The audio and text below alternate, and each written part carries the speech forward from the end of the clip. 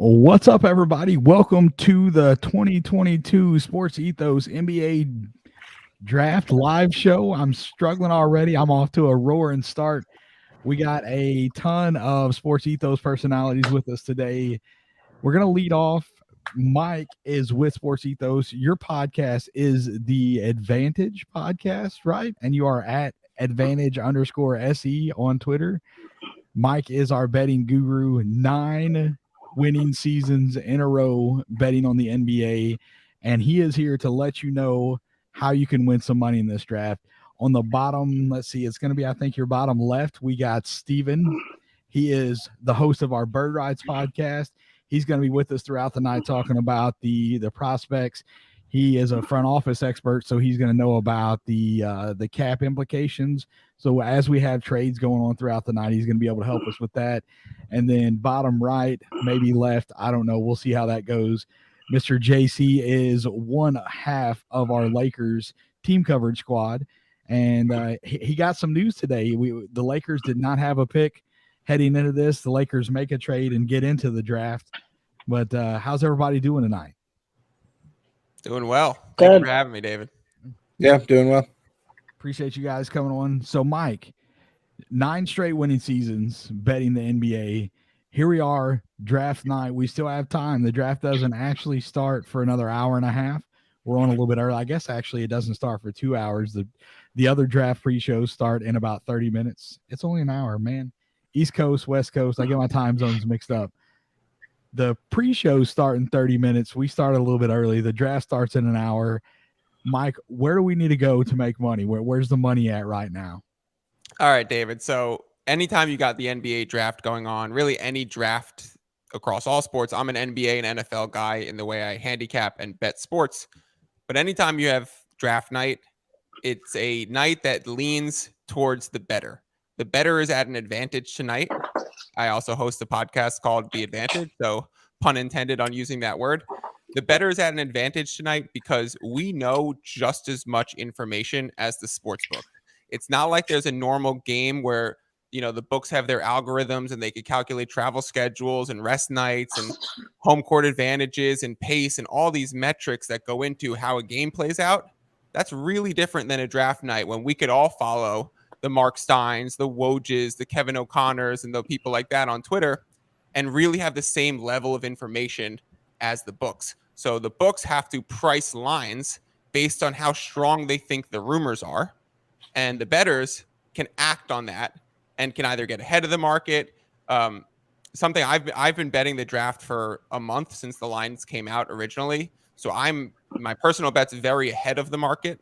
So it's a great reason, Sports Ethos community, if you're listening to this, to jump on the Sports Ethos Discord channel because I always post my picks with the odds that I'm getting them exactly at the time that I do that. But if we're going to look at tonight's draft, David, and think, what would I take right now if I had no bets at all? If I'm coming into this with a blank slate, how should I approach this draft tonight and bet the NBA draft? I'll start off with just one general idea is you generally say there's no locks in betting.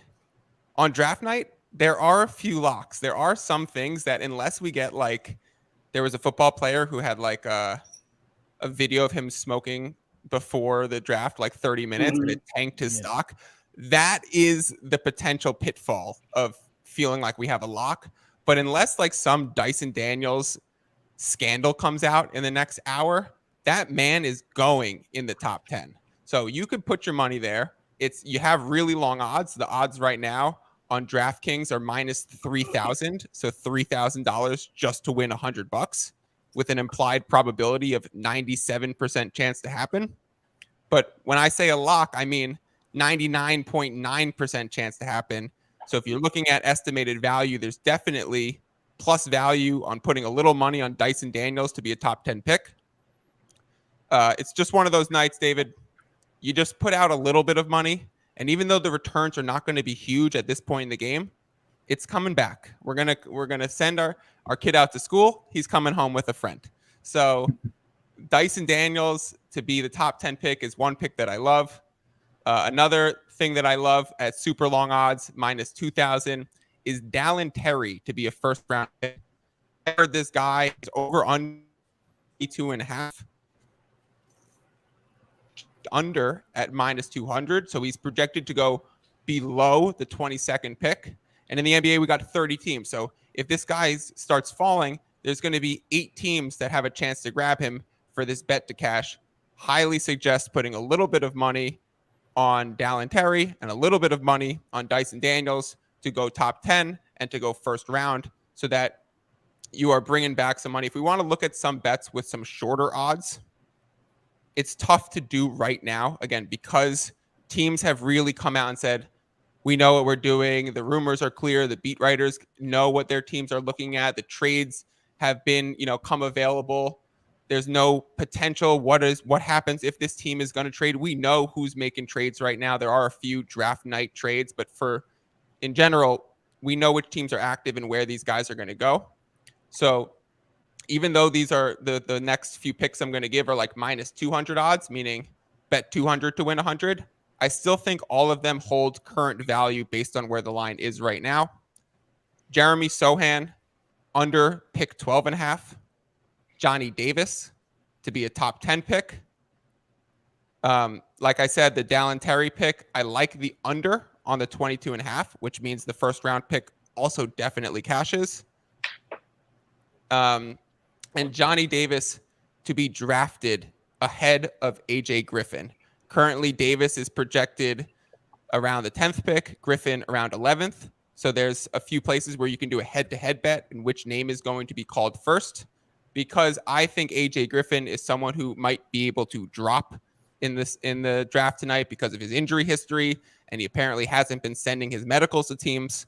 On the other hand, we have Johnny Davis, who's flying up boards because he's a perfect wing body, scorer, potential creator in the league. And he's got a lot of fans. Great Taco Bell commercial out there. Shout out Johnny Davis and Taco Bell ads. So I think Johnny Davis to be drafted ahead of AJ Griffin. Johnny Davis top 10. Sohan under 12.5. Dallin Terry under 22.5. Dallin Terry first round. And Dyson Daniels top 10. That is my picks that I would give out if I was working off a blank slate right now. So let's talk about, and now at this point, it's going to be a little bit too late, right? So the top 3 picks, when this was first released, the betting was first released on the draft, where did you get your best odds for the number 1 overall pick, and who did you bet on? So right when the odds came out, the line came out at Jabari Smith plus 105. So for every $100 I was betting, I was bringing back 105. I put the biggest bet that I've placed in 2 years across any sport on that line when I saw it. This was a massive bet. I normally have a max exposure of 3 units when I go into a game, whether I'm taking the total or the spread or player props. Everything encompassed in that one game will add up to a total play of 3 units. I saw this line and was like, 5 units. I knew that this was going to be a place where the odds market was going to shift. I knew that respectively, the Chet Holmgren odds and the Paolo Banchero odds were going to go up, and I would be able to hedge that bet in the future. So I'm looking at like a 3. I ended up putting a little bit of juice on Chet, a little bit of juice on Paolo. So I've put myself in a position where I cannot lose based on one of those 3 names on the first pick, but all my exposure is tilted towards Jabari. So if Jabari is the name that's going to be called, and it really seems like he is, it's going to be a big profit for me. Probably be like a 5-unit win on that one, and I love it. Yeah, stacking it up, man. I love the Dallin Terry. A lot of Grizzlies fans are very high on him. Grizz Nation is like singing his praises. That's their number 1 guy. There's some guys that I like above him, but 6'7". He is a good playmaker. His shooting is a little bit questionable, a little bit shaky, but I do believe that he has gotten enough steam here that we're going to see him go in the first round. So I like those. I like that you're stacking up on a guy that I like. Appreciate you coming on and giving us kind of some insight on that. If you're going to lean into these bets that you're talking about tonight, the ones that you gave us right now, what type of like how many units are you putting on these? Are these like half units bet? You going a whole unit on any of these? Like, is there some that you gave us that you lean into more than others? Right. So for the things like Johnny Davis to be a top 10 pick, Sohan under 12.5. Those are like, appetizer plays. Those are the types of plays where we're saying we're just trying to have some fun. We're watching the draft. We think there's some value. We don't want to be too stressed out. These are like the future prospects of 18, 19, and 20-year-olds. It's not, the most competitive fire, and you have Kevin Durant playing where he really wants to win, and you're going to get that energy. This is kind of like, what is the front office going to do? So in terms of those picks that I did not think were locks, like the Davis, Sohan types and Dallin Terry's over under the 22.5 spot, I've done those, a little bit under 1 unit with the objective of winning half a unit. But the other bets, the bets that I do feel like locks, the bets that are Dyson Daniels, the bets that are Dallin Terry first round, because those are such long odds, I put, 3 units, 2 units on those, and they're only bringing back 1/10 of a unit, 2/10 of a unit. But I rest assured, I know they're coming back. And Austin Vernon in chat says, you sound like a basketball betting scientist. Getting some love from the chat. We appreciate that, Austin. I can promise you this. There is not a harder working guy in the industry than Mike. He puts in the work. I've listened to the show a number of times. Mike, let everybody know where they can find your show. You got your Twitter handle right underneath you at mfiddle14 on Twitter. And then the show is at advantage_SE. So the show, I actually just changed it today because I figured I'd be doing this, and the _SE thing so confusing. So my Twitter handle, you can see it right there, at mfiddle14. My name is Michael Fiddle. My show is called The Advantage. It's a breaking news sports betting show. So whenever we have some incoming news, whenever some new lines drop, we'll be doing things like NFL win totals. You can find everything in regard to how to bet the market on my show. And I do want to say quickly, we did have one amazing pre-draft betting show a few days ago. But after this talk dies down tonight, like after we have the draft tonight and the draft grades come in, there's a show that I'm putting out this weekend. I've already recorded it. It was an amazing conversation with 2 of my friends. We went back in time and we redrafted the 2017 NBA draft, the Tatum, Fultz, Lonzo draft. JC, I know you're a Laker guy, so Lakers were heavily involved in that one. You really can't know what's going to happen in the NBA draft for another 5 years. So we're going to get things tomorrow that says Orlando Magic's draft grade is a B+. It's completely meaningless. It means nothing. Right. But we can go back in time and see how guys like Jonathan Isaac, Fultz, Jared Allen, OG Anunoby, the Dylan Brooks was in that draft. I know you're a Memphis guy, David. Yeah, so second rounder. There was a really fun conversation to go back in time 5 years, and that will be on my podcast this weekend. So thank you for having me, David, and I appreciate being here. Yes, sir. Yeah, thanks again. So now that that Mike has helped us out and helped us win some money on draft night, we're going to dive more into draft talk. We're going to talk about some prospects here, and I know I saw JC. He tweeted out earlier about his Chet Holmgren take. I've not heard that, so I'm interested to see. JC, I'm going to throw it to you. Steven, I know we kind of got you on the burner here, but we're going to get you in here. I promise. You got plenty of time to shine, buddy. JC, let's hear this the Chet Holmgren take. Yeah, it's I mean, he's talented, obviously. It's physicality I don't like, and so I don't think he's so far. I don't think he's going to be a bust by any means, but I just don't. I think he's way overvalued. I think he's obviously skilled and he's super confident. But I look at him and I see guys like Bol and other guys who just physically haven't been able to like match up with other players. And so the things that he's able to do successfully, I just don't see him being able to do against guys who are going to overpower him physically. And so I think his physicality is what's going to limit him, I think. Now, to his benefit, there are exceptions to that. Kevin Durant obviously never got any bigger in the league, and he's still very successful. Brandon Ingram's another one. He never really got any bigger, but he's obviously successful and has some physicality to him. And so it can be there. I just, the Gonzaga history, just from what I've seen, it's a gut feeling. It's nothing really intangible. It's just I see him, and I just don't see him having the long-term success. And I think if he is going to have success, it's not going to be immediate. I think guys like Paolo are going to have immediate success because physically he doesn't have to make any adjustments to his game at all. He's going to fit in right with the physical NBA game immediately, whoever he's drafted by. guys like Mo Bamba. Mo Bamba came into the league very skinny. If you look at him now, he has had a major body transformation. He's much more muscular. He plays a different game than he played in college. So I don't know if Chet will be able to do all that. He's said, he eats and he lifts weights, but he just doesn't seem to get any bigger. And so that's a concern for me. But yeah, I don't think nobody else has really said that he's going to be a bust, and I don't think he's going to be a bust, but I just think he's a little overvalued.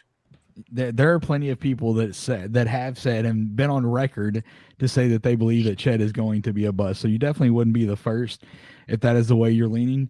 I understand the concerns. You look at the guy, his size, and he's a walking stick, right? There's not much meat on him. And so you wonder how he's going to be able to match up against these bigger guys. Being 7 foot, we kind of try to slide him into the 5.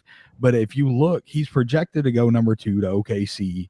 OKC made a very interesting trade with Denver, giving up the 30th overall pick to go and get a guy like JaMychal Green. JaMychal Green is a dog. Like, he's a physical big. He can guard the majority of the 5s in the league. He's the type of player that you want side by side with Holmgren to try to kind of counterbalance, because Holmgren is not going to be a primary post defender type player. He's going to be an excellent help defender because of that length. And that's, if you watch his film at Gonzaga, that's where he excelled. He was very, very good in the off ball, like being a help side defender. And so OKC going out and getting a guy like JaMychal Green to put beside Chet Holmgren, I think was a great move. Just kind of shows you the a little bit of the mastermind behind Sam Presti. Mike, do you got it? Like we threw it to JC there for his Chet take. Before we let you get out of here, do you have anything else you want to share with this man, or what do you think about Chet? Do you feel like he's got the tools to do it in the NBA? Do you have a lot of concerns? You think he's a bust or no? To be honest, I was sticking around because I didn't know if I was free to go, but happy to take this on.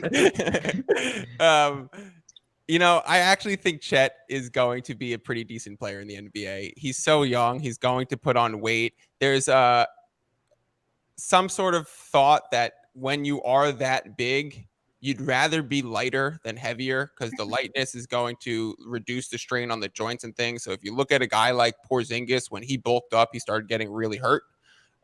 So maybe, Chet can last a while in the league. He's such a good interior defender, and he's really smart. He's got a lot of competitive juice. I think Chet will be just fine. I've heard, some other NBA medias like Bill Simmons call him a weird body Al Horford, like someone that they think can play solid playoff minutes, not be a superstar on a team, but be a really good role player, not be played off the court because he could shoot. He can move his feet pretty well. He's got great length. I know SportsEthos is a big fantasy community. I think Chet has a chance to be a fantasy stud because the percentages will be there. The blocks will be high. The threes will be there. The playing time, if he goes to OKC, will be there. So I like Chet from a fantasy perspective. I think he'll do fine. I don't think he's going to be a bust in the league. I think he'll be okay. I wouldn't, if I was the Magic, I'd go Jabari. Chet would be my number 2 pick in this draft. Fair enough. All right, man. Well, you are clear to go. We appreciate you coming on, taking time out of your day to help us out, help us win some money on this draft. And now I've had my guy Steven sitting here waiting from the word go. He's been on the back burner. Steven, now is your time to shine. Mike, thanks again. You guys go check out his show. He's fantastic. Again, 9 straight winning seasons betting on the NBA. He can help you win some money. And that is the Advantage Pod by SportsEthos. Steven, our front office expert here at SportsEthos, host of the Bird Rights podcast. Tariq says the top 3 picks are concrete. Let's talk about some guys that may creep into the first round. So I'm not going to ask you about Chet. We've had some talk about Chet. What are some names that you see that have been kind of moving around that you think we're going to see shift into the first round that maybe haven't been talked about in the first round just yet?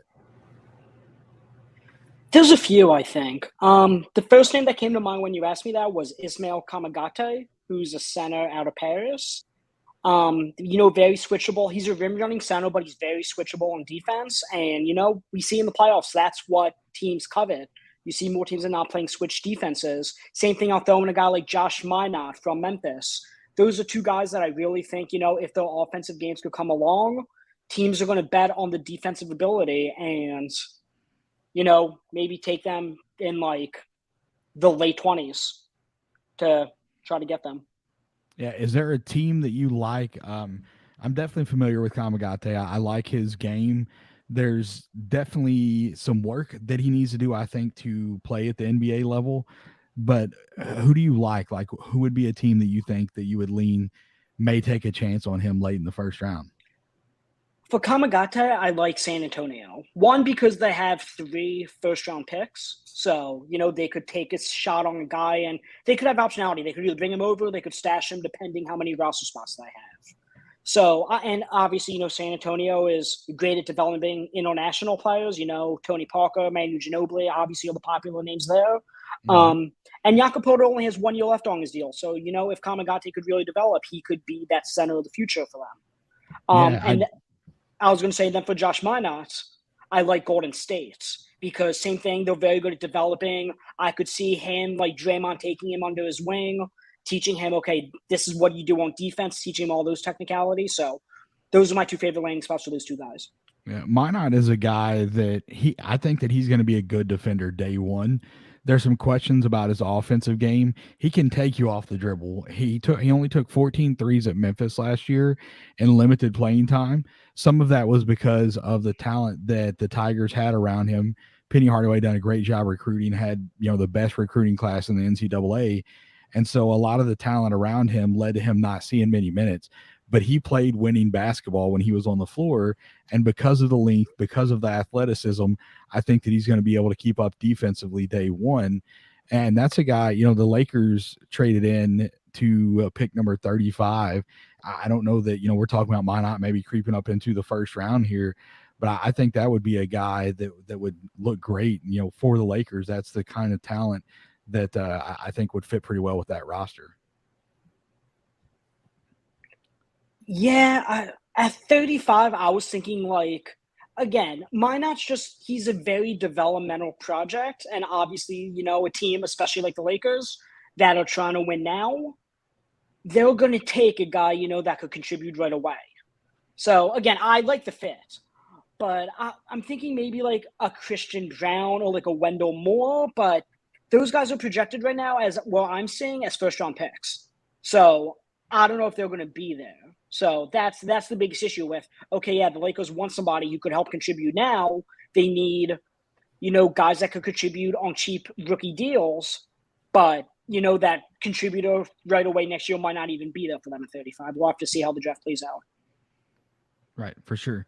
So, JC, we're going to bounce back to you for some more Lakers talk, and not necessarily draft stuff here. The Lakers roster composition this last season led to them being a lot worse than everybody thought they were going to be. Anthony Davis going down, you can't predict that, right? Like he's had some injury problems, but him and LeBron James missed a lot of time and that team underachieved. What would you like to see them do? Is there a name out there that you think is available, or is there just a certain thing that you feel like this roster needs in order for them to be competitive next season? Well, I think assuming that they're going to hold on to Russell Westbrook, and I think despite all the Kyrie noise that's been happening today in the last couple of days, I think for now people need to just stick with the assumption that Russell Westbrook isn't going anywhere. And so that being said, I think about where LeBron has been most successful, and he's been most successful in kind of like positionless basketball. And so like I look at this roster and I look at the things that some of these players have said, like specifically Anthony Davis doesn't want to be the center for whatever reason. He wants to be the 4 and not the 5. But if the Lakers were to sign a free agent, and I mentioned his name, and I'm kind of trying to, manifest it into existence because I think it'd be a great fit. But I think Mo Bamba would be a really great fit for this team. And that way you'd have a front court of 2 7-footers. Doesn't matter who the center is because they're both 7 feet tall. They both play fairly similar. Mo Bamba is also a great 3-point shooter. He shoots 38% from the field in 3, and he put up 4 attempts a game last year in 25 minutes per game. And considering how many threes Anthony Davis shot last year, shot really poorly, Mo Bamba would be a great addition because he can actually hit the outside jumper. And so I think of a roster like that. So positionless front court, 2 7-footers, LeBron, and just 2 ball handlers. Doesn't really matter who the point guard is. Whoever has the ball in their hand can initiate the offense. And so, like if it's LeBron and Westbrook, I think the 5th starter could be somebody like Austin Reeves. And the only player I've mentioned that's not currently on the roster is Mo Bamba. But so 4/5 of their starting lineup could be Anthony Davis, LeBron James, Russell Westbrook, and Austin Reeves. And from there, I think they look for a 5 in free agency, whether it's Bamba, whether it's Damian Jones from Sacramento, or maybe it's possibly like a Sharif O'Neal, or like, he probably wouldn't start, but like there are 7-footers out there who don't have to be relied upon to be main scorers. I think they're just there for front court presence. So those are the types of players I'd like to see. And beyond that, I think that, bringing back Malik Monk, I think would be really great because he played really well. And assuming you can get rid of Westbrook, even if you get rid of him for other role players, then I think you can have a starting lineup where you've got LeBron and like Malik Monk and Austin Reeves, and those are 3 players who can initiate the offense, who don't need the ball in their hands 100% of the time, the way Westbrook does. And so that's basically what I'd like to see. I'd like to see some form of movement in the offense, positionless basketball, which is sort of where the game is evolving anyway. And so those are the things I'd like to see with the Lakers roster. So how much, Kendrick Nunn, first off, what the heck happened to him last year? Because I don't remember seeing a ton of reports about a massive injury, but we didn't see him play for the Lakers at all. And I feel like he's a guy that they really could use, right? Like somebody that can handle the ball, somebody that can shoot. Shooting was kind of a sore spot for them. Do you feel like him getting healthy heading into this season, maybe he's kind of that X factor to help elevate this team? I do. And I did kind of forget to mention his name because he didn't play last year. But assuming he is healthy, he also would be able to fit in that roster, in that starting spot. And even if you can possibly even convince Russell Westbrook to come off the bench and let Nunn start, then I think you have a more effective second unit. But Kendrick Nunn played really well in Miami before he came to the Lakers last year. What he had last year was a bone bruise. I've never had that. I don't know how it, what it feels like or how it feels. The prognosis on them seems to be different depending on the location, the severity of it, the type of player you are, size, all that. So bone bruise is very non-specific, and for whatever reason, his seems to be one of the worst in recorded sports history, because bone bruises don't typically have players sit out an entire season. But that's what happened here. He kept trying to come back, and complications kept happening, and so presumably the bone bruise isn't going to be an issue next year because those don't typically last that long. But yeah, if he's healthy, I think that's a nice surprise bonus that people aren't really expecting a lot from because they didn't get anything from him last year. Gotcha. So, Steven, some of these guys that he mentioned, Mo Bamba specifically, you're the front office guy. What kind of cap space do the Lakers have? Is Mo Bamba something that do they have like a mid-level or something that they could use to sign a guy like Mo Bamba? The Lakers, as of currently constructed, have the taxpayer mid-level. So I believe that's $6.2 million. From what I've seen, that's around what Bamba's going to go for. But at the same time, Lakers are going to have to weigh, are they okay spending the entire 6.2 taxpayer mid-level on one guy? And then, and then having just minimums after that. So that's something Lakers going to have to decide. I initially, in my mock offseason that I conducted, I had Mo Bamba going for a full mid-level, but it looks like I might have been a little bit off on that, just from a lot of speculation from what I'm seeing. So, yeah, I mean, I definitely think a guy like Mo Bamba would, he'd have to be the majority of the mid-level exception, the taxpayer mid-level. So with his injury history, Mo Bamba has not been a guy that's been healthy for a full season throughout his career. JC, as a Lakers guy, is that something, if he's going to command the full mid-level there, are you okay with them giving him that kind of money, seeing how we have Anthony Davis, who really hasn't been healthy in a couple years here? They won the title in the bubble, and then since then he's been kind of on and off the floor quite a bit. then adding a guy like Mo Bamba, who also has that injury history, that's two pretty important rotation pieces, or what would be two pretty important rotation pieces. Do you feel like that's like the risk versus reward is at a level where you would be okay with that? Yeah, I mean, it would depend on, how he's responded to some injuries before, but I think the Warriors this past season taught us, like, Draymond missed a huge part of the regular season with a bad back and was totally fine during the playoffs.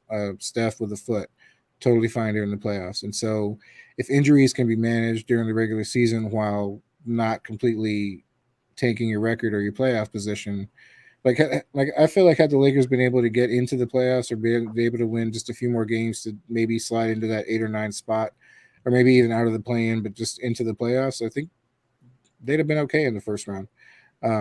Because you never know how LeBron's going to perform in the playoffs. He's usually going to perform pretty well, and so I think if they can get to the playoffs healthy, then all bets would be off. And so Mo Bamba's another one. He hasn't played in the playoffs yet, but his productivity when he is healthy is pretty unmatched. Gotcha. So I saw a couple guys in the chat here. They talked about the Sixers trying to acquire Eric Gordon from the Rockets. Looks like the Blazers have their eyes set on Matisse Thybulle, and then Daryl Morey is apparently trying to orchestrate a 3-team trade. I haven't seen any official updates on that to know exactly how much truth there is behind it. Tariq is a guy that mentioned it, and then D-Ball early on in the show, he mentioned it. Do either of you guys have a source on that? Who is saying it was Keith for people who don't know, I'm a Sixers fan. So it was Keith Pompey from the Philadelphia Inquirer who tweeted it. Okay. All right. So he's very plugged in with the Sixers. So yeah, I definitely believe it.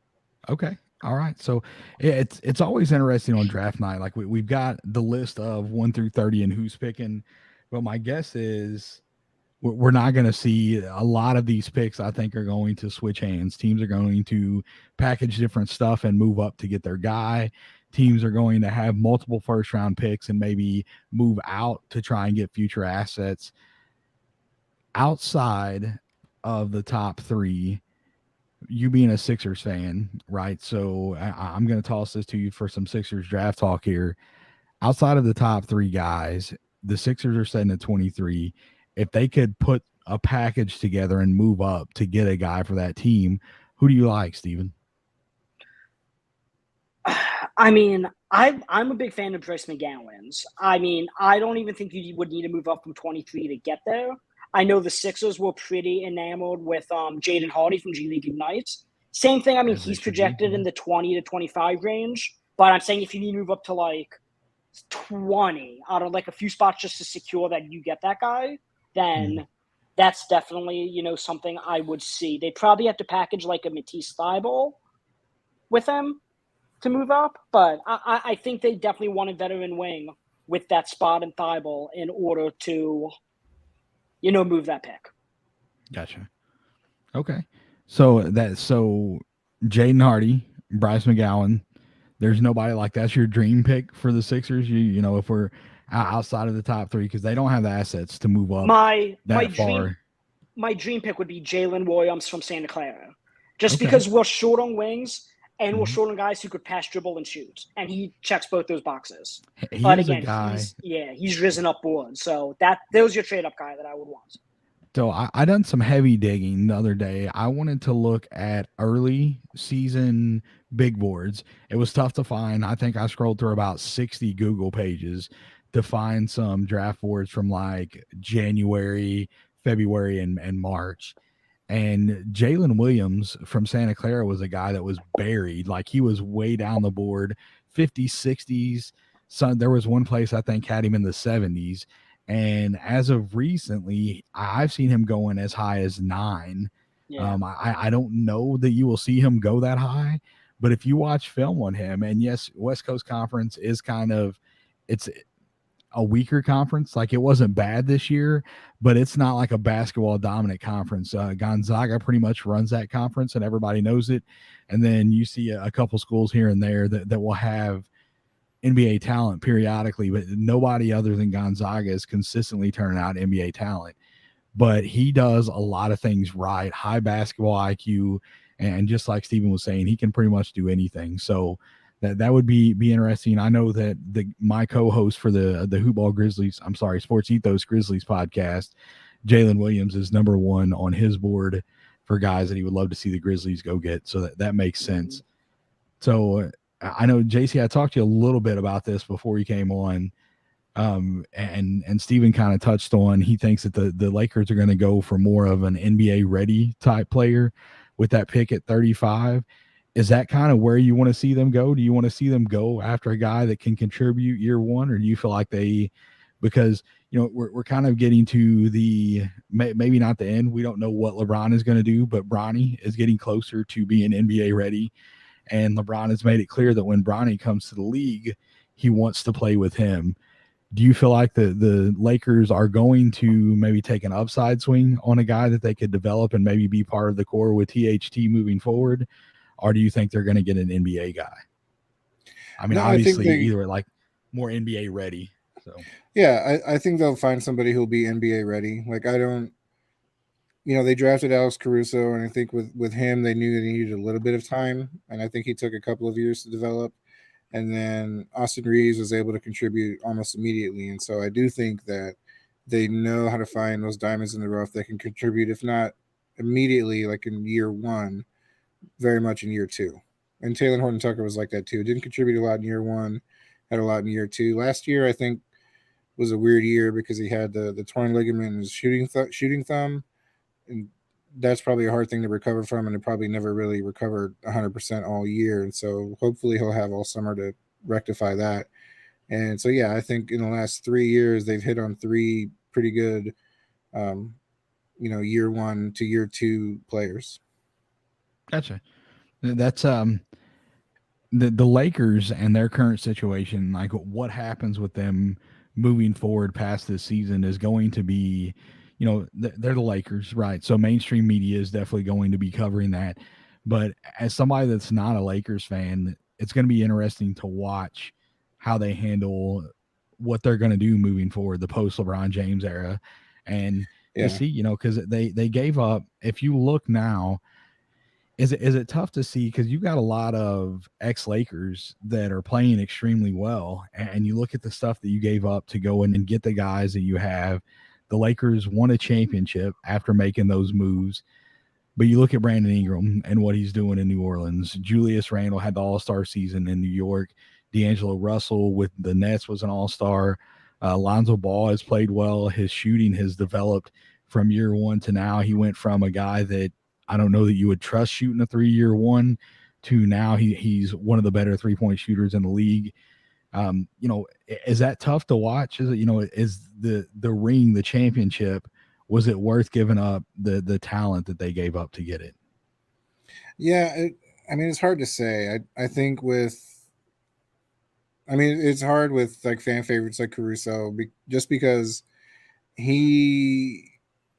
I think a lot of Caruso's value was in how well he played with LeBron, and he had a fine season in Chicago, but I just really kind of wanted him to stay. I think Lonzo had a chance to develop that he wasn't really going to get standing next to LeBron, and same thing with Kuzma. I think Kuzma, I liked his talent from the moment he was drafted. That first summer league, he was amazing. I thought he was a great player, but I think as far as the LeBron James roster, he was a square peg in a round hole. And so the fact that he was never able to like find a fit, I was kind of okay with him finding success elsewhere. I think you want to see maybe some of those players come back if you can. Like if there's ever a way for the Lakers to maybe trade or kind of get back with like a Josh Hart or like a KCP. If they can do that, they should absolutely do that. But for the most part, seeing these players have success elsewhere, it's fine. It's a part of the game, and I understand that. It's and they did win a championship. And one thing about this Lakers fan base, like I've made it clear since I came on as the host of the Ethos Lakers show, is that I am primarily a LeBron fan first. Like I love the NBA, I love basketball, but players move around so often, it's hard to root for one team. And so, seeing players have success elsewhere, I understand. The Lakers fan base, I've never seen a fan base kind of be so ungrateful for one championship. Like, I think if you were, in 4 years, I know they've missed the playoffs twice, but they did win a championship. And some people write off that bubble championship, but I think that bubble championship was hard to win because players were the most well rested they've ever been. They didn't have the distraction of fans. There was no travel. The sightlines made everybody a much better shooter than they regularly were. And so I think that bubble championship was hard. And I think winning that championship in the bubble was impressive. And yeah, if you were to tell me that the cost of winning one championship is going to be missing the playoffs twice, I don't know if I would have made that exchange, because it ultimately hurts LeBron's legacy to have missed the playoffs this late in his career. But it was another ring, and rings are important to people. So, yeah, for sure. It's like Adrian Wojnarowski just tweeted that apparently Paolo Banchero has joined Jabari Smith under serious consideration to be the franchise's #1 overall pick. There's a real chance that the top of the lottery could be blown up. Steven, is this smoke and mirrors, or do you think there's actually some legitimate stuff to that? From what I read, the Magic actually didn't even have an opportunity to meet with Paolo until this morning. So to me, I think it's a lot of smoke and mirrors because they didn't meet with him until this morning. I mean, how can you not look out a guy just based off again, there was enough film with Paolo dating back to his high school days to know the kind of player he is. But I don't know. And then you saw on like the betting sites like DraftKings and FanDuel that Paolo yesterday went from like plus 2,000 to be the #1 pick to plus like 150 or plus 200. So I think that's just a result of people putting money on him, like the Sharks saying, "Hey, let's do it." But I mean, if that's coming from Woj, that maybe there's more smoke to it than anything. But it's hard to gauge something like that. I had somebody tell me in last year's draft season, they're like the week, specifically the week of the draft, be careful what you pay attention to because you get a lot of stuff that is just misdirection. And to me, I think that's what this is. And I'm not knocking Banchero. I think that he has the talent to be considered as a #1 overall pick. But if you've been all in on Jabari at this point, why change gears at the last second? Like, what happened to make you change gears and move from Jabari into the Banchero talks? I think Paolo's a more complete player. Jabari, I think, is I've liked what I've seen. His comp, it's going to sound kind of funny, but I mean, think about this player playing at a time before the game like fully evolved. But I saw the way his jump shot looks. I saw kind of how effective his jumper is, the way he goes about getting his own shot. I thought of Channing Frye, and so Channing Frye is not a franchise player by any means. I think he's going to be much better than Channing Frye, but Channing Frye was a 38% 3-point shooter for his career, and Jabari, I think, is going to be a great spot-up guy. I think he's going to be an okay defender. But I don't think he's going to be a franchise-turning player the way Paolo potentially could be. I know Isaac that co-hosts the show with me, his offensive game, Banchero's offensive game specifically, he kind of referenced a young Carmelo Anthony. And, I'm not a huge player comp because – it's really, really hard. You can look at guys and say, okay, I kind of see this in their game. But when you're throwing out like Hall of Fame, some of the greatest to ever do it, and you're comparing these young guys to them, I think that, that bar sometimes we set that bar entirely too high. Zion Williamson with, the injuries and stuff like that, the bar was set so high for him on draft day. What does he have to do to be successful? And he had an all-star appearance early on in his career, and I think that he is going to bounce back. Saw videos of him and pictures of him lately. You can tell that he's in shape and he's working. He's going to be ready, and the Pelicans are going to be formidable next season after the moves that they made this season. And the Lakers, that pick, I hate the Lakers so much right now because if the Grizzlies had landed that pick, the odds of the Grizzlies being able to move up further in this draft would be significantly higher. But unfortunately, that pick went to the Pels. So whoever negotiated that protection for the Pelicans to still land that pick, looking like a genius right now. So yeah, it's going to be interesting to see. Will he just jumped in. Will, I hope you're ready. I'm adding you immediately. Will is late to the show here. He's not late. He's right on time. Will is William Harris. He is a host of our All Rookie podcast. He is he's a draft guy around Sports Ethos here. A lot of us spend time digging into prospects and stuff like that. But Will, I think, spends more time on it than any of us. Will, how's it going, man? I'm doing great, David. Glad to be with you guys. How you doing, fellas? Doing all right. Doing well. Good. I tuned in a little bit, saw y'all are killing it. So glad to be on with you guys.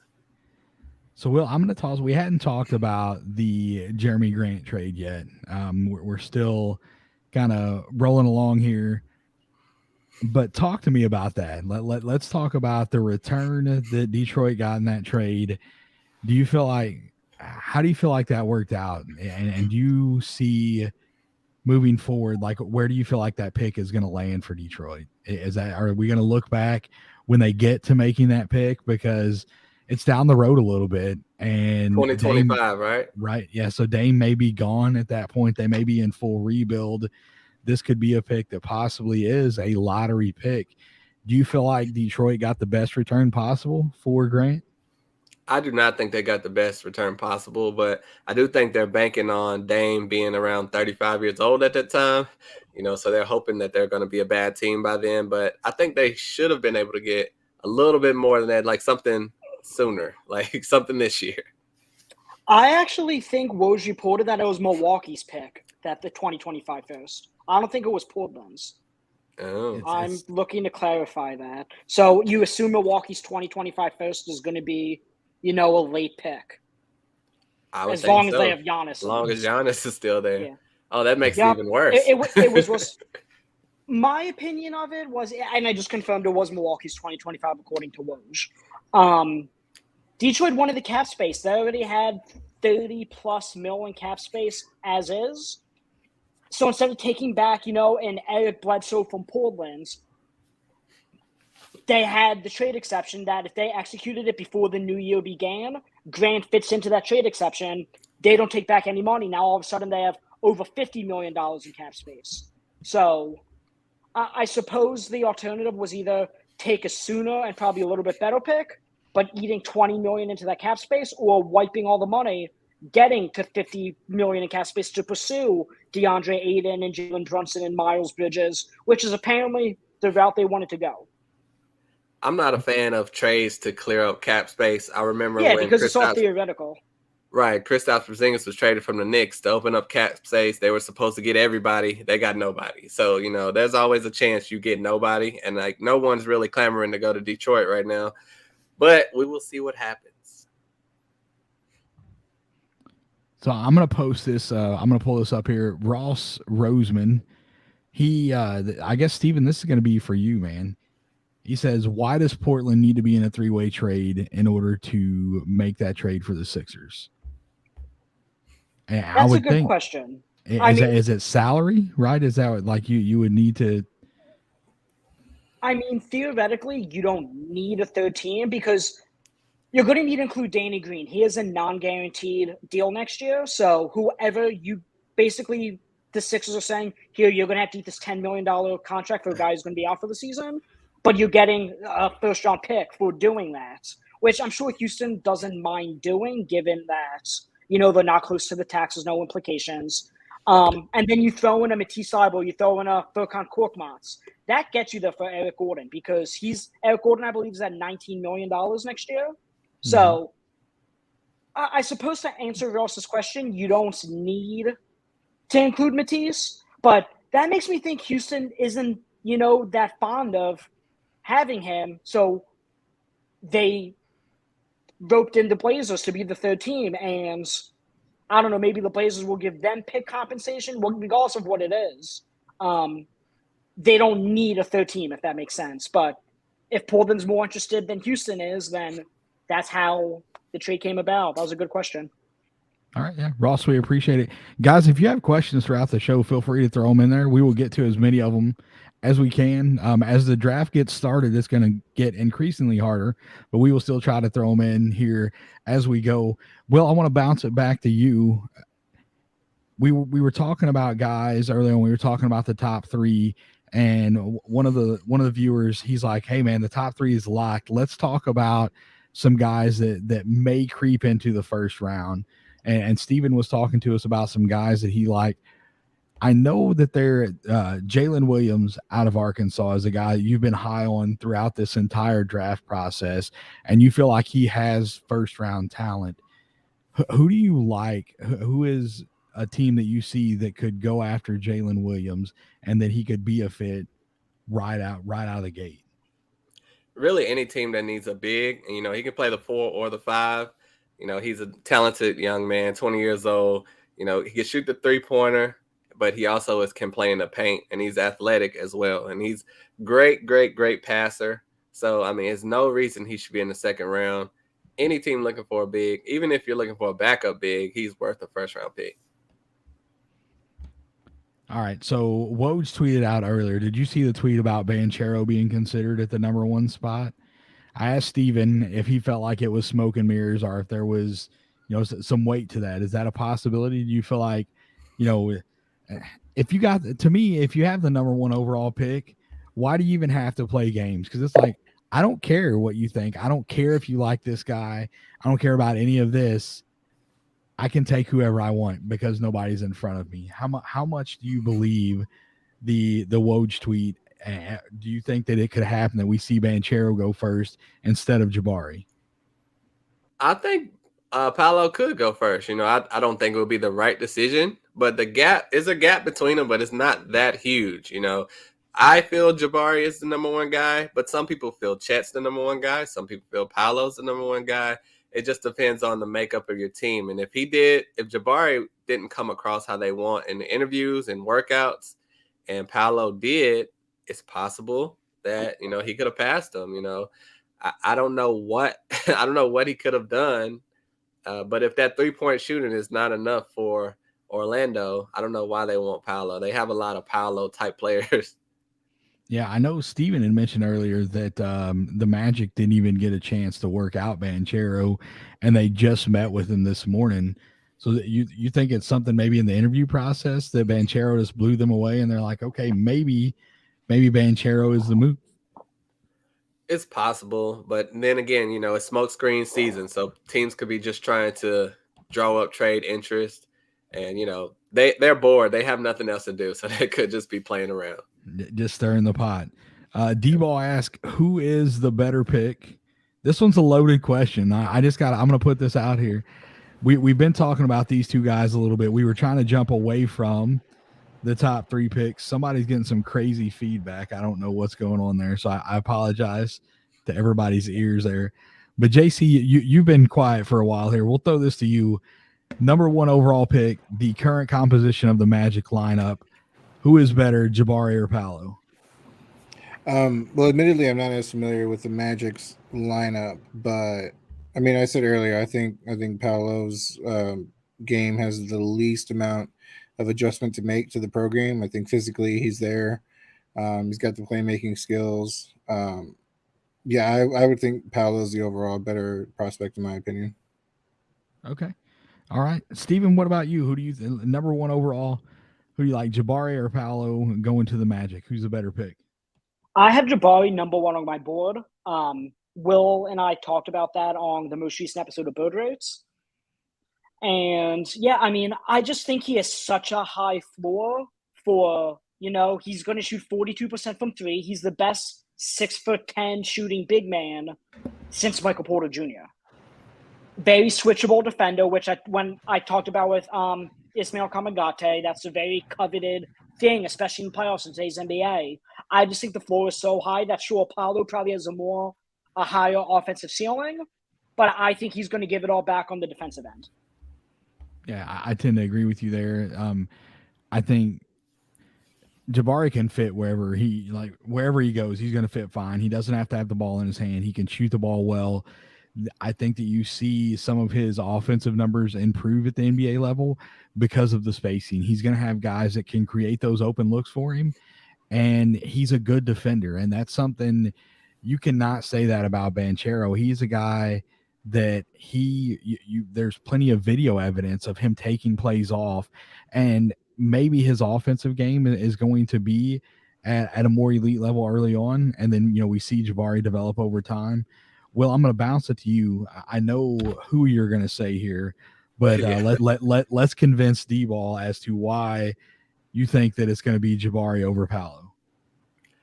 Well, just the offensive upside is there and the defensive upside is there. But in my opinion, when you're looking at his tape, you see shades of Kevin Durant. And, even if you get 50% Kevin Durant, you can't pass up on that. Paolo, he's kind of been compared to Blake Griffin, which was the number 1 pick as well. That would be a great pick, but Kevin Durant could be a franchise-changing player. And I think Jabari has that in him with the upside to play the 4 as well. So, I think he's by far the number 1 pick in this draft. By far? By a long shot? By a long shot. I don't know. I think Jaden Ivey has something to say about that. I do love Jaden Ivey too. I know you do. Woj just put out another tweet, and it says, as the Orlando Magic move closer to getting on the clock, Duke Banchero is now looming as a front runner to be the number 1 overall pick. This is a huge change. We just had Michael Fiddle on talking about betting. He said that he bet Jabari early. He saw it was I think he said plus 105, and he put a money immediately on Jabari being the number 1 overall pick. And then now here, just minutes before the draft is slated to start, we have Woj tweeting out that sources are telling him that Orlando is leaning toward Banchero. Maybe this is maybe it's a books play, right? Like somebody is just leaking this information so people will go out and throw out money on Banchero as a number 1 overall pick. I'll be honest. I don't think that you go wrong, regardless of the top 4 players in this draft. A lot of people have it slated as Banchero, Chet, Jabari, and then Jaden Ivey. And to me, Jaden Ivey has the same level of talent as all of these guys. He has the possibility, the capabilities of being a franchise-changing player. For sure. I'm trying to read a question here. Let's see. Looks like we got a question about the Suns. Who's a better fit for the Suns if Ayton leaves, Miles Turner or Mo Bamba? Not really a draft-related question, but we haven't started the draft yet, so we'll get that back up there. Sorry, I didn't mean to take that down. Ross asked it. Man, I don't know. I think both of those guys kind of have the same question of the same skill set. Yeah. Right, yeah. Like, are they going to be healthy enough to make it through the season? I think I tend to lean Miles Turner a little bit there over Mo Bamba, but I think when you have a guy like CP3 feeding you the ball, it's going to make you, it's easy for you to look good because he's going to pass you into the right spot. Yeah, go ahead, Will. No, go ahead. I would have to say Miles Turner as well. Phoenix is ready to win right now. I think Mo Bamba would be more of a long-term play, and Miles Turner is more ready to fit with this veteran team right now. Yeah, Mo Bamba is more of a strange fit just because he brings a different type of a game that Miles Turner does. Like I mentioned earlier, how Mo Bamba shoots 4 threes a game, and he hits almost 40% of them. But to all of a sudden insert a 5 into your lineup that's going to shoot 4 threes a game, that could mix some things up in the wrong way. I actually had in my mock all season, which I know I keep alluding to, but I actually think the Pacers, maybe now that the Pistons got off Jeremy Grant's contract and have all that extra cap space, maybe they become the favorite for DeAndre Ayton. But if it's going to be a sign and trade, I think the Pacers are probably the favorite because I think they could give a Miles Turner and a Chris Duarte to get a DeAndre Ayton. So that's actually a move I forecasted, Miles Turner going to the Suns. So, yeah, him and Mo Bamba are all very similar players. I would say Mo Bamba is probably a poor man's Miles Turner. But Chris Paul is going to make whoever the big man is next to him better. So if they would rather sign Mo Bamba and then flip DeAndre Ayton for another wing to play alongside Mikal Bridges or a power forward, then that's a tempting thing they could do. For sure. And that's I really like Cam Johnson, and that is, I don't know if Phoenix is as high on him as I am, but you talk about a wing.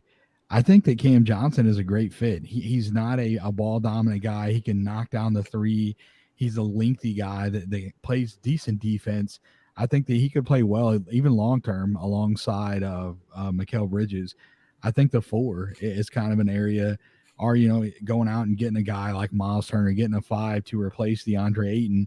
It's a huge question mark, right? Like, Phoenix did not want to pay him. They don't feel like he's a max player.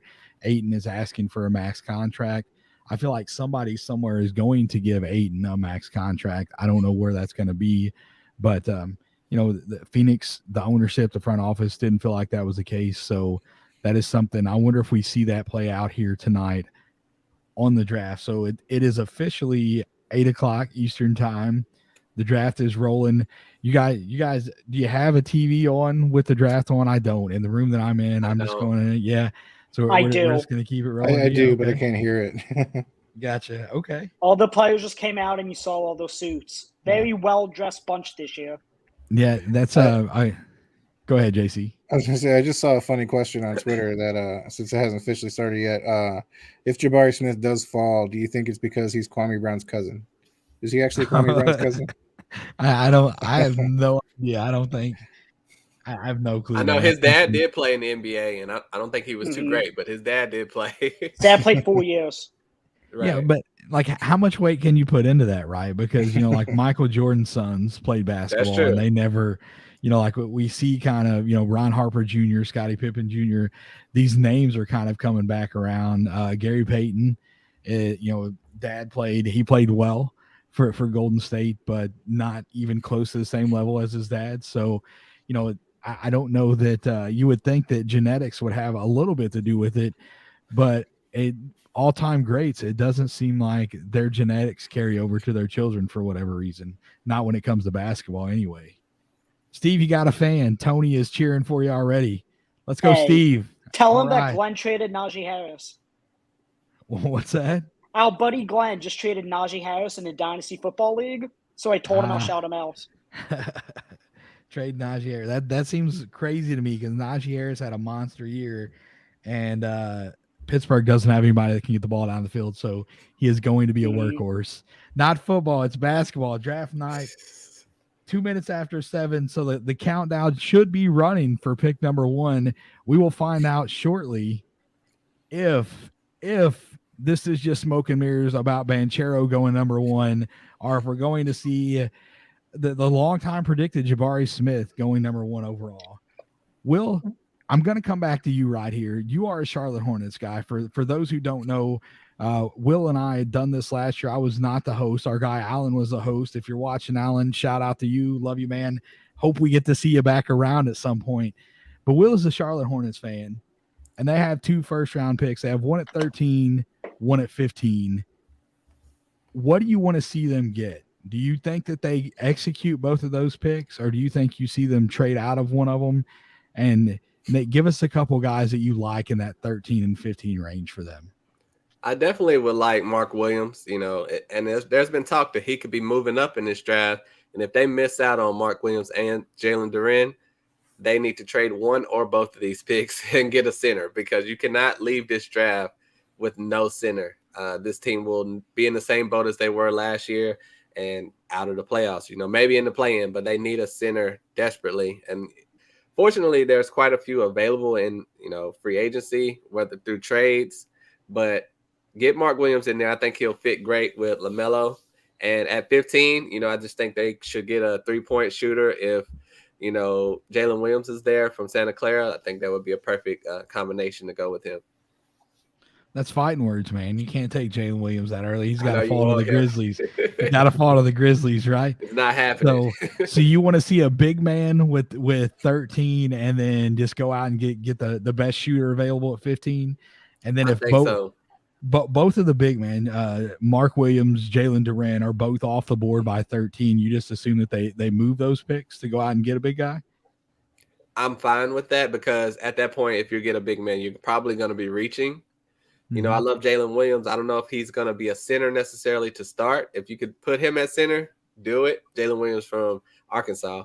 But other than that, there's no other big guy worthy of taking this early. So, I mean, last year they took 3 super young, talented guys. Neither of them got on the court really at all because this team doesn't need young guys with promise. They need a center and, depth. They have a lot of good young talent on this team. The coaching search is going to be, D'Antoni was a guy that was a finalist. They offered the job, and Kenny passed on it. I think that getting a center maybe loses a little bit of value if D'Antoni gets hired as the coach because he's going to run small ball, right? And a guy like PJ would be fantastic in D'Antoni's small ball lineups. Do you think that if they do hire D'Antoni and they don't get a center, how do you feel about just running PJ out there as a 5 because he can get up and down the floor and he could play that? He would flourish in a D'Antoni offense. I think most of us in North Carolina are pretty tired of PJ, so we're fine. I think he can go, and his contract's coming up, so we would have to pay him big money, especially if he plays well. So, I mean, that should be our last option, I think. All right. So before we let you get out of here, JC, first off, I appreciate you coming on and helping me start the show. We had some Lakers talk. We talked about a lot, man. Let everybody know where they can find you. Let them know about your show, and then we'll get you down the road. Our guy Corbin is on deck coming up. JC, thanks again. But like I said, before you go, let everybody know where they can find you. Yeah, no problem. Thanks for having me on. At JCDeLeon1, as you can see on Twitter there. You can follow our show at Ethos Lakers. That's the same handle on Instagram and Twitter at Ethos Lakers. So follow all 3 of those accounts. That's also my Instagram handle, JCDeLeon1. So JCDeLeon1, Ethos Lakers, Twitter and Instagram. JC, before you get out of here, what are y'all doing at 35? Oh man, because that just happened a few hours ago, so I really have no idea. But I do know. David asked me earlier, kind of if they're going to go for an NBA ready player, and if they find another Austin Reeves somewhere, that'd be great. Gotcha. Good luck to y'all, man. Yep. Thank you, JC. We appreciate you. Take care, man. Corbin, stand by. You are coming on, man. Here we go. We're splitting down, and then boom, there's Corbin. Corbin, your microphone is muted. Off to a great start. Hey, I stumbled in my first sentence when we started the show, and I'm like, all right, we are kicking it off right. So we should just be moments away from the announcement of the first overall pick. Am I wrong there? What time is it? Did I miss the draft time? Right? It was supposed to start at 8 Eastern. It never Orlando's on the clock. Yeah. Well, what's the timer, Steven? You're going to be our timer guy. What's the timer on that? It just started. It's a minute and a half in, so there's 3.5 minutes left. They're 3.5 minutes away, so we will get Corbin some screen time here. Corbin, we're staying away. Okay, I say we're not going to stay away. Woj is out here talking about last minute that Banchero is going to jump Jabari Smith as the number 1 overall pick. Is it smoke? Is it fire? Well, what do you say, Corbin? Do you think that this is legit? Steven told us earlier that the Magic did not work out Banchero. They just got an opportunity to interview him today. So did he blow them away so much in this interview that Banchero goes number 1 overall? I mean, I'm sorry, breaking news. It just happened. Yeah, it's not been announced. It's not past tense now. It's Woj just leaked it himself on TV. He spoiled himself. What happened, guys? It's Paulo. Wow, Paulo Banchero, number 1. Yes, Orlando Magic are Wow! I did not see that. Oh, I did not see that. My goodness, that is craziness. I just felt so right. Wow, Chet. Yeah, that's shocking. Yeah, Paulo was like 3rd on the list. I like him, but anyway, wow. Yeah, that's a wow. I'm interested to see what OKC does it too, because Chet's been their guy. but they weren't expecting Jabari to be there. They'll probably still go with Chet, but you never know now. Forever, we are looking at this. I'm in shock, man. All of the bets, everything, all the money I would imagine was leaning toward Jabari because everybody's like, everything that you see is smoke. It's Jabari number one and everything else is smoke. But instead of that, we get Banchero number one overall. That is, it's mind blowing, man. I thought that is insane. I thought that this is something. I'm like, I had this banner typed up already. That the first pick, I had Jabari typed in. I had to go back and edit it to put it as Banchero. I'm thinking the draft is starting at pick number 4, right? Because we Banchero, Jabari, and Chet 1, 2, 3. Not in that order, but those 3 guys are going to go. And Chris Haynes just tweeted out the Oklahoma City Thunder are selecting Jabari Smith Jr. Whoa! With the Thunder. Whoa! What is going on? What is happening? Wow. So, do we get Chet to the Rockets? Do the Rockets shift gears and Rockets take Jaden Ivey through? Either. The Rockets might not. If Chet falls to 4, I'm telling you. If I'm a Kings fan, I'm begging for Chet to fall to 4 right now, right? Because you have an ox, right? The Fox and the Ox, DeMontis Sabonis, De'Aaron Fox. You have a big man to play next to Chet. Dude, that would be incredible. As a Kings fan right now, I'm going nuts, and I'm begging for Chet to fall to 4, hoping that the Rockets decide to go with. Man, look, I'm messing stuff up. I'm in shock here at the way that this draft is going. The first 2 picks Corbin comes on the show and everything goes crazy. When I came on the show last year, Russell Westbrook trade, it's the fire starter. I like it. I'll take it. Wow, that is insane. Gentlemen, first off, what's the more intriguing surprise? The fact that Paolo is going to be with the Orlando Guards and fitting in the front court there, or the fact that Oklahoma City, which I think everyone thought would probably get Chet if he didn't go number 1, decided to swing for Jabari. Yeah, the biggest surprise has to be the Magic to me. that came out of nowhere. So I agree. Steven, did they announce, because Chris Haynes tweeted out that Oklahoma City was taking Jabari at 2? They have not announced. They just went on the clock. All right, so we're gonna take that down. Chris Haynes from Yahoo, he is a very reputable reporter. I believe that he has accurate information. I think that his sources are going to be pretty solid. So man, I am in complete and total shock. This draft has flipped on its head already. Everybody knew. We knew, right? It's going to be Jabari 1. It's going to be Chet 2, and then Banchero 3 to Houston, and then we get interesting. But instead, we get Banchero number 1 overall, and more than likely, it's going to be Jabari at the 2, or going second overall to the Oklahoma City Thunder, and then the Rockets are on the clock. Do you? How's that fit? Will, I'm going to go to you first here. We're kind of scrambling a little bit. I apologize. In shock. I don't even know how to run the show. This is where we miss Alan. Alan can reel it all in. He was fantastic. I'm learning on the job here. Will, how are you feeling right now? So if this does end up falling, if we see Jabari go 2 overall to the Oklahoma City Thunder, you're the Rockets sitting on the clock. How does Chet fit with this team? Do you take Chet here, or do you prefer Ivy? I honestly would have to prefer Ivy, because I don't know if Alperen Sengun and Chet Holmgren are going to work together. That doesn't work. I don't think it's going to work. You need a bigger body down there. Both of those guys are, not the biggest, and Alperen is not known for his defense. Chet should struggle at least your first year or 2 with defense. I don't know if that's going to work. Yeah, that's it. It's going to be craziness. Steven, you got some, you're chiming in there. What do you got, man? I feel bad for Paolo. Sure, he's the number 1 pick now, but I think he fit that Rockets team like a glove. They have Kevin Porter Jr., who's not a true point guard, playing the points. They have Jalen Green, who's better off ball. So I think Paolo, and I guess a little bit Sengun, because he's a good passer too, they were going to run the offense through the big man. and Paolo was going to get the keys to the city and run that offense. In Orlando with Cole Anthony and Markelle Fultz and Jalen Suggs, he's not going to be doing that. So, sure, he's an offensive weapon, but I don't think he's exactly going to be deployed the way he would have in Houston, where they would have unleashed him.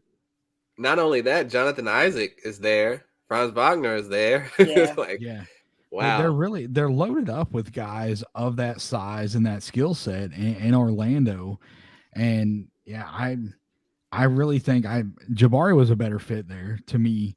But if we sure. so now reports Chris Haynes, he initially tweeted out that the Thunder were taking Jabari, but now it looks like he deleted that tweet and he's saying it looks they're leaning Chet. So OKC, we thought that Chet was going to go to. Wow. We can't trust Chris Haynes anymore. Yeah, No, Chris Haynes, I'm not you reporting shouldn't. it. I'm sorry, Chris. You can't be doing it on a draft like that, man. You can't be That's doing bumping that. that Doing on us major stage, dirty, my guy. Chris, man. That's why it's Woj and Shams. For a second, we were like, oh, Woj, Shams, and Chris, but now we know why it's Woj and Shams. Yeah. So, Woj I and can Shams. stay in your lane. It's all Fair good. Fair I was like, dang, all right, here we go. But it wasn't to be. Steven, time. How much time we got on the clock for the second overall? Pick is in. The pick Pick is is in. And Boom. I was hearing that Chet Holmgren actually didn't give his medicals to anybody. Not OKC, not Orlando, not anybody. So if he doesn't go here, which it sounds like, again, I don't know what Haynes is thinking. Right. Yeah.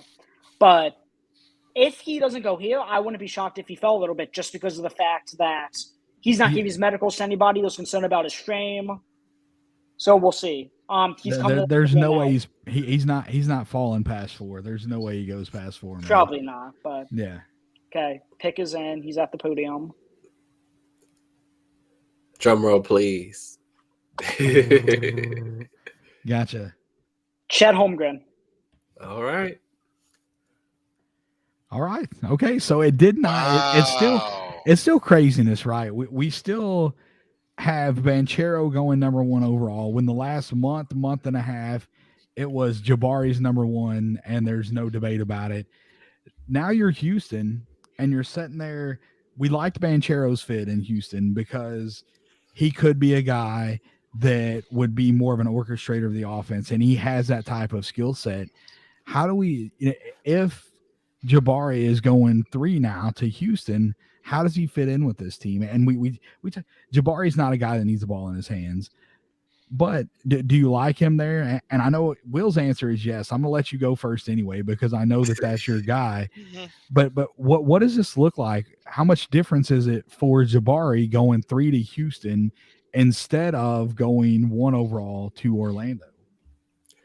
Well, it's interesting because, are they going to keep Kevin Porter Jr. at the point guard?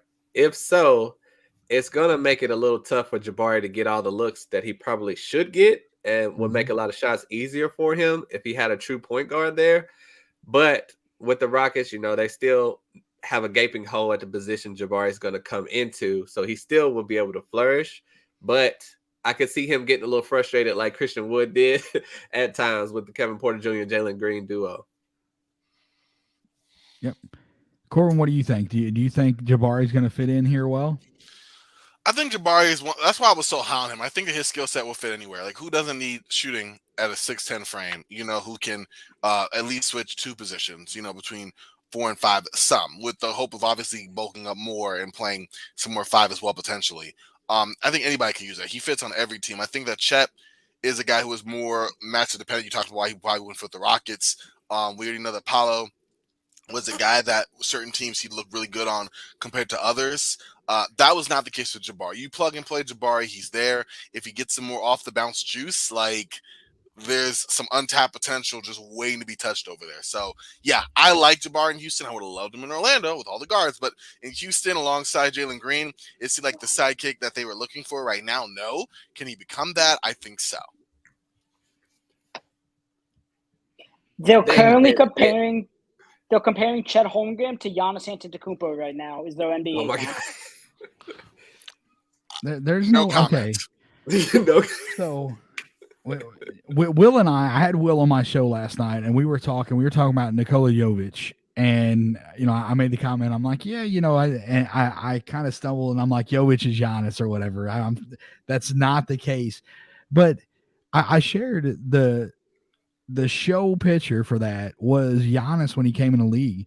Giannis was 6'9" and weighed like $105. Like he was tiny. He was not as small as Chet, but it's not unthinkable to believe that we could see Chet put some muscle on and become far more physical than what everybody thinks he's going to be. And that is something, when we do this draft stuff, we look. Michael was on earlier. He was talking about going back 5 years, doing that 2017 draft with, Dylan Brooks and Jason Tatum, Markelle Fultz, that whole draft, redoing that. And if you go back now, there's a lot of guys in that first round that are not getting drafted. There's a lot of guys that are not in the league anymore. And you get a guy like Dylan Brooks that was taken in the second round. He's easily a first round pick. You got to unmute your mic, Corbin. Guys, you can I'm glad I didn't say anything. We have a trade. What? You have a trade? Is it? No, we don't. That's wow. I fell for it. Don't fall for stuff, y'all. Yeah, somebody went. He's gonna get in trouble. I guess he was already checked. Like a check, like a blue check. Twitter went and changed his name to Adrian and put a horrible trade out there. I'm glad I was muted. Carry on. Sorry, David.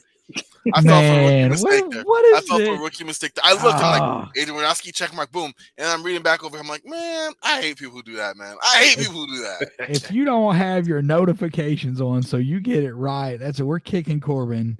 Yeah, off well, the show. I want to have a notification set, be driving, look down, and it's just Woj retweeting a tweet he turned into like a 500-word article on ESPN. That's what I was worried about.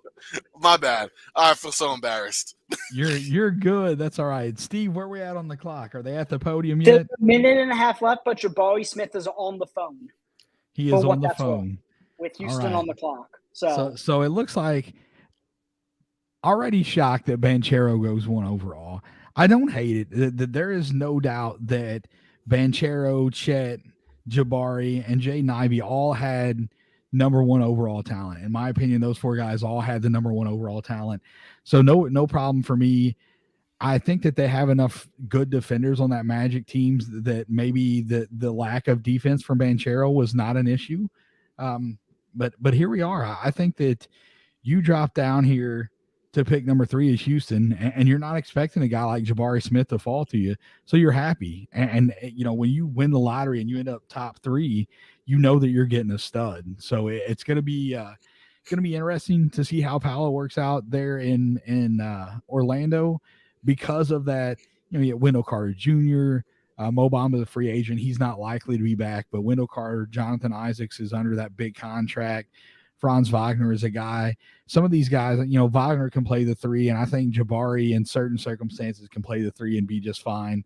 But they're going to have a lot of work to do in determining who's going to play and who's going to set. There's going to be some guys that should be getting minutes that probably don't get as much as they should because of the load of talent that they have down there, even though they are all young. Pick is in, and he's coming to the podium. The pick is in. Let's get it. I'm so mad they have that stupid State Farm song. The jingle is the opening. That's not what it should be. It's like taking Round Ball Ramble and changing it with like the McDonald's theme song.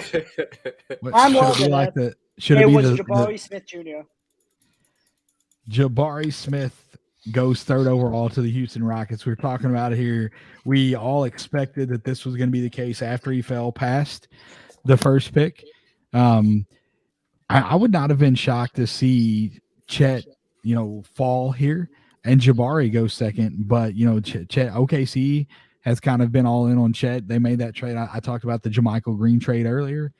And here they are. They got a guy to kind of protect Chet a little bit, do the dirty work, do the, the bruising. And now they got their guy in Chet. Can you imagine the length in that Oklahoma City lineup? Let's roll back to you here. This Oklahoma City can now have SGA, Josh Giddey, Poku, and Chet, and then you can just plug in whoever at the in the 5th spot. But you've got 4 guys on the floor that are all fairly long, some of them longer than others. SGA is not oh my goodness, I'm sorry, I'm getting distracted. I've got to stop looking at tweets. Shams just tweeted that the Kings are going to take Keegan Murray with the 4th overall pick. Wow. The Kings are going to Kings. They could have traded to the 6th pick and still got Keegan Murray probably. Wow. But I mean, did they? I don't disagree with that. I think that maybe they could have traded back to 6 and still got him there. But I don't hate this pick. Keegan Murray was a stud. I think Keegan Murray is going to be a stud, and I think they go fit over talent. And after that trade, they move Tyrese Halliburton to bring in Domantas Sabonis. And so now they're going to go out and they're going to put guys around him because Sabonis is not under contract that much longer. You have to show him that you want to win. So you go out there and you get the guy that's going to be able to fit. Keegan Murray should start day one for them. Will, tell us about Keegan Murray. I didn't talk about where he played, his height, anything like that. You got his stats here and ready, or am I putting you on the spot? I'm good to go. So Keegan Murray, the 6'8" from Iowa, averaged over 23 points per game, almost 9 boards per game, and 2 blocks per game. Those 2 blocks are huge. And he shot 40% from 3. So if you look at his stats, he's pretty much the perfect player. I think he probably still was the 7th or 8th best player in this draft with potential. Shut your mouth. 7th or 8th? Yeah, Bro. he is 22 years old. He's not a flashy player, but he's effective. He scores in the paint. It's not really pretty. He doesn't have a plethora of post moves. And, in Iowa, kind of like they did with Luka Garza, it was a one-man scoring show. So when Luka Garza was a player of the year in college, and then Keegan Murray comes in, it's his role. That's why he scores 23 points per game. If he was on a team like Duke, I don't think he's scoring anywhere near that many points with the more well-rounded team. So he's a nice, safe draft pick. He should not fail at all, but I don't think he will be an all-star. Really? Never? You don't think that he has it in him anywhere in his career to be an all-star? I mean, I disagree with maybe once or twice. I think. Go ahead, Corbin. Andrew Wiggins is an all-star by playing defense and hitting 30% from 3, 38% from 3. I'm being sarcastic. The point being, I think there's a chance, especially since he comes in. I'm not too high on him, but if he's on if there's a solid team, let's say he's breaking right, I can see him make one. Like I said, we forget the bar is low sometimes for all-stars, surprisingly low. That's true. If you can solidly play your position, you're on a team that jumped up, irrationally people jump on you like, wow, he's defending the best wing player. He's shooting solid from 3, averaging like 15 something odd points. I could see it. Am I aiming on it? No, but I don't know. I feel like this was maybe kind of a safe pick, and not a safe one I probably would have done because, good. Like, you needed, make no mistake, the Kings needed help on the wing. Like, that was their biggest issue. But I don't even look at Keegan as more of a 3. I look at him more like a 4, and you got Harrison Barnes unless he's moving. So, I don't know. I think they try to plug a hole, and they obviously see themselves a lot closer to playoff contention than maybe most do. I would have probably taken a swing and even made a trade. Like you said, get a player that fits more in what you're trying to do and is a talent upgrade. But for what he is, I think he's a solid player. I think he'll be a good fit. Stephen, have they announced? Keegan Murray was just picked just now, as you asked. All right. So this is an organization that took Thomas Robinson the pick before Damian Lillard. This is an organization that took Marvin Bagley the pick before Luka Doncic, and this is the organization that took Jimmer Fredette a pick before Klay Thompson. And then when they do get it right and draft a Halliburton, they trade him after a year and a half. So I don't. You don't sound very high on them. I just feel like they could have traded down, even with Detroit, to who's number 5, who's the next pick, if they were going to take Murray anyway. I know they did fly out Murray to have dinner with Fox and Sabonis, so it doesn't shock me that he's the pick. But it's just, I don't know. I'm not surprised because the Kings do outlandish things like this, regardless of who the front office is. They have a new front office. But I don't know. I just think it's organizational malpractice when Jaden Ivey was there to not take, if you don't want him, then to trade down. That's my opinion. So my thing is this. Did this front office, did this organization show their hand? Is that why they were not able to trade down from here? Because if Detroit is looking at Jaden Ivey, and they're like, hey, we'll move up. This is what Detroit didn't have a ton to offer as far as executing that pick, but they could have tossed in some future assets. Did the Kings screw up in the aspect of, hey, we're not really going to take Jaden Ivey. We just traded, quite possibly a better guard to go out and get Sabonis. We're not going to take another guard because Will and I have discussed this. What was Jaden Ivey's role going to look like on this team?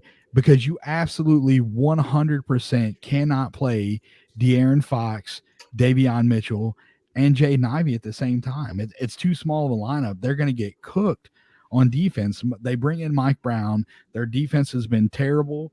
I think Mike Brown turns that around. I don't know if he gets that done in year one. I hope he gets it done in year one. I know a lot of Kings fans. They're great people, and they've been on the struggle bus 15 plus years. What is it, 16 now after this season of missing the playoffs? So I want to see this franchise have some success, and I like a lot of the stuff. Monty has had an idea. He has a player that he likes. He liked Dante DiVincenzo. He had a trade in place. It got leaked too early, and it got called back by the league for tampering. But he ends up going out and he gets Dante DiVincenzo anyway. So he has a player type that he likes. And I feel like for the first time in forever that the Kings are kind of letting him execute his plan. So I don't know. I'm pushing back just a little bit. I like what you're saying. I get where you're coming from. I agree that like Murray transition off ball is going to work well. My thing is this: I would have taken Jaden Ivey because one, and we're seeing this. I mean, I'm still watching Twitter. Several like evaluators that I trust are like, "Whoa, ain't nobody I talked to said that Murray is better than Ivey, right?" But also, yes, you're right, and this kind of goes. I've been talking to people asking, "What do you think? Best player available or fit?" And I think this is obviously a case for fit over best player available. But there's two things I push back on. One, like we're not saying that by drafting Ivey you have to keep Ivey. Maybe Detroit makes a play for Ivey. Maybe another team makes a talent play for Ivey, and you can trade him and get more value back. Two, you traded Halliburton. I would have traded Fox. And I'm just saying, is Fox the point guard you're hitching your wagon to? Because I haven't seen any improvement in the last couple of years on him. Maybe you bring in Ivey, keep him on the bench because you're not going to start him anyway. You're right. There's still an issue about where to fill in that gap, but I don't think you did any better getting Murray. And then come trade deadline, maybe you decide to offload one and you decide to either go around Mitchell and Ivey. Maybe Fox is the odd person out. I just think that they're going by fit as if they have it all together, and I don't think they do. The only lock on this roster, in my opinion, is Sabonis. That because he's already proven that surround him with some decent talent in the East, and he can do something. You know what I mean? That's my only pushback. I'm with you, David. I get the better philosophy on what the Kings are trying to do. I just totally disagree with it because, like, they're acting like they're perennial, 6-7 8 seed. Like, it's a 16-year drought, y'all. Like, nothing y'all have right now has been working. And Fox has been there since 2017. So, I'm just saying. But you said, why not trade Fox? And I get that. I understand. But or leverage the pick. If they move De'Aaron Fox, can you get a guy like Sabonis for De'Aaron Fox? And I think that we can all agree that the answer to that question is no. And so, it was crazy to give up Halliburton, but it's easy in hindsight for us to sit here and talk about that, but we don't know what offers were on the board. And if you like De'Aaron Fox enough that you're like, okay, I can get a guy like Sabonis for Halliburton. So I'm going to, all right, Fox has got this contract. I'm going to go out and get a guy that'll pair well with him. And we're going to see what's going to happen. Cause you can't just keep bundling stuff around. You have to be like, okay, this is my pitcher. This is what I'm going to do. And if you can't trade Fox and get the value that you like in moving Fox, then you shift gears and you go a different direction.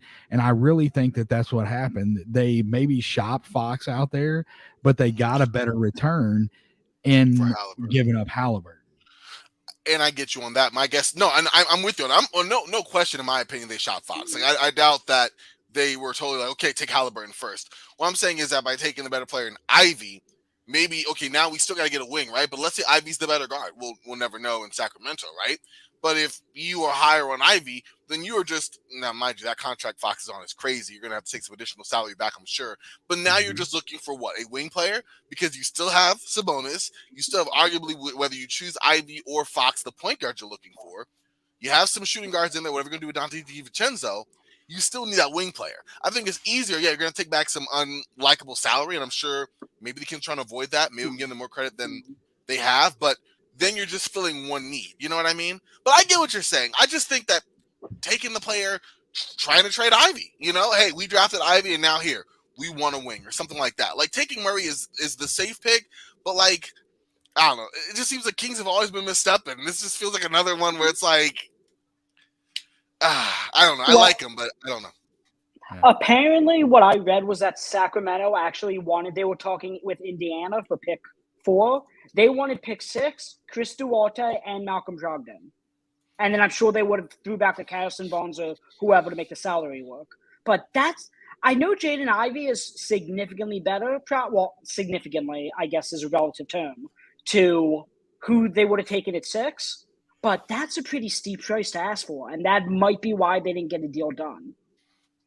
And Jaden Ivey was just selected by. He was just selected number 5. Yep, by the Pistons. So that's a fun backcourt, Cade and Ivy. Yeah, the Pistons seemed like they missed out because they fell in the draft. They could have had number 1, number 2, number 3. They fell all the way to number 5, and they still ended up with the top. I would say top 2, top 3 player, top 4. Hey, don't listen. Don't back up from it, bro. They still ended up with the second best prospect in this draft. So the Pistons look like a loser, and I think they're turning out to be a winner. And this team's going to be really fun to watch next year. I agree. So Will, talk to me about this fit, Jaden Ivey and Cade Cunningham. And first, I got to lead with this before I'm going to let you get to talking, and so I apologize. But to those of you that say that Jaden Ivey cannot play with the ball in his hands, go watch more film. And now, Will, tell me about this fit with Jaden Ivey and Cade Cunningham.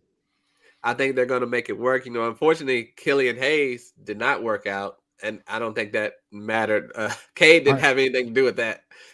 Are we ready to give up on him already? If you have Cade and Jaden Ivey, Killian is deep on the bench now. You don't think that he could be a guy that could run your second unit and be like an effective 6th man? I don't know that I'm ready to give up on Hayes, and I'll be honest with you. If they're ready to give up on Hayes and they want say like a pick 29 or something of that nature for a guy like that, I know a team that has 2 first-round picks. So to be a 7th pick in the draft and to lose your job like this, like big time like this, I don't think he's going to be happy with staying on the bench, but we will see. But Jaden Ivey, I think he can play interchangeably with Cade Cunningham. They can split duties at the 1, split duties at the 2. But Jaden Ivey, no fear when attacking the rim. I would have loved for him to go to a place where he could have been the sole point guard. I think that would have been really special. But with Cade, they're going to be a great combo, and I think they're going to work together beautifully. They both are unselfish, and it's nothing Jaden Ivey can't do. And his height and Cade's height, Jaden is smaller than Cade, so they're still going to work out. If Jaden has to play the 2, they can switch who they guard. He has a good shot, killer crossover. Detroit's going to be one of, how Charlotte was league pass must see. Detroit is headed toward that way. So let's talk about size. Jaden Ivey is 6'4". Killian Hayes is 6'5". Cade Cunningham, 6'8", correct? Yep. Yes. Why can you not play all 3 of those guys in the same lineup? Why can you not? Like, you have enough shooting collectively? What's that? Do you feel that you have enough shooting collectively?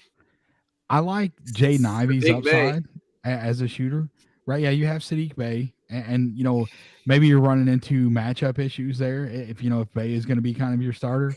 But I think that there will be plenty of times that you could see a lineup with Hayes and Ivey and Cunningham all out there at the same time, because while Ivey may be kind of undersized to play like a 2 or 3, the 6'4", 6'5", 6'8", you're going to have defensive versatility there where those guys can still play together. It's not a Davion Mitchell is 6 foot, Jaden Ivey is 6'4", and De'Aaron Fox is 6'3", and you have one of those, which is a traffic cone on defense.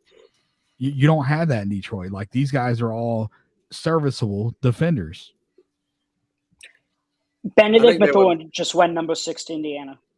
Oh, wow, my guy. Yep. All right, Will, tell us about Ben Mathurin. Wow, I'm so glad that he went 6. You know, he went above Shaedon Sharpe. So that's a bit of a surprise to everyone in the Twitterverse. But Benedict Mathurin, the 6'5" shooting guard for Arizona, averaged 18 points, 5 boards per game, 1 steal per game, shot 42% from 3 as a freshman, 37% as a sophomore. His athleticism is out of his world, super athletic, incredible dunker. And it's rare that you have someone so athletic that's also such a great shooter. I've compared him to a young Dwayne Wade. That's I don't need to say anything else after that. Yeah, it's pretty solid. I was thinking Gerald Green, but you got me there. You said who? Gerald Green? I was thinking Gerald Green, dunker and shooting. Because Dwayne shot, Dwayne has a nice looking shot, but his from 3, it wasn't there. But I get what you're saying. Like, the potential there is there. I agree with you. Like, no one thought Dwayne Wade was Dwayne Wade when he came out. You know what I mean? So, I'm not good betting against Will here. But yeah, that's what I was thinking originally. So that's pretty cool. I like that. Yeah. In general, I like Mathurin. Now, real quick, Jake Fisher from Bleacher Report, the up-and-coming NBA insider, friend of the Bird Rights pod, just tweeted the Knicks are on the phone with the Pistons, still trying to acquire Jaden Ivey. Whoa. Even though Jaden Ivey's pick was made. We'll have to see if that materializes to something. This could easily have been the Kings. That's so what are the Knicks sending back, though? Why would he just said they're discussing it. Right. So that could be the Knicks just calling and just take him and be like, now what? And then other teams want Jaden Ivey. Well, too bad. What you gonna give me for him? Like, that's what I'm saying. Exactly. Like, we selected across. Like, now we waiting. Oh man, I agree. Kings, man. Anyways, I'm not gonna get too. But for the Pacers, though, this is kind of interesting with the logjam of shooting guards and small forwards they have. Is Chris Duarte the odd man out? Buddy Hield the odd man out? They have a lot of young, small guards in there. So that's interesting with Mathurin in there with them. I think Jordan's a lock to get traded today. For sure. Yeah, like 6'6" is not small, right? You got multi-positions there that you can play.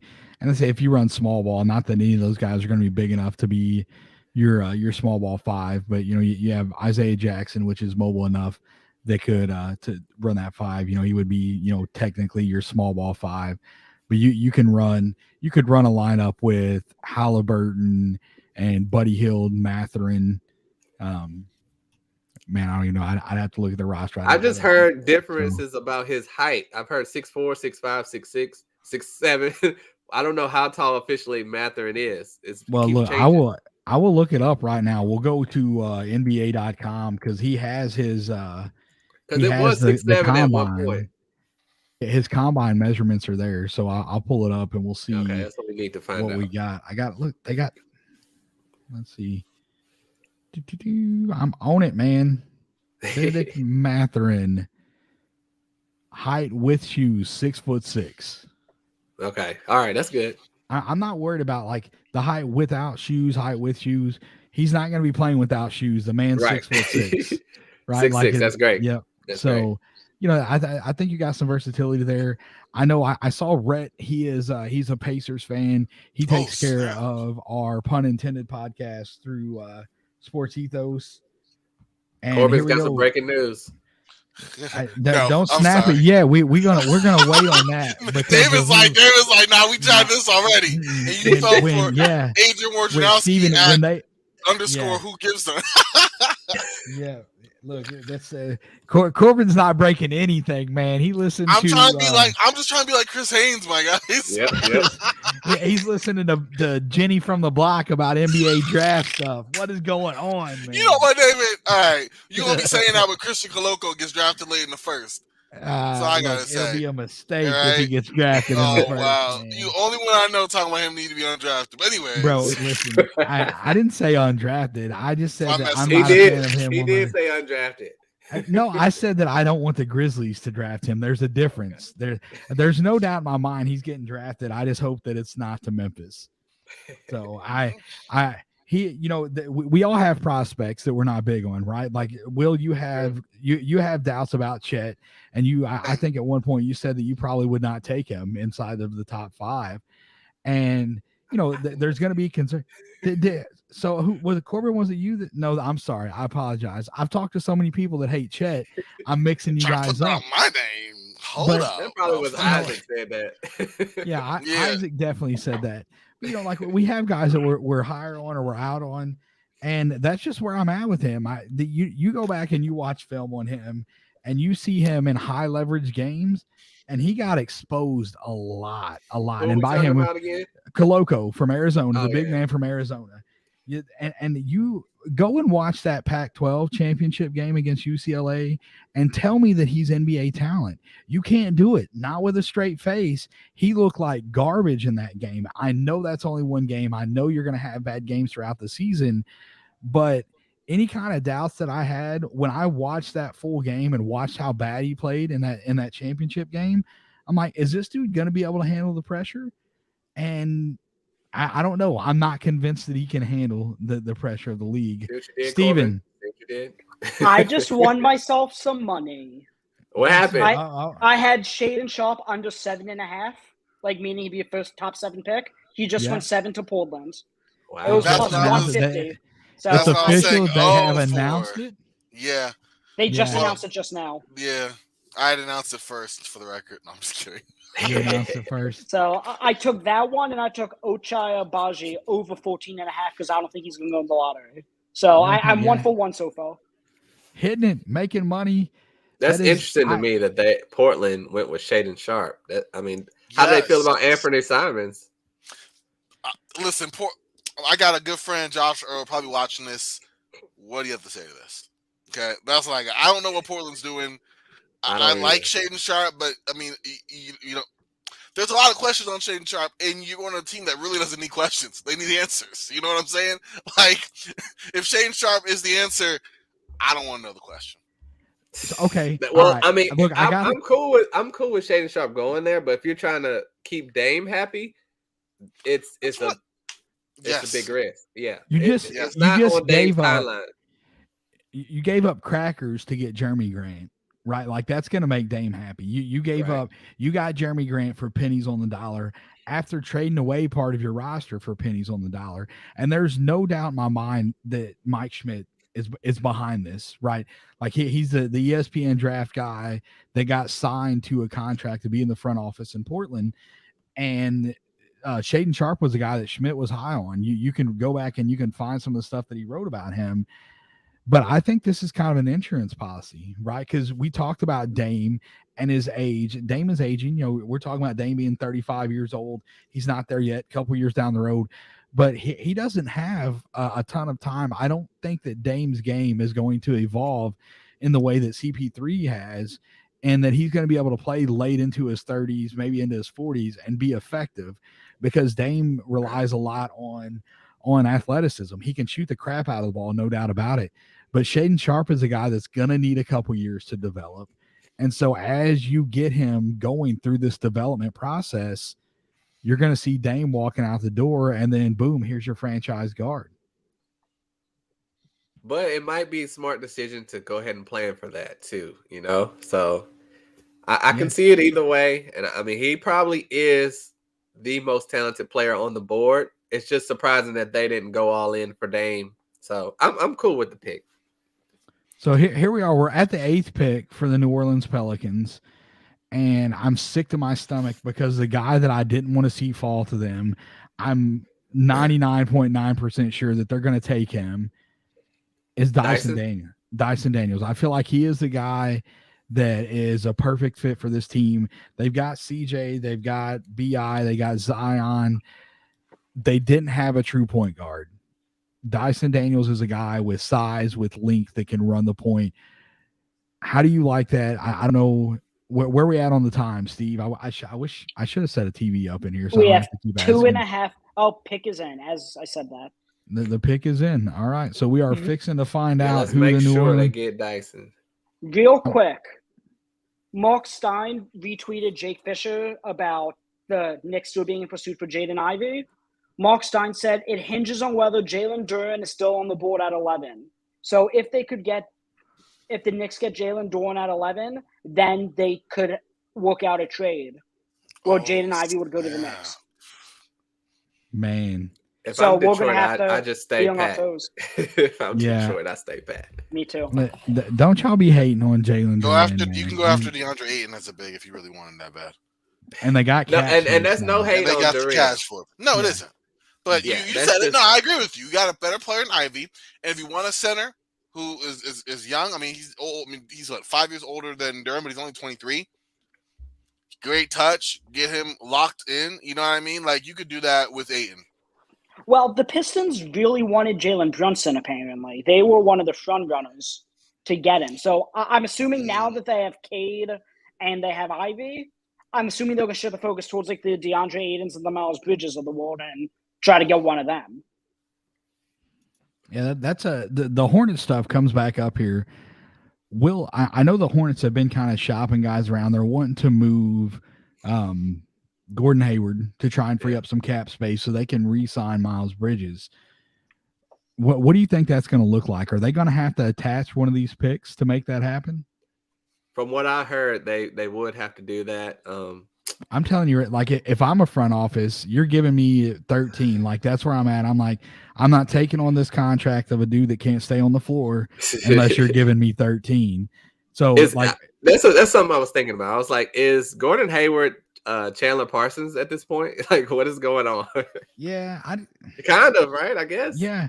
You know, it's a weird comp, but you know, Parsons was great in Houston, and Grizzlies fans, don't come at me. I know I'm not going to give him too much as far as praise, but Chandler Parsons was great in Houston. He is a guy that the Grizzlies needed shooting, so they go out and they get a guy like Chandler Parsons, and then he gets to Memphis and he's not healthy. And Gordon Hayward is a good NBA player. He can't stay healthy. And so that's right. Something, you know, maybe that is the correct comp here as far as, you know, comparison to what these guys are capable of, as opposed to what they've been able to do with the teams that they've been with. I just think he'll fit good with teams. I don't know why he's just a throwaway, but the pick is in for the Pelicans. They just selected your boy, Dyson Daniels. I'm going to puke. Oh, that's so disgusting. That team is so... That's got a lot of best fit for him. Best fit for him. Yeah, I did have him mocked crazy. there. You know, he's a 6'8" point guard from the G League Ignite. Average 11.6 boards, over 4 assists per game. His knock was he only shot 25% from 3, but that is NBA range 3, so it's not as bad as it looks. Great size, great rebounder, great defender. And I look at him as in the Josh Giddey vein, and he could have a little more upside offensively, but he's going to have to work on getting those assists up. But I think it's a great fit for the Pelicans. I agree. That's like I said, I was kind of hoping that we would not see him on the board whenever it gets here. I don't know that Portland really would have been kind of leaning toward him because of their point guard situation with Dame. And then, of course, you have Anthony Simons that can run the point there. But, you know, here we are. And you know, congratulations to the Pelicans. And I loathe the Lakers even more because the Pelicans got a guy like Dyson Daniels. Steven, what do you feel about this pick? You know, we're talking about the fit here and what the Pelicans need. Do you like Dyson Daniels going to the Pelicans? I do. Real quickly, James Edwards III, the Pistons beat writer, just said Pistons are keeping Jaden Ivey despite rival teams' attempts to acquire him. So, Dyson Daniels, the Pelicans all of a sudden have very scary perimeter defenders with Herb Jones, with Trey Murphy, with Dyson Daniels. If Zion Williamson could become the defender, if he could even play, if he could become that. Don't you say that. He's a great he's talent. Be so healthy, man. I hope so. He has looked really good. He has looked really good. Like in recent stuff that I've seen of him, he's looked great. And so I hope that he continues to work throughout this offseason so he's healthy, because that Pelicans team is going to be scary next season. But could you imagine if they got like, I don't know, a Miles Turner, or we talked about like a Mo Bamba, just a guy who could protect the rim with all those perimeter defenders, and the guy who could shoot next to Zion and Ingram, who aren't the best shooters, and obviously Dyson Daniels now, and Herb Jones for that matter. I mean, if they could get a stretch five that could protect the rim, that's a pretty scary team, just how everything would intertwine together. Yeah, there was talks that JV was going to be that stretch five. I did not agree with that. I watched him with Memphis. He does shoot the three periodically, but stretch five, he is not. Will, I want to bounce it back to you. We're on the clock, number 9, San Antonio Spurs. They have a plethora of guards. A lot of the talent that is on the board here, there are a lot of guards that are good. There are a lot of players that are wings that are really good. Do you feel like San Antonio continues to add to the wing depth here, or do you think that they go a different direction? I think they would have to go the 3, the 4, or the 5. And at this point, the talent for AJ Griffin, Malachi Branham is probably going to be too hard to pass up on. If they're looking to replace Jakob Poeltl, obviously you can go with Jalen Duren, Mark Williams. But I would think as much as AJ Griffin has been hyped in this draft, they probably would lean his way. Like AJ Griffin. Corbin, who do you like here at 9 for the Spurs? Let's go Jalen Duren. Why not? Okay. Let's go Jalen Duren. I like AJ Griffin. I like Johnny Davis. A few wings I like, but at the same time, Jakob Poeltl, we're in the last year of the deal. You get a guy in Jalen Duren right now who's not going to immediately clash with anyone on the roster. Again, best player available in my opinion in terms of what he can be. Just a raw athlete right now with a lot to work with potential-wise.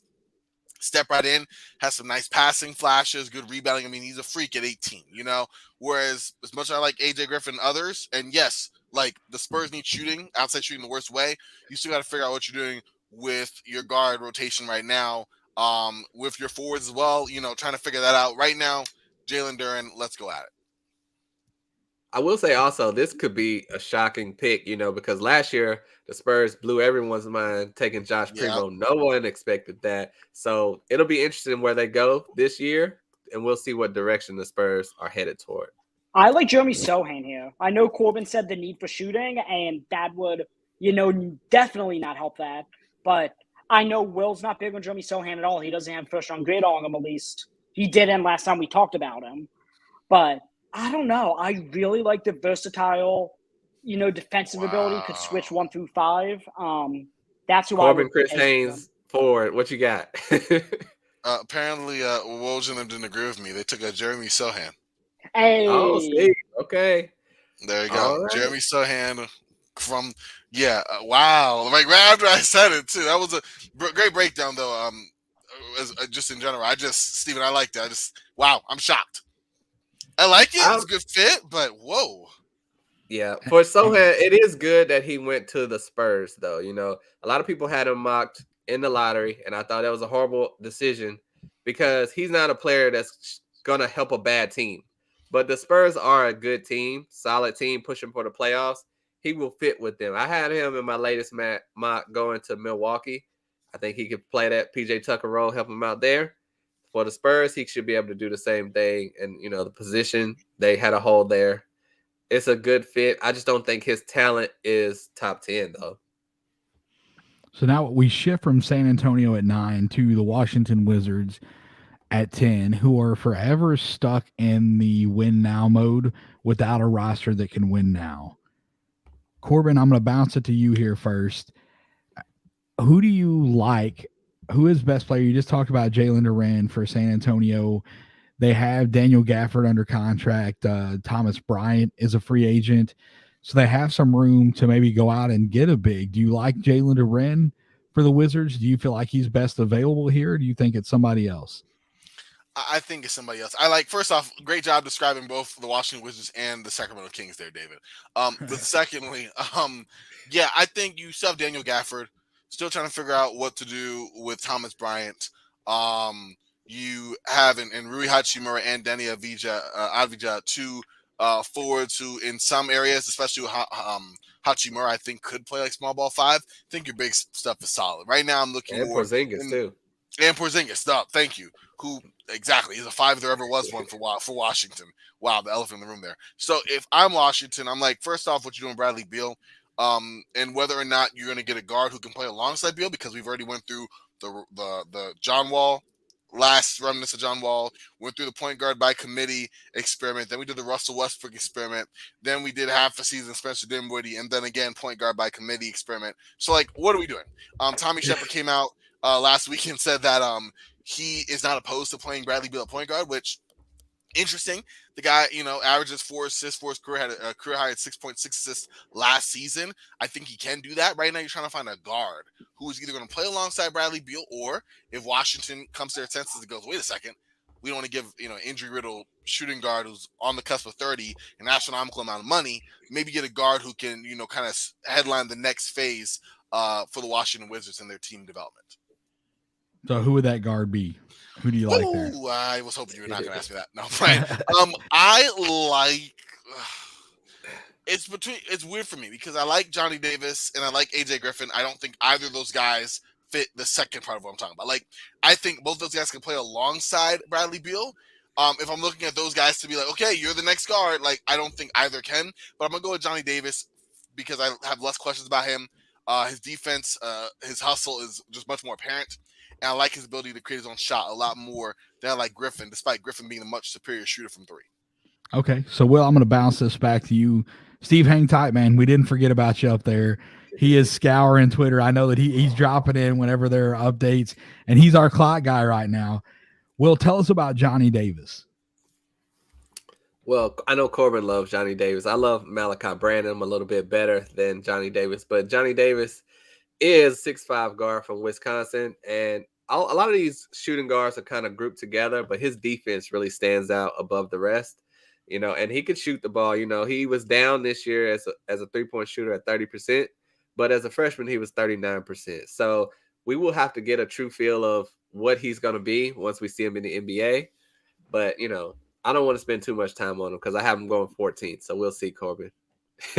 So let me ask you something. Thank you. Wow, 14. You talk about Johnny Davis and the difference in his shooting, the 9% drop from 3 in between year 1 and year 2. Do you think that was a shift in the defense? Did he go from a guy that was a secondary option in his first season to year 2, he's a primary option and he becomes a focal point of defense, so his shot quality was not as good maybe? Yeah, you got that perfect. Yep. Yeah, okay. I agree. Also, I think sorry. Go ahead. Didn't mean to jump on you. I got too excited. Johnny is my guy. No, once he had that ankle injury as well, like his full explosion to the basket, his dunks, a lot of the shot attempts at the rim drastically decreased. So he had to rely even more on those tough middies as well. But okay, back to you. I'm done. Sorry. Yeah. No, you're totally right. And wherever he gets drafted, he's not going to be the number 1 guy, probably not the number 2 guy. So he's going to have no problem there. It makes it the quality of looks tends to get better for these guys. If you're not going to a team that is in full rebuild mode, you're going to have guys around you that are going to get you the ball. And so your looks should typically improve whenever you move up to the next level. Steven, where are we at on the clock? And before we're getting close, Brad from our the Ethos Hawks podcast is up next. Do one of you guys have the draft on so you can be my clock guy whenever we send Steven? I have it. I'm on a delay though. You're on a delay. Okay, that's fine. We can still roll. Steven, is the 10th pick in at this point? Have they announced the 10th pick? No, it says 2.5 minutes left. 2.5 minutes. Mine has 3 minutes and 50 seconds, so I'm a minute 20 seconds behind. Okay, that's all right. We can do that. Gives us a little more time to talk anyway, and that's what we're here for, right? We're here to talk about the prospects. So, Steven, I'm gonna have you bow out right now, and we're gonna bring in Brad from the Sports Ethos Hawks podcast. Brad's gonna hang out with us until the Hawks make their pick at 16. Talk about the pick, what he likes or what he dislikes, and then we're gonna bring Steven back after Brad finishes up, because Steven is going to be here to talk about the trades that occur. We are 10 picks in. We have not seen a trade yet in the top end of this draft. I got to be honest, I'm a little bit surprised. I really expected to see a trade somewhere. Portland taking Shaedon Sharpe at 7. I would have bet everything I own that Portland was not making that pick at 7. That's why I don't gamble on the NBA. I only play DFS stuff because I would lose everything I own. But Steven will be back with us to help us with the front office stuff, talk about salaries, cap space, what it opens up for teams. Steve, we appreciate you. Let everybody know where they can find you before you get out, but don't go too far away. We will have you back on as soon as we finish up with Brad. You can find me on Twitter at BirdRatesPod. Again, listen to the Bird Rates Podcast wherever you listen to your podcast, and see you guys shortly. See you in a little bit. All right. Right. Our guy Brad hustling, getting home from work. We appreciate the hustle, man. Rocking the Hawks hoodie. The Hawks are on the clock at 16. Have you had time to look and see who the first 9 picks have been? I have, yes. I've been Okay. I was I'm not gonna lie, I was looking at my phone and driving. I think I broke a couple laws. But yes, I am up to date on all the picks in this draft. All right. So what's the biggest surprise to you? We're 9 picks in. The 10th pick is going to be coming in any second from the Washington Wizards. 1 through 9. Who's the biggest surprise for you so far? Sharp to Portland is the biggest surprise to me. He was the biggest mystery guy. He was the biggest riser, but the biggest question mark going into the draft. And I was actually talking with a buddy before I even got on the program to kind of warm up for this. And I'm just kind of thinking, like, Portland's not really known, I mean, for player development per se. They've had some players develop there, and maybe Chauncey Billups is going to be better at that. But we can't forget that Toronto and Portland are still in communication about that 7th pick in OG Anunoby. So maybe that pick was for Toronto, and they're going to send him off for OG Anunoby, which Toronto is known for their player development. I have a buddy of mine who was in that system. I think that's the train of thought that I'm going with, is that maybe they made that pick because Toronto really wanted that 7th pick in exchange for OG Anunoby, and they make a swap OG and send Sharp to Toronto. It's scary to me what's going to happen to Shaedon Sharp if he goes to Toronto. As good as they have been developing talent, the tools that he has, we don't have a ton of film. He played high school. We saw him at the prep level against, that's the highest level of talent you're going to play against at the high school level. But we don't know what he's going to do against tougher competition. And if he lands in the hands of a team like Toronto that can truly develop that talent, he could be really scary. And that's interesting. I didn't think about it. I know that there have been reports about Portland being interested in OG Anunoby after landing Jeremy Grant. They want to go all in to try and push to get, squeeze the last bit of competitive juices that they can out of Dame Lillard. And so that's something we will keep an eye on. I fully expect to see some form of a trade as we continue throughout this draft night. Will, where we at on that timer, man? We getting any closer to this 10th Adam pick? Silver's on the poll right now. The pick is in. He's on the poll. Wait a minute. Wait, the pick is in. Like, neighbor. Nope, not time. Can't do music anymore, so I'm just doing like a good neighbor. Corbin's boy, Johnny Davis. Johnny Davis, the Washington Wizards select Johnny Davis. That is good. It works out good here because we're going to have some time now that we get past the 10th pick. We already talked about Johnny Davis a little bit because Corbin brought him up. The 11th pick, the New York Knicks are on the clock. We're going to bounce it back to you, Brad. We want to talk about who you like at 16. We're looking at guys that maybe some of them are falling right. I know AJ Griffin was a guy that some folks had talked about him maybe going top 10. He's a guy that can shoot the crap out of the ball. What do you want to see the Hawks target? Is there a name specifically that you really like for them at 16? We all know the name. Will knows the name. If they do keep this 16th pick, Obaji's my guy. That's the guy who I want next to Trae Young. His size, his maturity as far as playing years of college basketball. I think we just seen, obviously, from the Desmond Bains and others, that people who have played multiple years of college basketball and have come to the league, they're not going to play outside of their game because they've spent time working on their game and developing identity in their game. And that's why I think Bain has made, who I loved coming into the draft, and you guys got to steal with Desmond Bain up in Memphis.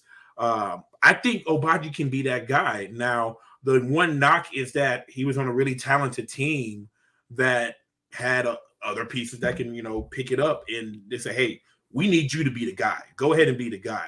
He doesn't have to be the guy in Atlanta. He can be our elite perimeter defender. He's gonna have the size next to Trae Young, which we know Trae Young is 6 foot on a very, very good day and not known as a great defender. So you put him next to Trae Young and you have his ability to slash and get to the rim and finish on top of his outside shooting.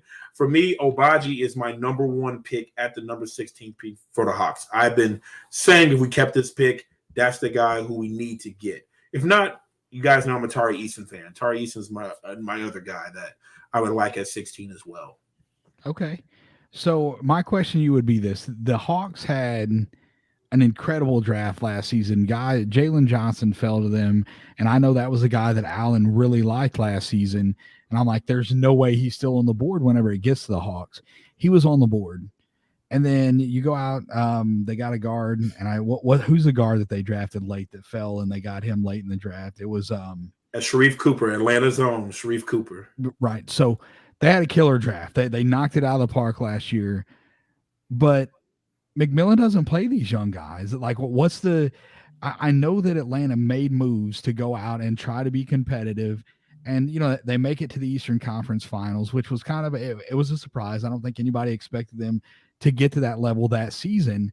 But they make the moves. They go out, they get Bogdanovich, they get Gallinari, they get Capella to make that push for the playoffs because they know that Trae Young is the guy. He has shown he can close games. He's that level of a player. So they're putting this talent around him. But you lose a guy like Cam Reddish, who I still feel like I know that there was some friction there, and I don't follow the Hawks as much as you do. I think he kind of demanded a trade. But you go out and you get all these veterans, and then you have all this young talent, and it's not playing. Do you feel like if they go out and they get, say, we get to 16, they get your guy at 16, are we going to see him on the floor year one? Corbin is jumping out of his seat. We'll get to you, man. We'll get to you. Trade. That's why I thought I'd let you know. It must be big. Well, this is our first trade, so I was like, cool. Go after Brad, I'm not cutting off Brad. I'm cutting off everybody. No, Brad, go on, bro. I'm sorry. I'm in the motion. I'm horrible here. Go on, Brad. I can say after. That is the question of the day. There's so many frustrated Hawks fans with Nate McMillan in general. The lack of playing rookies does not help. Now he's a guy. He's old school. He wants guys who know the game, know the role. Doesn't have time to develop because he's trying to win now. That's his mindset, and I think that's ultimately going to be his downfall. And I think that this offseason, outside of getting another guy next to Trae Young, they need to go assistant coach shopping, especially since they lost Chris Gent, who's now going to be the top assistant for the LA Lakers under Ham and that staff there, he's a great guy, and obviously he has a connection to LeBron. Assistant coach shopping is the number 2 priority this offseason, and someone who is known in player development and maybe offensively creative, so that maybe, hey, they can see the picture, paint the picture, and say, you know what, we can use Jalen for this set. We can use Obagi if we get him, Sharif, and some of these other players, or get Trae Young off ball. Those are some of the things that the Hawks are needing going into this offseason. But from the reactions, I want to see the trade. I got to see this trade, man. What's going on? I don't have the trade, but the pick is in for the Knicks. So what do you want to see here first? The trade or the pick? So, yeah, you can go ahead and tell us the pick, and then we'll get to the trade. So who he's on the poll, right? So Will has informed us. If you guys did not know, Adam Silver obviously moonlights as a stripper. Like that is his second career. So it's the draft in Atlanta. Hold on. Man. But no, with the 11th pick in the draft, the New York Knicks have selected Ousmane Dieng, the 6'10" forward from France. I mean, he's been rising up drafts ridiculously. And, here he is I don't think he's first round talent, but everyone's going off of the Scotty Barnes mold, and they think they can get that with this guy. Ousmane Dieng. I want to hear Corbin's trade because he may be traded. Let's hear it. Well, yeah, I'm about to say he's no longer in New York. He is in Oklahoma City. The Thunder have traded, apparently, according to Woj, multiple first-round picks to New York. What? So, yes, that's what I – oh, my God. Somebody make that a meme. Your voice and his face. What? That was a Scooby-Doo. But no, multiple first-round picks are going to New York in exchange for Ousmane Dieng. More as it comes. That's what I was hopping out because I was like, wait, what? Oh. But wait, so does OKC still have the 12th pick? That's what I'm wondering. That's what we're wondering, man. Yeah, the details are very, very vague. It said like the tweet was out. It looks like 4 minutes ago now, and all it says is that the Thunder will send multiple first round picks to New York. I don't know. I would think like if I'm New York, man, that's gonna be nuts. If OKC has already selected Chet Holmgren, and we talked about their length. Let's talk again about this length that they can run out there, because now you can add Ousmane Dieng as a guy that they can run a lineup with SGA as the smallest player on the floor, and they can have 5 guys on the floor that are capable of being a playmaker. That it's going to be nuts. They're not going to have much meat, so if they run up against any kind of big man, they would have trouble. But it's man. What you got, Corbin? Oh, OKC kept their pick. For you see it? You see wow. it? Y'all see it? Jaylen Williams. I didn't see Jalen Williams. I just saw that they kept 12. Yeah. Yeah. No, Shams put Jalen Williams. Okay. Yeah. Yeah. So yeah. Wow. The Thunder will keep. They're going all in this year. They keep Jalen Williams at number 12. Well, apparently, it was a Hawks target. I don't know, Brad. Was he? He was slated. A lot of people tied him to the Hawks. I think the most recent, mock draft. I think Will, was that your mock draft that had him going to? No, you had Obagi. It was somebody else. Somebody else had him slated to the Hawks, which, I mean, promising player. Just not the outside shooter that Obagi is. So I am not hurt that he's gone, but certainly a lot of upside and potential. It's crazy because I was talking earlier. I'm looking at old big boards, and Jalen Williams from Santa Clara is a guy that was very far down early in this draft season. You didn't see he was 50, 60, 70, just buried. But as this draft season progressed, we saw him climbing up the boards. We saw people talking about him. Draft Twitter got on him, and they're hyping him up, rightfully so. He has a ton of great tools, and he's a guy that doesn't really make mistakes, right? There's sometimes it's going to happen, but he tends to make the right play every single time. Have they announced officially the 12th pick? No, it's a minute and 36 seconds left. They haven't officially announced it, but just going off the Ousmane Dieng pick, it's a OKC is a great fit for international players. They've been developing a lot of them. They played a lot of G League players, a lot of guys we never heard of, and they were productive last year. So Ousmane Dieng will be in a great place to hit the ground running, but he scored 9 points a game, 27% from 3. So this is a true shot in the dark at trying to get a Scotty Barnes type of player. But if there's any place he should go, I think he's in the right spot. So it'll be interesting if they go with Jalen Williams. Ousmane Dieng is the home run swing, the risky pick. Jalen Williams will be the safe pick to come in there and fit perfectly and hit some threes for them because they will need that 3-point shooting. That's interesting that you feel like Jalen Williams is a safer pick between the two. I feel like Jalen's that guy. My first mock, I had Jalen Williams in the first round. The first, I had him going like 28th. So now I have him going 15 to Charlotte. So I think this is in his range. He was wishful thinking. He was hoping that he would fall to Charlotte at 15. That did not happen. But when we talked earlier, Charlotte is fixing to be on the clock at 13 if things go as expected. And OKC takes Jalen Williams out of Santa Clara at 12. Both big men that are projected to be lottery picks are still on the board. Charlotte's sitting in a good spot. And it's highly unlikely that you see Cleveland take a big man. Do you think there's any chance that you see Charlotte go Jalen Duren and Mark Williams here? I think that would be an embarrassment of riches. I don't think they would do that. What do you think, Corbin? I had him in the Round Ball Ramble mock draft 2.0. Sorry, I had the Hornets doing just that.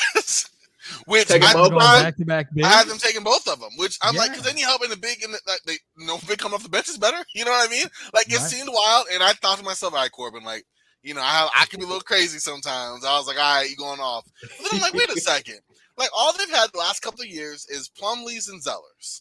And undersized big men come off the bench who can't properly fill that role. You know what I mean?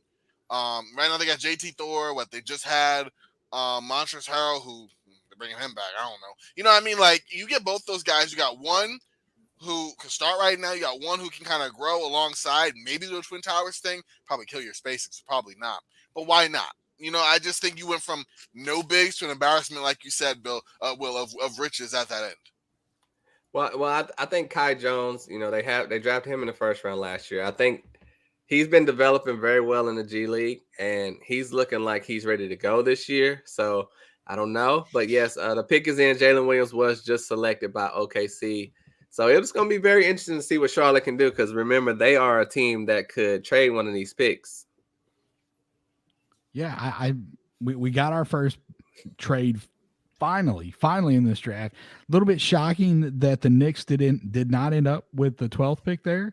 I really thought that, you know, we would see if they traded that pick that it would just be to kind of step back. But, you know, multiple first round picks, we're going to see what happens with that. We'll get details more on that later. I like Jalen Williams. We've talked about him a little bit here. Brad, I want to bounce it back to you. We're setting 13. We talk about the big men for Charlotte. Mark Williams, Jalen Duren. Out of those two guys, who are you taking if you're the Hornets at 13? I like Mark Williams there. Now, I mean, you can't go wrong with either. And maybe, you know, they've been there, done that in Charlotte with bigs from Duke. And if they do actually pan out on that franchise, but I just like Mark Williams, just his size, his ability to, you know, block shots. He's not a bad free throw shooter, which could translate to maybe getting a jump shot as far as development down the road there. But as a person who sees Charlotte 4 times a year, you guys need something in the post, just something. I mean, it's admirable with Washington and others and Plumlees and whoever they plug, the Zellers. Like, it's admirable, but it's about time to finally get someone that's going to be a staple. And I think it's about damn time. Yes, yes, it is. So I think either of them would mesh very well with LaMelo, being a rim runner and obviously a rim protector on the other side of the ball. Because there was no secret that we were going to go in the paint against the Charlotte Hornets in that play-in game. So just it is a step forward. I'm interested to see what Kai Jones looks like, as Will alluded to. But Mark Williams is my guy here, and maybe a little bit of Duke bias, but I've just seen more film on him versus Jalen Duren.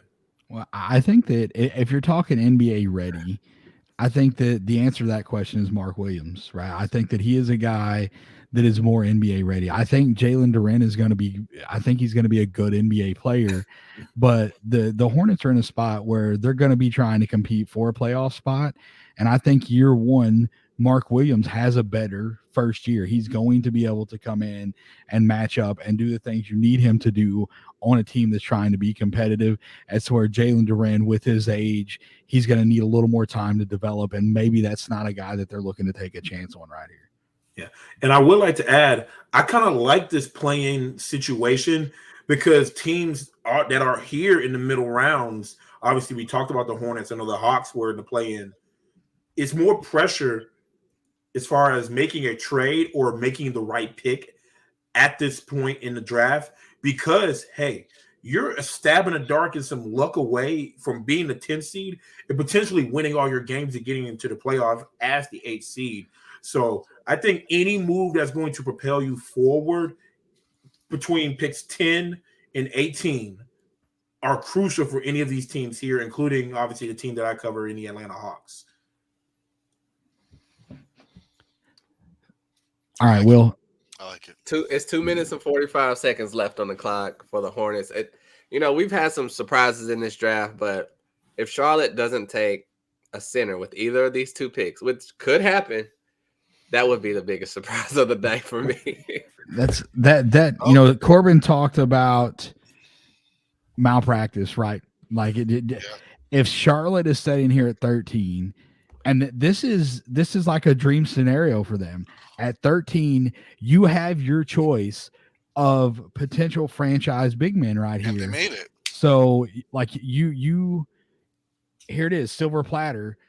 If you don't take one right here, and then let's say that for some odd reason, Cleveland decides that they're going to take a big man, which would be nuts to me because they've got about 14 7-footers on that squad already.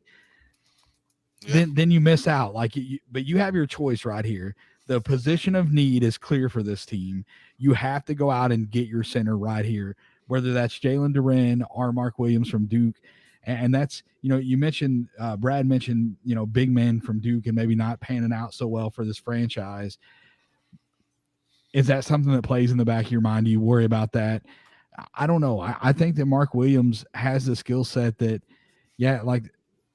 over the history, I've always kind of felt like Duke guys there's not a ton of them. They get a ton of hype in college, and there's not a lot of them that become really big stars in the league. Outside there's a handful, obviously, but I think a lot of those guys get hype, and then they get to the league, and it just kind of fizzes out for them. So, I don't know that Mark Williams is one of those guys. He was not a top name at Duke. We're sitting here heading into pick 13. AJ Griffin is a guy that we thought would go inside the top 10. He's fallen here.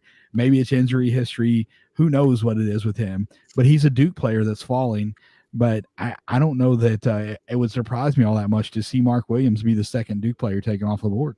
Whoa. Okay, I'm just gonna release it all because it's all happening really quickly. Apparently, it's not on the screen yet, but no, it's not. But Jalen Duren was selected by the Hornets, and apparently he is being traded to Detroit. Now, this is that's oh my God, bad in the faces. I love it. But that's what it seems right now. Yeah. No. Let's. Is this something again? This is from, huh? It's from. So I have reports. Shams tweeted out the Hornets are trading Jalen Duren to the Knicks. The Hornets are trading Jalen Duren to the Knicks. That's from Shams. Who's your source, Corbin? And then Woj 7 seconds later, Woj tweets out the Pistons are acquiring Jalen Duren at number 13 in a trade. So the two biggest names in the industries are head to head right now. Boom! What's happening? Who's it going to be? Jake Fisher says that Jalen Duren is going to Detroit. Adrian Wojnarowski says he's going to Detroit. Sham says that he is going to the Knicks. So we really have no idea. I was on Team Woj. Apparently. Is it the right Woj this time? That's not Jenny. Oh, no, this is the right. Hitting you with the Mr. X smoke and mirrors. In fact, it's funny because people on Twitter right now have screenshotted the Woj tweet, the Shams tweet, and the new Woj tweet. Like, it's those two guys. So I'm in the clear. I know I'm good. That's on them. I ain't fall for the fake Woj this time, and I'm not rooting for Chris Haynes anymore. No. Well, the pick is in that Jalen Duren is selected, but they haven't announced the trade yet, but it's coming, I'm sure. Wow. The pick is in. Jalen Duren. And if they did keep Jalen Duren, I'm fine with that pick. I think he would grow well with LaMelo. Yes. And, his future is so bright. He could be, the next Bam Adebayo, Robert Williams type, and he can develop his offense later on. So I'm happy with it if we keep him. If we trade him, they better do something with that 15th pick, though, if they trade him. It's so, like, okay, why would you draft Jalen Duren there? You need a big. Why would you draft him and then turn around and trade him? We've talked about Cleveland, and Cleveland, it is an extreme long shot that Cleveland takes a big man here at 14. So do you think this is Charlotte rolling the dice saying, okay, we can get Jalen Duren and return some assets here by picking Jalen Duren, and then at 15 we can turn around and get Mark Williams? Does Corbin's mock draft take it? Charlotte taking both bigs? Is it coming into play here? I think that's way too risky. I think Cleveland has announced that they're more than willing to move back in this draft. So if someone wanted Mark Williams, they could snipe the Hornets, and then the Hornets be left holding the bag. You can't play around if you have a guy in this draft. You need to go ahead and get him. But we'll see what happens. Yeah, this is craziness. We have absolutely no idea where we know that Jalen Duren was 100% drafted by the Hornets. There have been multiple reports that he has been traded. Each report here's another one. Shams just tweeted out Kemba Walker's going to Detroit. I have no idea what's going on. What is going on? Oh, It's madness. It's absolute madness right now. So that Yeah. means he's probably going to the Pistons, not the Knicks. That I mean, maybe the case. I'm confused now. I'm very confused because I mean, all signs were pointing to all this cap space that Detroit was having was because they're going to be really aggressive for DeAndre Ayton. And heck, maybe they still could get DeAndre Ayton. I mean, I think having Ayton and then Duran behind them is pretty nasty. I mean, I even said before I even got on the program, I think out of the teams in the top 5, Detroit made the biggest step forward, in my opinion, as a franchise.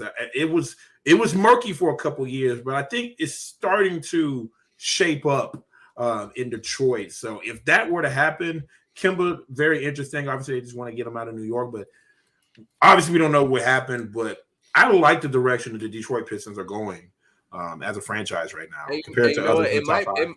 It might be a 3-team trade, and that might be where the confusion is with the Hornets, Knicks, and Pistons. especially since they haven't gone back and I'm with you on that. Wow. Yeah, so Shams doubles down here. He says the Knicks acquired Jalen Duran. The pick is in for the Cavs, but they haven't announced it yet. All right, the pick is in. Actually, it's wow, interesting. It's madness. We go from nothing. For a long time here in the draft, and now we're getting trades. It's getting crazy. I love it. This is the madness that I love. It's insane. We'll took a step back from the trade to say who Cleveland is selecting. Mark Stein. Oh, sorry, Brad. Mark Stein and I trust Mark Stein. This is tough, right? Like Mark Stein says, the Pistons are getting Jalen Duran, and the Knicks, more crucially for immediate free agents, are shedding Kemba Walker's salary to Detroit to help fund their pursuit of Jalen Brunson. So Jalen Duran is going to the Pistons. The Knicks are getting rid of salary by sending Kemba Walker to Detroit, who has an absolute boatload of cap space. And I would guess that the Pistons are probably going to get some sort of draft compensation out of this. Will just said also the Pistons are sending the Hornets the 2025 first-round pick from Milwaukee in the Duran trade that they just got from Portland from Jeremy Grant. What in the world? So they took the pick that they got Jeremy Grant, that they traded Jeremy Grant for. They took that pick. Now they're sending it to Charlotte. In exchange for Duran. So basically you trade Jeremy Grant for Jalen Duran. All right. What is Charlotte doing? What is Charlotte doing? They're dodging a bullet. So who do they? So Charlotte's back on the clock at 15. Is it officially announced yet? We got Charlotte on the clock. Will? No, the Cavs just selected Ochai Agbaji. So now, that was just announced. So okay, yeah, they haven't announced the Hornets yet. Corbin might have it on Twitter, but I don't have it yet. Oh, what? So what in the world? 15. No, I don't have the 15 yet. Nope, not yet. Okay. What in the world is going on in Charlotte?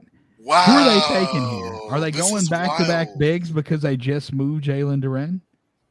Well, they have to because they technically don't have a big yet. They're trading Duran. They have to. They have to. Yep. I mean, you would think. I mean, they can't even go with Sohan. He's gone. Yeah. I mean, maybe they're betting. Maybe they like. You talked about Kai Jones. No. And he's Kai not ready. Jones He's not ready to take it the full lead yet. I don't think. I would say like Texas big men have had quite a bit of luck in the league. Jared Allen is a Texas big man. LaMarcus Aldridge came out of Texas. There's a number of guys that have come out of Texas as big men that have been successful. Mm-hmm. So Texas big men not in Charlotte. That's what Texas big men not in Charlotte because Charlotte big men have been bad since Al Jefferson. And remember, that was when his feet started going about him. So really, you could say before Al Jefferson, now we're looking at 10 years. He's just smaller frame. So once he gets a little bigger, I'll trust him more. He's just shaped like a power forward right now. And we got Dan Bresbis checking out on the show, and he said Mark Williams is the pick. Shout out to Dan Bresbis. We wouldn't be here without him. And that Mark Williams is Dan Bresbis' favorite rookie in this draft class because I told him so. But I don't have that on TV, but apparently Dan sees that. Let's roll into a little bit of fantasy stuff here. Will, you went on, you were talking to Dan, and you talked about some of the top picks. You liked Mark Williams because of him being a big man and kind of being safe, right? Big men, whenever it comes to fantasy, big men rookies tend to be the best way to go because they don't have all of the pitfalls that guards have. Can you give me somebody outside of those top 3 picks? And we've already talked about Mark Williams. Let's talk about from pick number 4 to pick number 14. We can run through the list of names if you want me to. I'll go. So you got Keegan Murray, Jaden Ivey, Ben Mathurin, Shaden Sharp, Dyson Daniels, Jeremy Sohan, Johnny Davis, Ousmane Dieng, Jaylen Williams from Santa Clara, Jalen Duren, and Ochai Agbaji.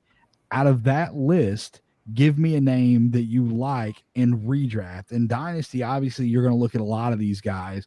But in a redraft format, who would you feel safe taking, thinking that they're going to be productive year one early on? I think it would have to be either Jalen Duren. You're not including Mark Williams, right? Not including. He's not picked technically yet.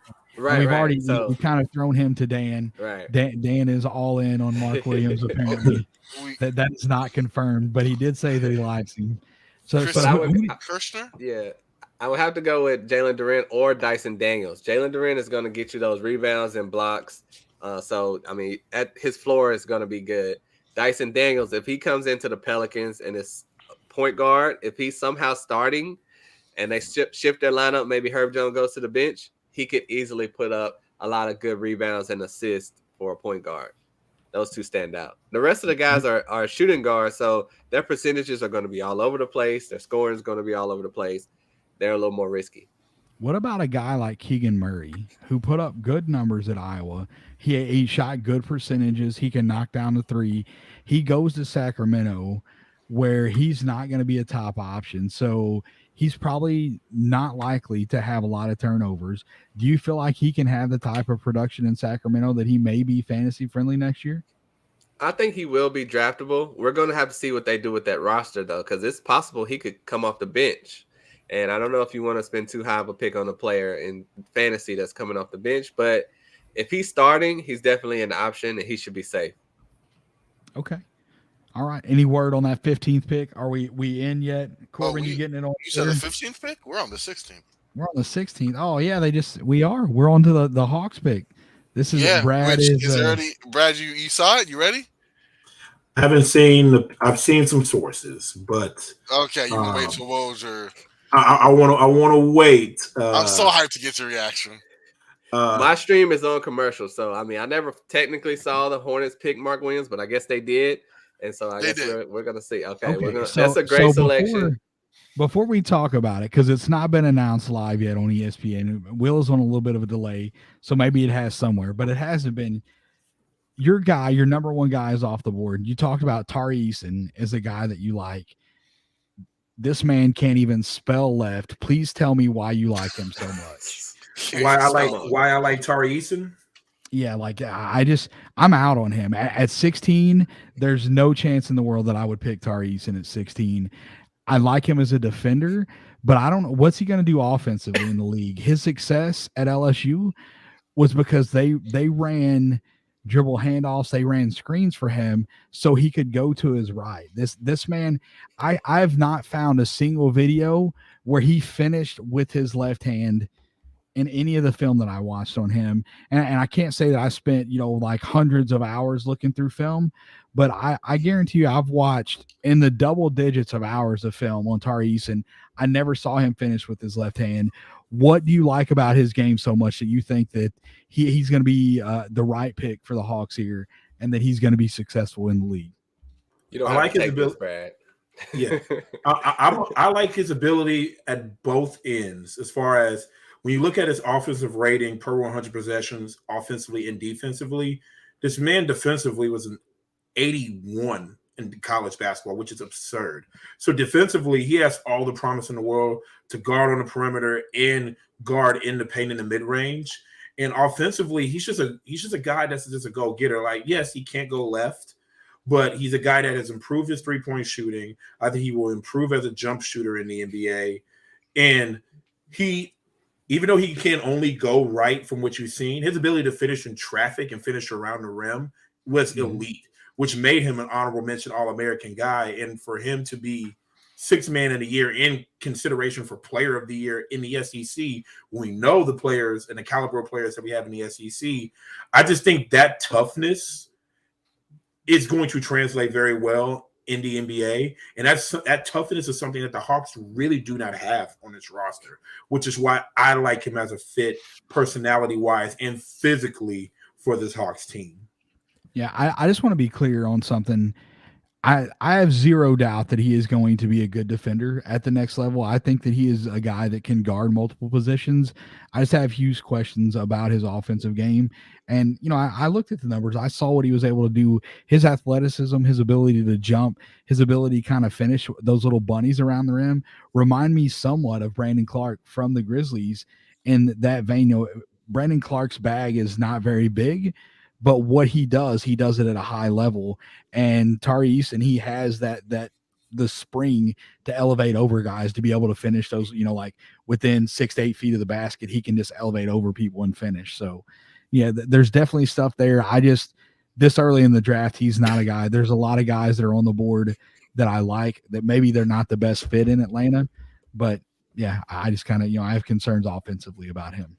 Yeah, and I'm seeing a lot on Twitter that you guys are probably going to take AJ Griffin. That's the talk on Twitter. So the pick is in, but they haven't announced it yet. Yeah, which I would like that pick, especially for floor spacing. I mean, the guy is an elite 3-point shooter. Is someone that it's a need that we haven't truly addressed. We've gotten away with mid to upper 30 3-point shooters, but we're not a great 3-point shooting team. We make timely threes, but there are stretches where we struggle. So adding a guy who can, space the floor at the perimeter, he could be a pretty good bench piece for us. I think he could play well with Trae Young. And whoever, obviously, I think the Hawks are not done making moves. I think there are moves to be made. So if it is AJ Griffin, I think we're gonna try to redo it again. We're gonna try to see if we can get a Duke player to work out since Cam Reddish did not work out.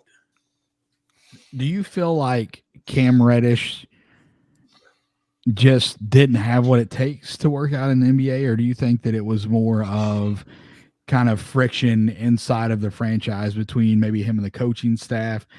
I didn't really see any reports regarding him having issues between other players, but do you feel like it was a talent thing, why Reddish didn't work out, or do you feel like it was a fit thing? I truly believe that it was a mentality thing. I think and it is official on my screen, I do see AJ Griffin as an Atlanta Hawk. But for Cam Reddish, he had friction with Lloyd Pierce. Obviously, Naaman Miller was on his staff. And even though they made that playoff run and he had those good games against the Bucks when, Trae was hurt and everyone's like, wow, look at Cam Reddish doing these things. He requested a trade after that run. So going into this season, he had already requested a trade with Travis Schlenk saying, hey, I would like to be moved. And I think it's between the ear things. I think he's been totally a great jump shooter for years and years and years going into him and being in high school. But when you watch his game, the games where he's really broke out this year is when he's been able to be a 3-level scorer. Start by getting to the rim, using athleticism and finishing, then shooting the mid-range, and then getting back to that 3-point shot that he covets a lot. But he starts his game outside in, and that is a mentality thing. We can maybe put it on coaching. Maybe they didn't push that enough for him. And our offense really didn't allow a lot of players like the Hurters and the Hunters to do that. But for Cam Reddish, he could be a 20-point per game scorer if he just reverses his thinking and starts out inside out versus outside in his game. Right. Well, I will say the pick is in, and they did select AJ Griffin from Duke. You cool with that, Brad? I'm cool. I'm cool. I think that's cool. a steal. Yeah. There was talk that he could go 5th, 6th. I thought that was too high. And then most people were thinking around 10, 11. So to get him at 16, that's great value. I would have loved Malachi Branham, but everyone else loves AJ Griffin better than him, so I think it's a great pick. Yeah, And it's funny because I thought Malachi was going to fall to the Cavaliers, and obviously, my hope was to get Abaji, but that did not happen. Right. And I'd much rather have AJ Griffin than Malachi, in my opinion, just because his size and his 3-point shooting and that spacing is just really gonna help things for whatever Atlanta is going to plan. Because as of right now, John Collins is still an Atlanta Hawk. And there's so many rumors out that he was going to be gone by the end of the night. And lo and behold, this man is still here.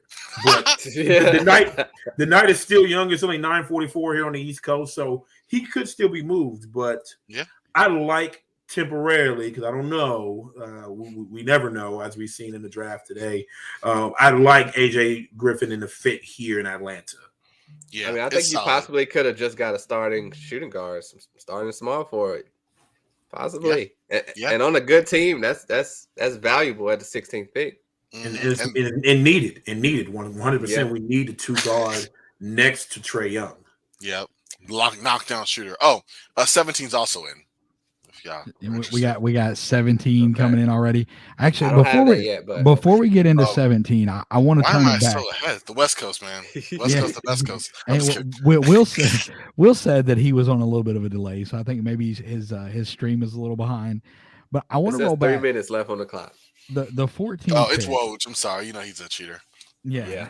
The 14th pick, the Cleveland Cavaliers go out and they get a guy that's going to be more NBA ready, right? That we saw the Cleveland Cavaliers make a leap this year.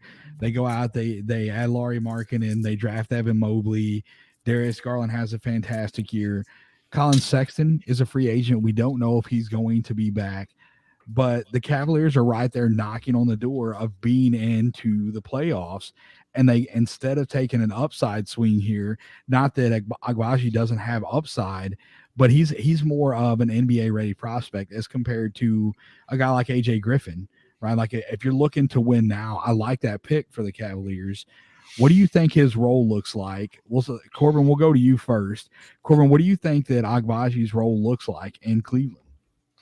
They needed just additional shooting. I think he's someone that he comes in, really good 3-point shot, able to create some of his own offense. They don't need to rely on that, but I think they needed somebody that you didn't have a lot of spacing, especially at the end with injuries that came in around Darius Garland. When you're playing, Evan Mobley and Jared Allen, that's your 4 and your 5, and then you're really looking for shooting outside of one, Darius Garland, who's already on ball.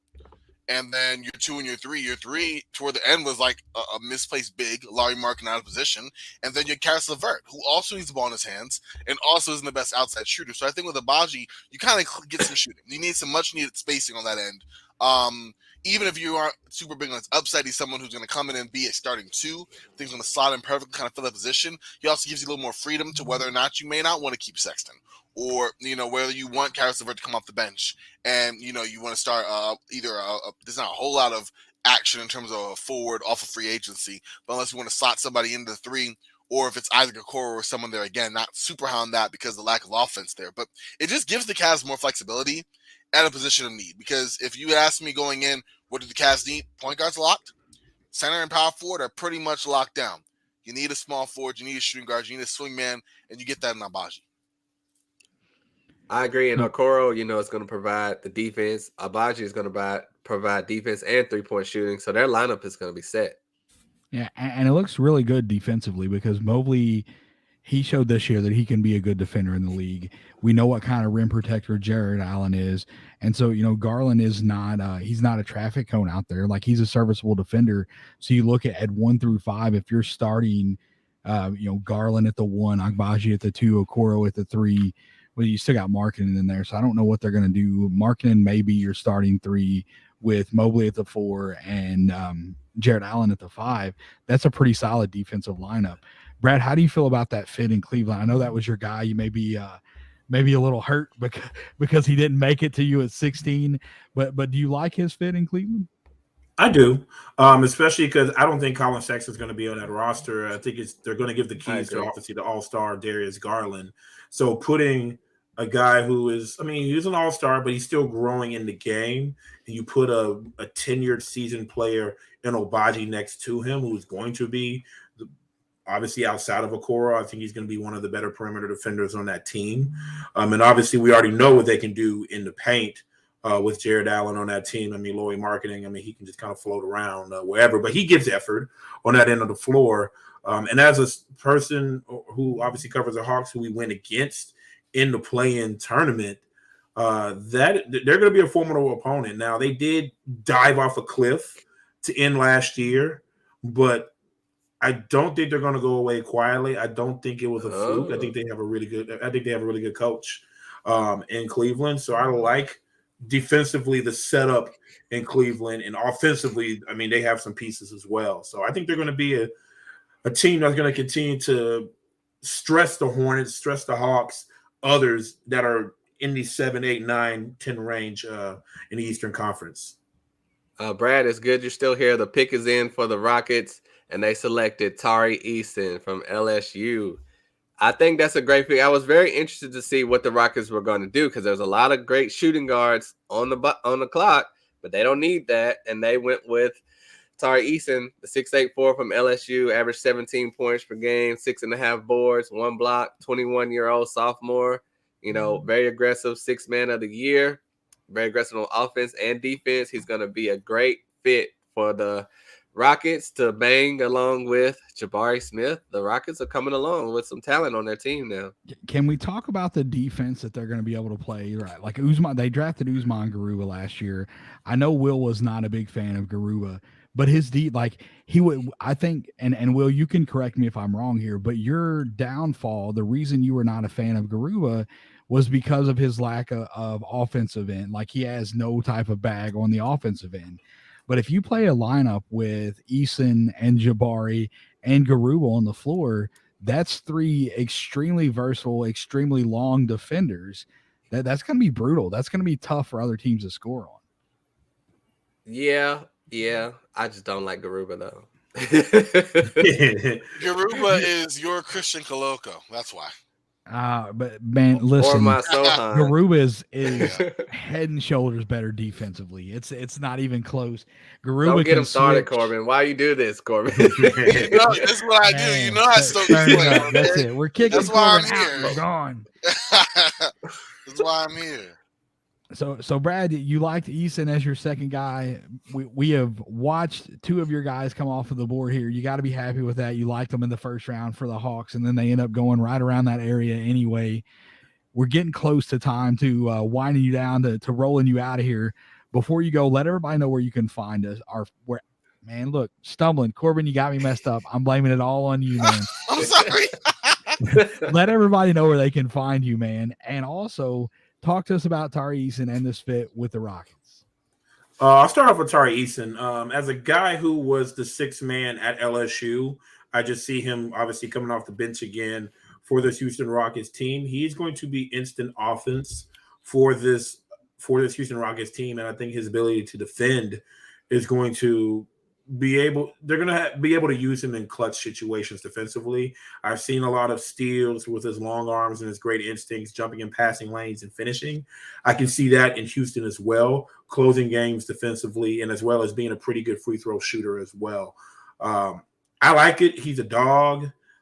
He's a little more seasoned, which there's a lot of youth in Houston. So to have some seasoning there, I mean, they got a lot of seasoning in Houston anyway, and they food. But talking about on the basketball side of things, I think he'll be a really good fit in Houston, just with his defensive versatility and as well as what he can do offensively.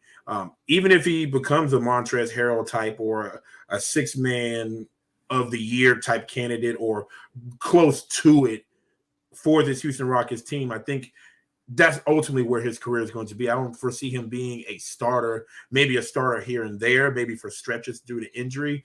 But I really truly see him as like a 6-man type of guy. I can provide energy offensively and defensively for any team, and Houston got a steal there. But as far as me personally, you guys can follow me on Twitter at BradJarrett67. That is Brad, JARRETT67. Obviously, Hoop Ball Hawks, we are not done. I'm on John Collins watch until about 2 a.m. because I don't get no sleep here on the East Coast. But I'm going to be on John Collins watch, and we are going to react, obviously, to the pick for AJ Griffin here for the Atlanta Hawks temporarily. So stay tuned. We have much more content coming out, and it's going to be a really busy offseason for this Hawks, so watch out. Brad, thanks again for joining us, man. We will get our guy Steven back in. We've had some trades to talk about here, Steven. We're 5 wide. Brad, you can feel free to step out whenever you're ready. If you want to hang around a little bit more, you're welcome to do that. But Steven, I want to come to you here. We've had some trades since you left us. Apparently you are the bad luck charm. We couldn't get any trades until you moved off of the stream. So talk to us about this trade. Kemba Walker goes to Detroit. They're already talking about a buyout. What does this look like for the Knicks? Who do you feel like the Knicks are trying to position themselves to get? Who's going to be available for them? I mean, Kemba Walker was obviously a salary dump. It was a pretty expensive salary dump given what they gave up to get him, which was opportunity at Jalen Duren, and a future first. But there's been a lot of speculation they want Jalen Brunson. They just made, I believe I heard they made his dad. His dad is very close with Tibbs. They made him the assistant coach. But I heard that they made his dad, Jalen Brunson's dad, the most expensive assistant coach in NBA history. I don't know if that's accurate or not, but either way, Jalen Brunson's dad is on the Knicks staff now. So it's either him, or if they want to think bigger, then it's Kyrie Irving. I think it's one of those two guys. They need the point guard position. And the Knicks all of a sudden one salary dump away from, being able to get to Jalen Brunson. For, Kyrie, they're going to have to do a little bit more work, but they now don't have the $4.5 million rookie deal with the guy that would have won 11th. So they saved that money, and they saved the money off Kemba. So now all of a sudden they have, about $15 million in space. If they could move off an Alec Burks or Nerlens Noel, that gets them to about $25 million in space. And then, that's where they come in, where they swoop in and try to sign Brunson away from the Mavs. Do you feel say the pick is in for the Bulls, if you want to go there, or if you want to keep going with Brunson? Yeah, so we can announce the pick. The pick is in for the Chicago Bulls. Steven, do not go anywhere. We're going to come back to you. Who did they take at 18? They took your boy, Dallin Terry from Arizona. 6'7" guard out of Arizona. I really like him. Will has been on record to say that he didn't feel like Dallin Terry was first-round talent. Here he is going 18th. So, ha. Will told you he's going to go first round. So listen, if you got on early and you went into the bets that Michael told you about, Michael Fiddle came on the show, the Advantage Pod for Sports Ethos, and he talked to you about Dallin Terry. He gave you 2 bets on Dallin Terry, and he said, bet both of these. I'm confident that they're going to win and that they're going to win you money. The return wasn't great, but you win money. If you go over to his podcast, you listen to it, he is going to help you win money whenever it comes to NBA stuff. Michael is absolutely incredible. We even had a guy on here say this dude is a basketball betting scientist, and I believe it. He doesn't miss. Maybe he does miss sometimes, but he wins a lot, and he can help you do that. So go over there, give him a follow on Twitter, go and listen to his show. It is The Advantage for the Sports Ethos Podcast Network. So Dallin Terry goes 18 to Chicago Bulls. We're going to get back to reaction for that, and we got another trade. Holy crap. There's no way. Are you kidding me? I haven't seen it. What is it? Did John Collins get traded? What's up? No, he didn't get traded. No, Steven, it ain't John Collins. I'm going to bounce it back to you before I get into this trade. I'm going to bounce it back to you here. What's the price tag look like on Jalen Brunson? You mentioned them trying to get to the $25 million mark. Do you feel like he's going to command that type of money on the market? I'd say probably between 22 and 25, yeah. So somewhere within, they can only give him 4 years. Dallas could give him 5, but any other team could give him 4. So I think 4.92 range is, around where I think his price tag would be. Do you think them signing his dad as an assistant coach is really going to have any type of weight on that at all? No. It helps, but no, that's not going to be the ultimate factor. All right. So I'm going to bring up, we have another trade The Memphis Grizzlies have Uh-oh. traded picks 22 and 29 in this draft to move up to 19. I And know who you're getting. You got to get Malachi, right? that's not who Woj has them projected to take. Wow. He said Jake LaRavia from Wake Forest at Oh, my 19. God. And so, listen, last year I came on here, and I was not the host of this show. Excuse me for coughing. I apologize. I ran out of water about 15 minutes ago, and it's killing me. I'm going to have to remedy that here in just a second.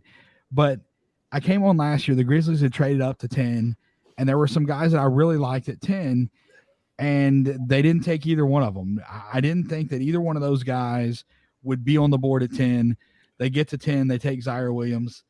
Turned out great for him. Zaire has looked fantastic, and, you know, Zach Kleiman looks like a genius. But we're sitting here, we're talking about, this is another head scratcher to me. Like, I like LaRavia, but I'm not as blown away as I was last year by the Zaire Williams pick. But this seems weird to me that they would give up both of those picks to move up to get him. I feel like he would have been on the board at 22. They had to have some sort of insight to say that they thought he was coming off the board before that point. But I don't know. I don't know about him at 19. That seems kind of crazy to me. I mean, considering Christian Wood went for the 26th pick, that seems like a lot for Jake LaRavia, who, like you said, I think he could have been there at 22. But yeah, he was just selected by Minnesota. It hasn't been announced on TV about the trade or anything. But do you want to hear about Jake LaRavia? I suppose he is a 6'8" forward, 235 pounds, averaged 14.6 points, 6.6 boards. 1.5 steals per game, 20-year-old junior, shot 38% from 3, 6'9" wingspan. I think the fact that Franz Wagner did so well last year moved him up in the draft. He's comparable to him. He has a nice handle for his size, good shooter, good cutter. He's a hustle player with some pretty good post moves. I mean, if he would have went, he's going 19. If he would have went 29, 35, I wouldn't have felt any different about it. He's not too special. He's not going to change your team. He should be a good fit for Memphis or any team that he goes to, but I don't think he's a star or anything. And I don't know that Memphis is looking for stars at this point, right? That's true. You have your core. You have Ja Morant. You have Jaren Jackson Jr., Desmond Bane. So you're looking for pieces that fit around them, and LaRavia does that. He fits in with this team. So I don't hate the pick. I'm surprised that they done it at 19 for the call they gave up 2 first-round picks to move up to get him. And that feels like a ton. It feels like a whole lot. Even though they were 22 and 29, there's still a lot of players on this board. And, you know, you mentioned Branham, and he's fallen. We're heading into pick 20 for San Antonio. And in a lot of places, Branham was a guy that was, you know, 12, 15, 16, like in that area. He was late lottery, kind of mid first round guy. And we're getting toward the like late part of the first round, and he's still on the board. So it's insane that Dallin Terry went in front of Malachi Branham. You know, we didn't really cover Terry that much. I was going to roll back to that for sure. We had the trade, and that kind of threw us off a little bit. But you know, I definitely do want to get some chatter about Dallin Terry. Brad, you hadn't really said a whole lot in a while. Corbin stepped out on us, so you're going long here. We expected to get Brad out at 10 p.m. Eastern time. We're keeping him around. What do you know about Dallin Terry? Do you like him, and do you like this pick for the Bulls taking him at 18? I'll admit I don't know a ton. I know more about his teammates than him, but I know the needs for the Bulls, and with the continual absence of Lonzo Ball, I think a guard with his size and playmaking ability and defense, which defense is a issue for the Chicago Bulls, I think it's a very good pick. I think it's a very good pick because at this point, we don't know when Lonzo Ball's coming back. We don't. He keeps having setbacks, and I think he's a danger of – I don't even know if he's going to start training camp on time at this point.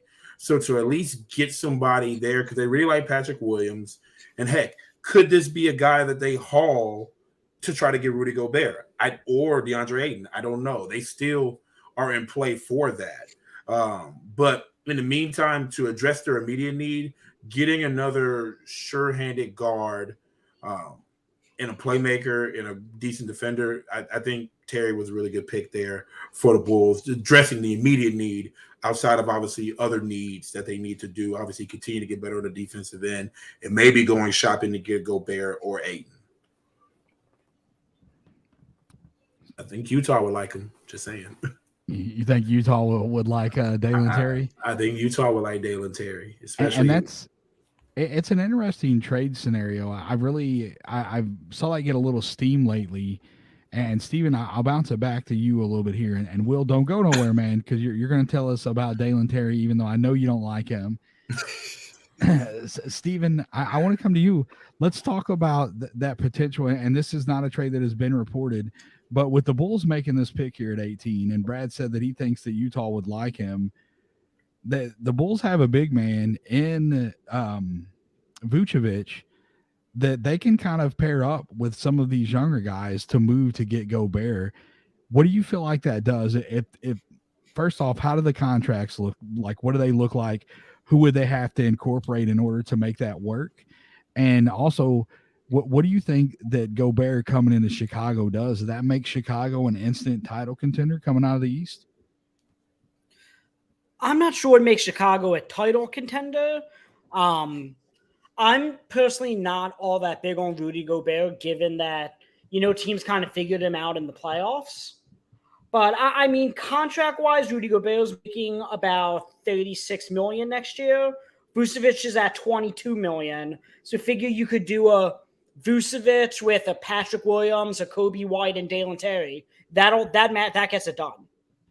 So that's not that steep, given what we've seen, like what Drew Holiday went for, and we saw what Paul George and what James Harden went for twice. Anthony Davis. So we've seen these perennial all-stars be traded, and I point more to the Drew Holiday because I think that's more of the value that Rudy Gobert would be worth. But Patrick Williams being worth, probably multiple first-round picks in himself, in addition to Kobe White and Dallin Terry, figure that's the equivalent to, I don't know, at least 3 first-round picks. So that's the type of package in Vucevic, would be salary matching. He's on an expiring contract, so after this year, you would just let Vucevic walk, presuming Utah wants to rebuild. If Vucevic does well alongside Donovan Mitchell, then hey, you could keep him for cheaper than what you have him for now. But I mean, that would be the basis of the parameter of a deal with Utah and Chicago. And I like if you're getting Rudy Gobert back, he still has multiple years on his contract, so it's not necessarily a short-term rental. If you're giving up high quality, and you're going to have to give up high quality players to land a guy like Rudy Gobert, at least you still have some control over that contract for the next couple seasons, as opposed to going out and getting a guy, and if you can't convince him to re-sign, you just mortgage your future to get a guy that could be a one-year rental. And I think that would not be the case with Rudy Gobert. Yeah, but that contract could get ugly quickly. I mean, he has 4 more years at $170 million. That's a lot of money for Rudy Gobert, who's going to be, age 34 by the time that contract's over? So Utah, if they have buyer's remorse on that contract, it wouldn't shock me if they say, okay, let's get off the money, get a few young guys, and then, some expiring money to clear some space. Because they're not going to pay the tax. They're not a championship contender anymore, it doesn't seem like. So why not shed some? I will say also, the pick is in for the Spurs at pick 20. They have selected Malachi Branham finally. I like that pick. I like that. That's it's great a value pick, man. Yep, Best player available. I was going to talk to you about that. We didn't get back to you for Dallin Terry, so we will let you talk to us about Dallin Terry, and then move into your thoughts on the Spurs pick at 20, taking Malachi Branham there. All right, Dallin Terry, they're basically drafting for projections because he's a 6'7" forward, point forward, kind of. He's 19 years old, sophomore.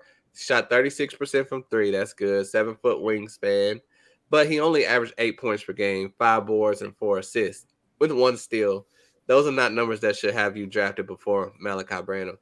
But he's a skinny, lanky guard. He can shoot it, drive it, hit the 3. He's not the fastest, but he makes some heady plays. Has a bit of an old school game with his shot and hesitation moves, but he just definitely needs to get some weight on him. So he could become a player, but I don't think it'll be year 1. It might not be year 2, but year 3, year 4, you could have something special there. And for me, for the Bulls, it's surprising that they're drafting someone that might not be as ready right now. But for Malachi Branham, he's my 6th best player in this draft. If I have a big board, which I do, the All Rookie Podcast, the 6th ranked player was Malachi Branham, the 6'5" guard from Ohio State, averaged 14 points, 3.5 boards per game, shot 41% from 3, Big Ten Freshman of the Year. He's just a perfect shooting guard, has a tremendous shot form, can pull up, hit the spot from everywhere on the court. And, to me, he reminds me of a young Ray Allen. I mean, a lot of people comparing him to Chris Middleton. Why did he fall to 20? I have no idea. So you think he has the offensive chops to be, you said, a young Ray Allen. A lot of people remember Ray Allen late in his career, winning the title, like knocking down the shot in Miami. They seem to associate Ray Allen with that team, the big three, and Chris Bosh gets discounted a lot. He was insane in Toronto. He goes to Miami on a discount so he can win a championship. And people forget about how good he was. Ray Allen, not so much, but when he was early in his career, he was a killer out there. Like, he could get downhill. He could, pretty much do anything that he wanted to do. And you think Malachi Branham has that level of talent? I do. I see it in his game, and especially when Ray Allen was so quick off the dribble and then he would pull up at the corner free throw line. I mean, that's Malachi's game right there. So he definitely will succeed. I wish he would not have went to the Spurs, because he's not going to get all the minutes he can handle in San Antonio. They got a log jam of young guards. So he will be worked in slowly, but that might help him overall in his development. We'll see. Yeah, they definitely have a ton of guards there. So that's something, that there have been DeJounte Murray leaks. I think that was somebody trying to leverage value more than the Spurs actually talking about trading their best player. But, if I'm Atlanta and, John Collins conversation, I'm going to try and leak something like that to try and bump up the value, bump up that return that I can see from John Collins. So, Brad, I'm going to bounce it back to you here. We're talking a little bit about this with John Collins, and I know we still haven't seen a trade from him, but do you think that there was any kind of steam to that talk at all? Do you think that was something that was legit, or do you think that was kind of a front office leak to get more attention heading toward John Collins? I think it's a leak in general, because, I mean, there are some Hawks players behind it. I don't know how true this is, but I did see someone screenshot a message with Onyeka Okongwu saying, where did DeJounte Murray going? And he said he's coming to Atlanta. So I don't know if this is a ploy from Murray's agents or the Hawks front office, but I do think there is something there.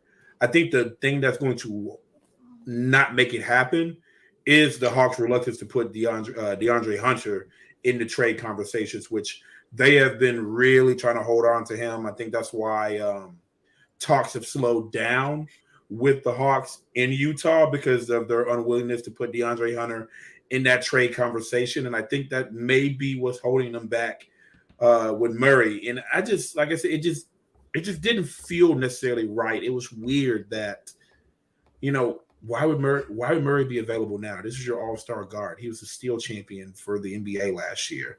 I mean, he started to become a triple-double machine. Like, why would you want to move on from that unless they're the third team in this trade, which could still be possible. But at this point, we know that John Collins, we don't utilize him well at all.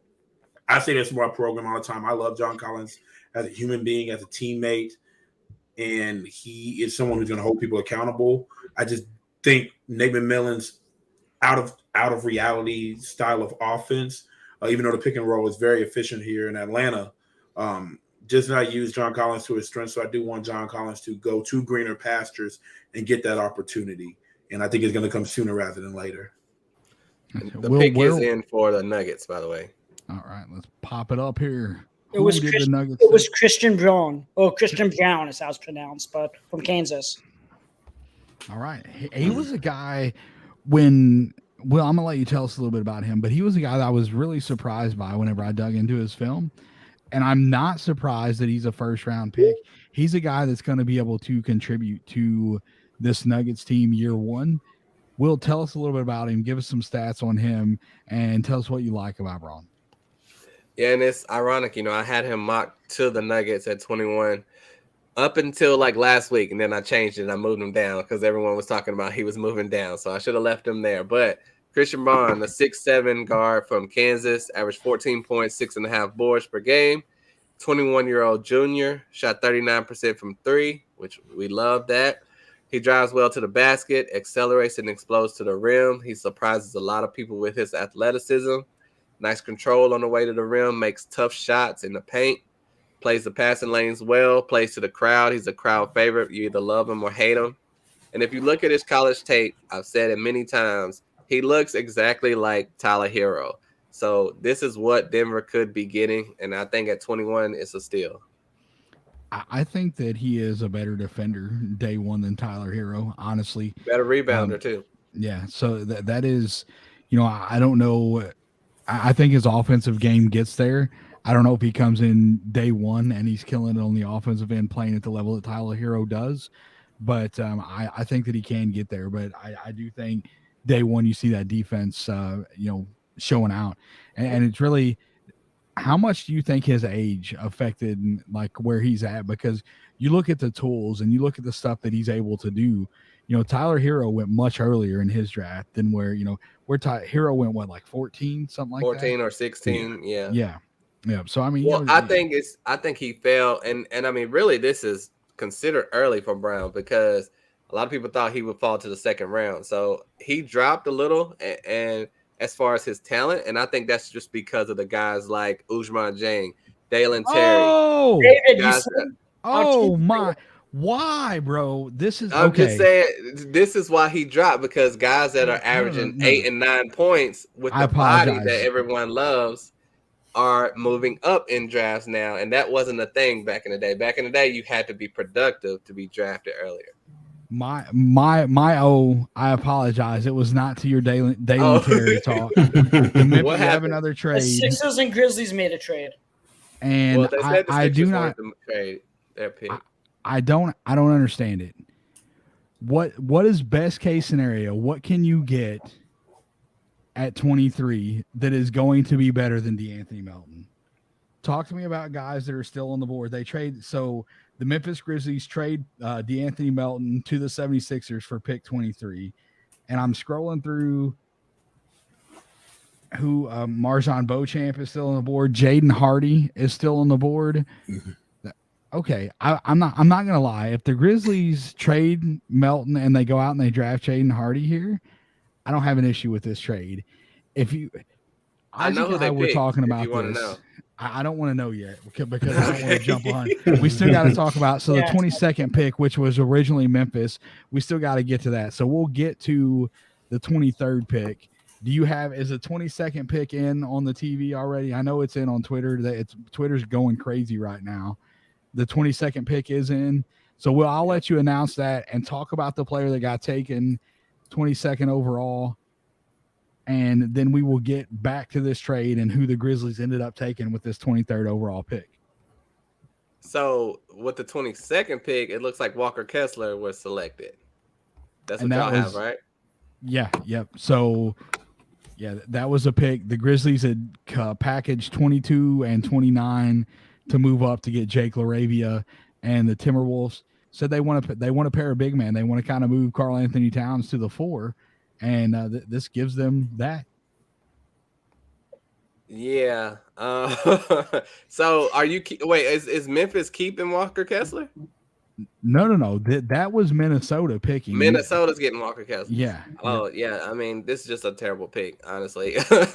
Walker Kessler he could have went undrafted and I would have been fine with it, but I had him going 34th to OKC to back up Chet. He's just a big center. He averaged a lot of blocks. He helped protect Jabari Smith in Auburn, but he's destined to be a backup. The Memphis has Karl Anthony Towns. They have Naz Reid. maybe this is a sign Naz Reid is going to be gone. But, I mean, this is way too high for Walker Kessler, in my opinion. All right, we can throw it to you from here. What are your thoughts on Kessler? How do you like the fit next to Karl Anthony Towns? And do you think this is a potential upgrade from what? Naz Reid? Like, is this? Nah, I don't think it's an upgrade. I mean, and I'm not being an LSU homer about Naz Reid at all. I just think that his ability to stretch the floor is a little bit more valuable now. Yeah, Walker Kessler. I mean, he was a block machine at Auburn. I mean, he was just a big tree trunk in that defense for Auburn. And like you guys have alluded to, they really would like to move Karl Anthony Towns to the 4 and let him kind of wreak havoc there. Like, obviously, I don't know why they maybe see him as an Anthony Davis. I don't know. But when you're in talks with the Hawks, allegedly, trying to get a Clint Capella, and you draft a Walker Kessler, it just doesn't just have the same ring to it personally. I mean, I think he's going to play hard. I think he is going to, be a tough, hard-nosed guy, which you're going to have to be as a 7-footer in the NBA, no matter how much more finesse this game is going. But I just don't see – I mean, I'm with you, Will. There was nothing there to begin with as far as an upgrade. It's just, hey, we'll take the pick. We'll see what happens. So I don't want to rain on Walker Kessler's parade. And I never really saw the hype of him. I mean, as far outside of his defensive prowess and his ability to finish around the rim.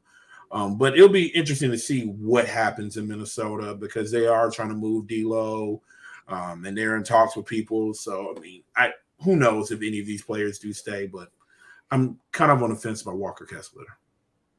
And Minnesota has a ton of second-round picks, and it's a ton of centers with potential to be, groomed for a backup later on. To take Walker Kessler now, it's weird. Yeah. I think, pick 23 is in. We talked about it. We'll get to that. I'll let you announce it here, Steven.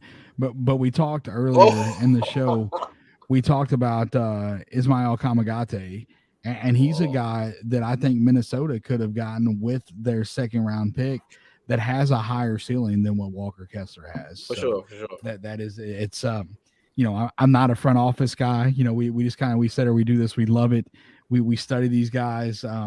We could be proven wrong, but there is, to me, there's not a ton of Walker Kessler's game that really justifies to me taking him here at 22. So pick 23, the pick is in.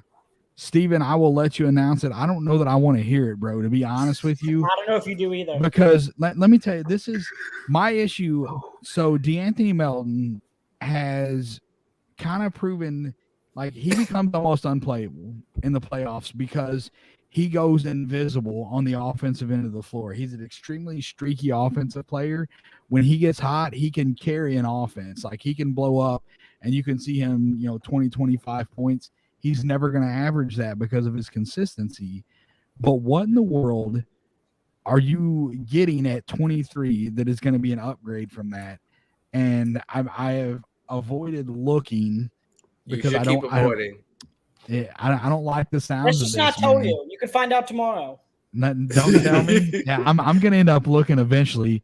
Steven, who did they take at 23? This is the Philadelphia 76ers pick that had been traded to Memphis and for DeAnthony Melton. And I got to assume that something other than the pick is coming to unload some salary for Danny Green, who's out for the season. Yeah, with torn ACL. So it's just a salary dump for them, and Memphis took the pick.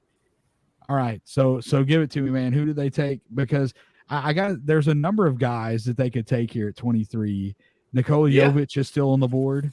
Marjon Beauchamp is still on the board. Yes. Jaden Hardy is still on the board. There's a ton of guys here that they could take. Who did they take? David Roddy from Colorado State. All right. He plays the same position as Jake Slow-mo is gone. I like David Roddy. I do. I trust this front office 100%. Man, I'm trying to be more positive because last year I just crapped on Zaire Williams, right? I hated that pick so much, and it turned out fine. So I know that this front office does their due diligence. Man, I can't talk. I'm so upset about this pick here. When you have guys that are on the board, I will never understand this, dude. Jaden Hardy was a top 5 pick early in this draft process, and he's still on the board at 23. And you take a guy like David Roddy. Zach Kleiman said that they were going to put themselves in the best position to win. Maybe he feels like David Roddy has a higher floor at this point. I don't know what it is. I've got nothing. David Roddy. Let me break him down a little bit. David Roddy, the 6'6" forward from Colorado State, 21 years old. His stats look good. Averaged 19 points, 7.5 boards per game, 57% field goal percentage. He was the MWC Player of the Year. But he's 6'6", 225 pounds, and he's supposed to be a power forward, maybe a center. He's undersized, overweight. And I mean, he's like, when I say overweight, he's out of shape. He could dribble the ball well, hit the outside shot. He can play in the post in college, but I don't know how well that's going to work in the NBA. And overall, he's too heavy. He's too heavy to play small forward in the NBA, in my opinion, and he's not extremely skilled either. I had him as an undrafted player. Fair enough. The size 6'6" and being bigger. PJ Tucker is a guy that's 6'6", and he matches up on 4s and 5s. So I'm not that concerned with that. I think that you would maybe like to have a guy that has a little more length, but if he's big and physical, he can get down there and he can bang with bigger guys that are taller than him, just using that weight and throwing it around. You know who else y'all could have took, though? A similar guy to that. I don't like him either because he's undersized, but EJ Liddell. He's still on the board. Y'all passed on him for David Roddy. That's weird, too. Ty Washington is still on the board. There's I don't want to look at who is remaining as best player available because I'm going to puke. This is disgusting, bro. Well, EJ and Roddy are like the same type of, position player, whatever. But yeah, that's why I mentioned him. But wow. Well, right. The Bucks pick is in. Yep. The pick is in. All right. You don't want to know this either, David. I'm nervous about this pick. The Memphis is done, and I feel like this could be. Kleiman has not missed up until this point, and so I'm gonna give him a little bit of leash here. But dear Lord, bro, this is brutal. This is tough for me. 24th pick, Steven, who they got at 24? Who'd the Bucks take? Marjon Beauchamp from G League Ignite. Yeah, I hate you. I met him and Dyson Daniels when they played the Delaware Bluecoats. Very nice guy. I don't have a bad thing to say about him. That's he was number 2. Patrick Baldwin Jr. is still on the board, and Patrick Baldwin Jr. he will throughout this draft process be my number 1 guy that I wanted to see go to Memphis. That's obviously not happening at this point, but Marjon Beauchamp was too because I liked his versatility as a defender. Mm-hmm. I liked what he was able to do at the G League level against grown men. I liked David Roddy, but he's not the same. I don't think he has the same type of ceiling that Jaden Hardy, Marjon Beauchamp, Nikola Jovic. This is mind-boggling to me at this point. So kudos to Beauchamp. Let me break him down. So while you recover, Marjon Beauchamp, the 6'6" guard from the G League Ignite, averaged 15 points, 7 boards, 1.5 steals per game. Shot 57% from the field. He's 21 years old. His knock was he was 24% from 3, but that is NBA 3. Has a 7-foot wingspan, great size, super athletic guard. Can take over a game, can create his own shot, which is very necessary in the NBA. Big time scorer, great cutter to the rim, very athletic. And I mean, you having him next to Giannis, that's going to be great. That's going to be great defenders. Like, they're going to pair up great against the Celtics with Tatum and Brown. I mean, this is a perfect fit for the Bucks. Why'd you gas up David Roddy like that, jerk? I wish I could. If Roddy gets in the weight room, it could work out. But, I mean, it's ridiculous. I mean, I feel the same about Kenneth Lofton. He's talented, but he's extremely not in shape. Large. Large. Yes. Thank you. Big bone. Kenneth Lofton, big bone.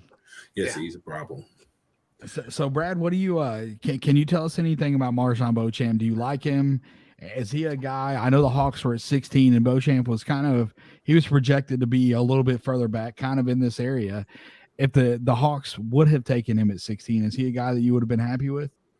Absolutely. Yeah. For all the things that Will said, first off, defense, perimeter defense, especially, with his length, with his wingspan. I mean, that was something that I would dream to put next to Trae Young. And then obviously I've seen a lot of his highlights and his clips in the G League, just his ability to finish around the rim and, like Will said, take over games. That would have been a nice compliment to Trae Young, even though, I mean, obviously he's still young and he has to obviously play in the NBA. I just really like this upside, and I think the Bucks definitely got a steal. I did want to say one of my favorite guys in the draft is still on the board, and Jalen Williams. I'm still waiting for him to be picked up at some point. Yeah. I'm Arkansas Jalen Williams, just so we're clear. Yeah, Arkansas Jalen Williams. Yeah. Jalen Williams from Santa Clara is gone off the board a long time ago, but just so there's no confusion with that. Go ahead, man. Yeah, because, I mean, me and Will, we talked about it. We just love how, his ability to pass. He's elite on the defensive end, a great rebounder. I mean, this man is just relentless on the glass. And he's a very underrated passer, which Will like to point out. Now, Will, I'm going to put you on the spot. Who was your comp, you said, potentially for Jalen Williams? I mean, he's got Jalen Williams. He's got some Jokic in his game, but he's more athletic. But, I mean, he's not as talented, but the vision is ridiculous like Jokic. Yeah, and I've seen him step outside and hit a couple. Yeah, he gets some threes too. Yeah, hit a couple there. I'm still a little salty LSU fan. We should have beat him. But we lost him three times. So I saw a lot of Jalen Williams last year. Arkansas's Jalen Williams, but he's a guy that I'm still waiting to come off the board. And I mean, maybe it is San Antonio the next pick. Who knows? I don't know who's the next pick. Well, the pick is in. Steven, you want to announce it or you got it? Ooh, San Antonio 25? Yeah, well, technically they haven't announced it on screen, but they haven't announced it on screen yet. Do you want me to wait or do you want me to announce it? You can announce it. Let's go. Yeah, Blake Wesley from Notre Dame. That's the Spurs are taking all value picks right now. Why not, man? Why not take so when you're drafting for fantasy, and any of you guys, because I'm going to assume that everybody that is associated with Sports Ethos, you guys play fantasy basketball. When you're in your fantasy basketball draft and you're sitting there and a guy that's not supposed to fall to you falls, what do you do? Yep. You draft them, right? Yes. And that's what San Antonio, like, they're just sitting back and they're like, oh, okay, you're going to let this guy fall to me? Cool. I think Blake Wesley, that plethora of guards, like, what are they going to do with all of these guards? They're going to figure something out with it. But I like this pick for San Antonio. They literally have like 10 small guards. I don't know what they're going to do, though. They got a lot of length. Probably. Look, pipe dream over here, want to see him in Atlanta. So Shams has released some information. The New York Knicks trade and the Oklahoma City trade that landed the Thunder the 11th pick and got essentially landed Ousmane Dieng in Oklahoma City. The New York Knicks get the 2023 first round via Detroit protected, 2023 Washington first rounder with protections. The protections are not listed, and the 2023 Denver first round that is protected as well. So in a draft that, and I hate this term because this draft is crazy deep, but a lot of people use a term that this draft is weaker than the 2023 draft, that there's a lot more franchise changing players heading into the 2023 draft. The New York Knicks load up with draft picks for the 2023 draft. So I feel like that's a great move for them. It is, but what's happening next year? I mean, are they tanking? Or, I mean, we know they're not going to be in the playoffs as currently constructed. Yeah, I mean, that's the question. I mean, they might be trying to tank for Wembanyama. The tank for Victor has begun. Listen, bro, after all the crap that you have talked about Chet, if you look me in the face right now and tell me that you're in on Victor, it's on site. I live in Missouri. You live in North Carolina. The first time I see you, I'm smacking you in the mouth, Will Smith style, baby. Wow. Keep Wembanyama's name out your mouth. But you can't. There's no way you can tell me that you're out on Chet because of his size, and that you're. I'm just saying what everyone else is saying. The tank for Wembanyama. If he comes in this draft with a 1 in the front of his weight, he's gonna get the same work that Chet got. Okay, all right. Keep it 100. That's all I'm asking. If you're gonna hate on Chet because he weighs 105 pounds, you better give Victor the same type of love. All right, so Steven, talk to me here. The Grizzlies, they're they've got some free agents. We wonder like what's going to happen with Tyus Jones, what's going to happen with Kyle Anderson, moving DeAnthony Melton's contract, getting Danny Green in return. I'm not 100% familiar with Danny Green's contract, but if I'm not mistaken, was he partially guaranteed in his contract? Did the Grizzlies was fully non-guaranteed? So okay. So if the Grizzlies just they're going to have to guarantee it. Okay. So basically, are they opening up? What I'm trying to get at, did the Grizzlies open up any type of cap space here by making this move? Going out, they got pick 23. They get David Roddy out of Colorado State, and they get Danny Green in return. They move DeAnthony Melton out. Did they open up any cap space to try and retain their free agents? Not any additional, because Melton was at $8 million, and then Roddy, I think the rookie scale deal for a guy in the 20s is about $2 million, and Danny Green made $10 million. So they just basically swapped salaries essentially. But now that they have Roddy and LaRavia, I'm not so sure they keep Kyle Anderson. So if they let Kyle Anderson and Tyus Jones walk, they could have an upwards of $20 million in cap space. So I guess at that point, it depends how they feel about Tyus Jones. Do they really want to pay a backup point guard $11 to $12 million a year? I'm not so sure.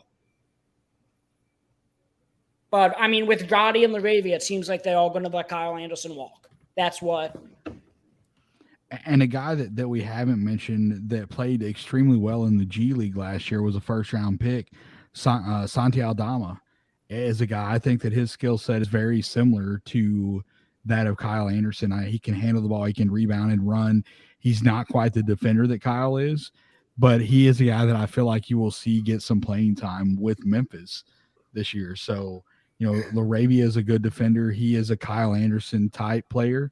And maybe you can, I appreciate you making the David Roddy, Kyle Anderson comparison, trying to give me a glimmer of hope here with that pick, because there's not much. There's not much there. So here's a question. The pick is in. The pick is in.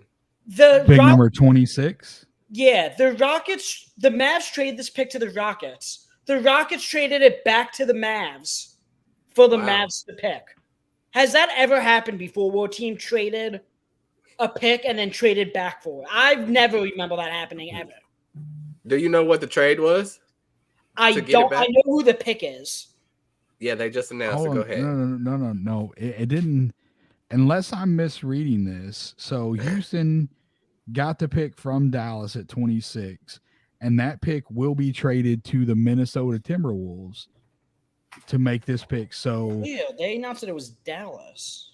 Yeah, so it was initially Dallas's pick, and they traded it to Houston in the trade, and then Houston has moved the pick to Minnesota, and there's not any details on what was given up from Minnesota to Houston for the pick. They still have Dallas on the screen because it's not official yet, technically, I guess. Yeah, I think maybe the stipend rule comes into play there, right? Like can move. I don't know. I'm not sure on. I know a lot of times, like Zaire Williams, he had to get the he had the Pelicans hat last year when he got drafted, so it wasn't actually official until I must have read a tweet from somebody who confused it, because I read a tweet that said Dallas then traded back for the pick. So okay, that clarifies it then. Okay, but they did select one of Brad's guys, Wendell Moore from Duke. You know, you got anything on him since he's from Duke, Brad?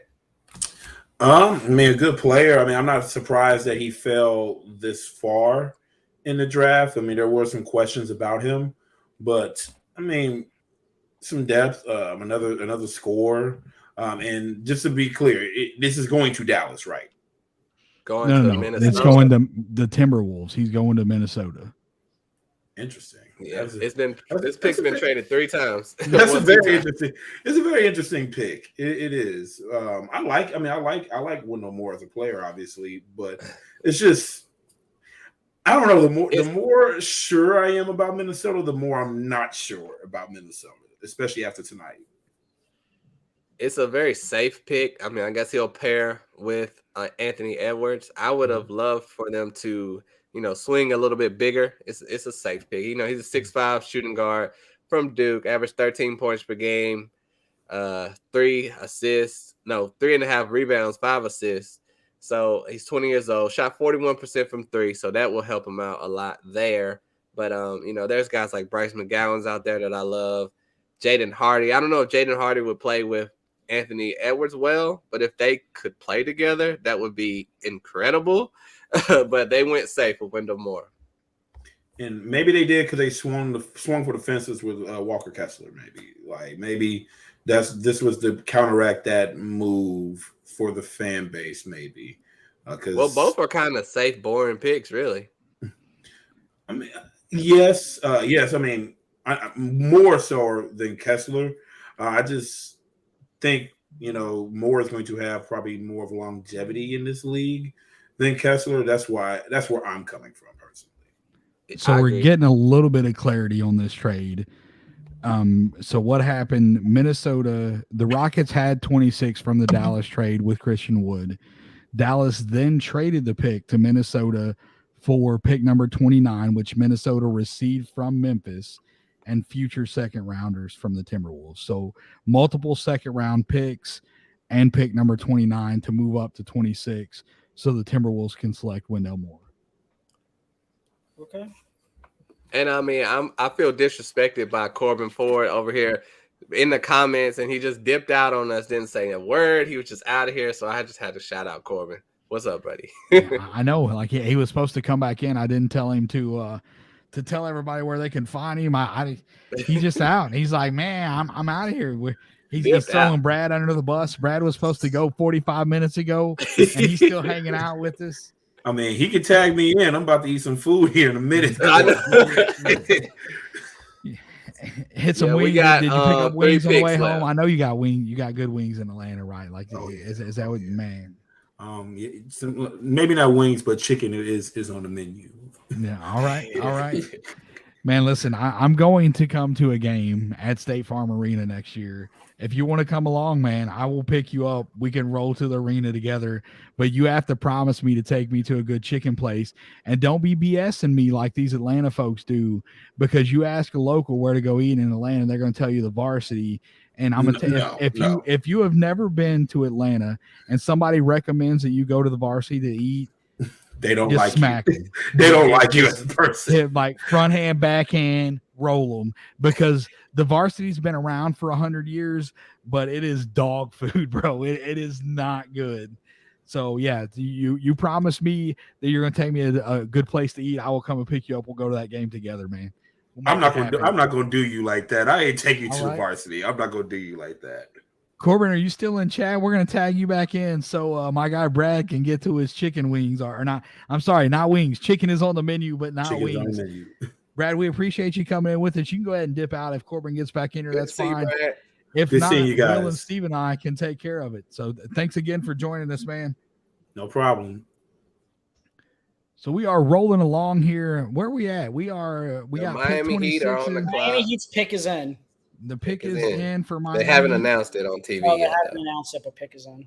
All right. So we got of course, Steve looks like he knows, but he doesn't like it. No, I actually don't know. Oh, okay. It's not announced yet. I would say I would love Ty Washington here for Miami or Jaden Hardy, either one. But let's see. He's walking in the podium now. Oh, Jaden Hardy would be nice with Miami. Why is Jaden Hardy still on the board? That's what I want to know. And we're getting super close to the end of the first round, dude. I'm going to be disgusted. Like, man, David Roddy, David Roddy. Kendall Just Brown is slipping in this Roddy draft. And Sixers, D'Anthony Melton swap. Let's see. The Heat selection is Nikola Jovic. Oh, your Yeah, boy. Jovic, Patrick Baldwin Jr., and we get David Roddy. That's a good dart throw by Miami. I don't feel confident on Jovic, but that's a great team to go to, the Heat. 6'11", all-around player. I can't even name a position for him. From Serbia, averaged almost 12 points per game, 4 boards, 3 assists. Shot 40% from 3. He's a big man, but plays like a guard.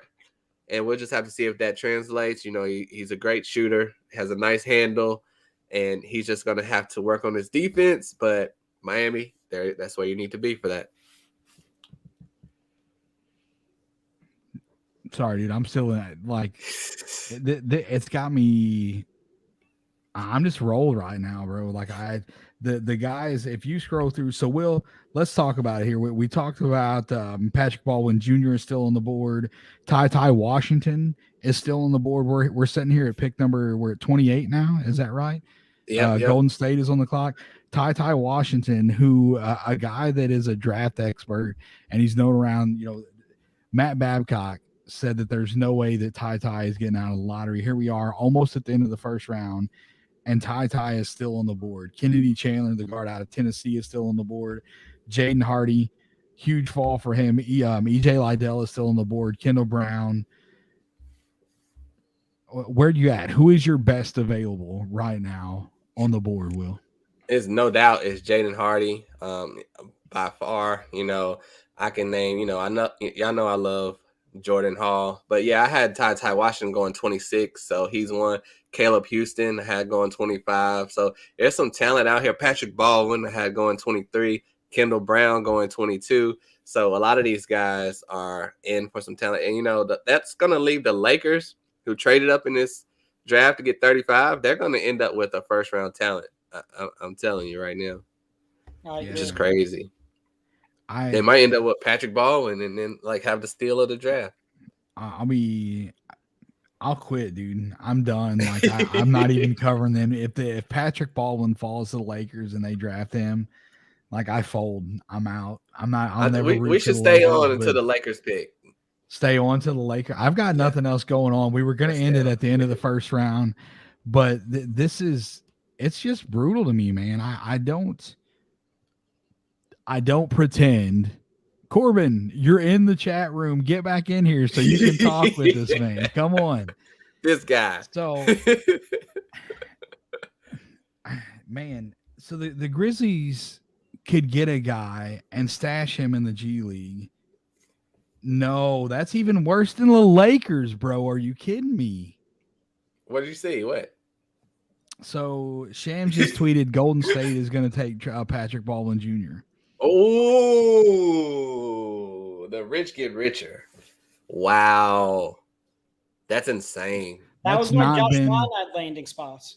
Was Golden State. That is not it's not official. It hasn't been released yet on screen on ESPN, but Shams has tweeted he has been spot on. There's been some craziness today with trades trying to figure out who's going where. Is Duran going to the Knicks? Is he going to the Pistons? He ends up in Detroit. If you are not clear on that, Jalen Duran is in Detroit. Detroit, their starting lineup is looking awfully beefy. Corbin's back with us. We're going to add him. What's going on, man? Dipped out on us. Huh? So here we go. Here, you're bad luck. That's it. I blamed it on Steven last time we didn't get any saves. And then you bail without saying anything. And I did. The team that I hate the most gets the guy that I like the most in this draft. Gentlemen, I just want y'all to do me a real quick thought exercise. Check your private chat. That's all I'm saying. I put it out on the chat from the minute I stepped out. I do see it now. Both times, okay? Not acceptable. Sir. Oh, not wow. acceptable. Okay. See, it really should be y'all for now, not y'all. Dave for not seeing it. Yeah. Man, I'm trying to keep up with all of this, all the action, trying to keep up with what's going on and keep things straight. How you feeling? You've been gone for a little bit here since you have left, and I don't remember what pick we were at whenever you stepped away. Who is the most surprising to come off of the board where we're at right now since you've been gone? I think it's not even. I'm surprised that Wendell Moore went over Patrick Baldwin. I like Wendell, but I thought he would be so. And Jane Hardy. I think that's another thing. It's not really the moves that were made, more than the moves that weren't. You know, or the picks that weren't made that I'm surprised by. Minnesota, you know, going back was an interesting move. For sure. I liked what Philadelphia and Memphis did. Hope Philadelphia make use of I will punch you in your neck, bro. I'm sorry. You like what they did? I do. I like the Anthony Melton. I think he's got more of a chance to be more of a contributor in Philly than he was in Memphis. So you like what Philly did? I like what Philly did, yeah. I don't know what Memphis was doing. But I'm sorry, David. Bro. I'll have to listen to future episodes to get you, because that doesn't make any sense to me. I mean, I don't understand. I don't understand. David Roddy, I don't understand what the move is for Memphis. But for Philly, I do like that. They needed some help in shot creation, shooting in general, defense across their guard spots. You know, you were looking at it, you really just didn't have a lot there, you know? And so now you got a guy in Melton who is proven, solid, fits right in, has some on-ball juice I think can be explored some more. That's the move I liked. But yeah, I mean, honestly, I was talking to somebody on Twitter said it perfectly. I'm just waiting for pick 35 at this point. Right. Well, the pick is in for 28, Golden State. And they did select Patrick Baldwin from Milwaukee, Wisconsin, the 6'10 forward. You know, very controversial forward. Averaged 12 points and 6 boards. Only played 11 games.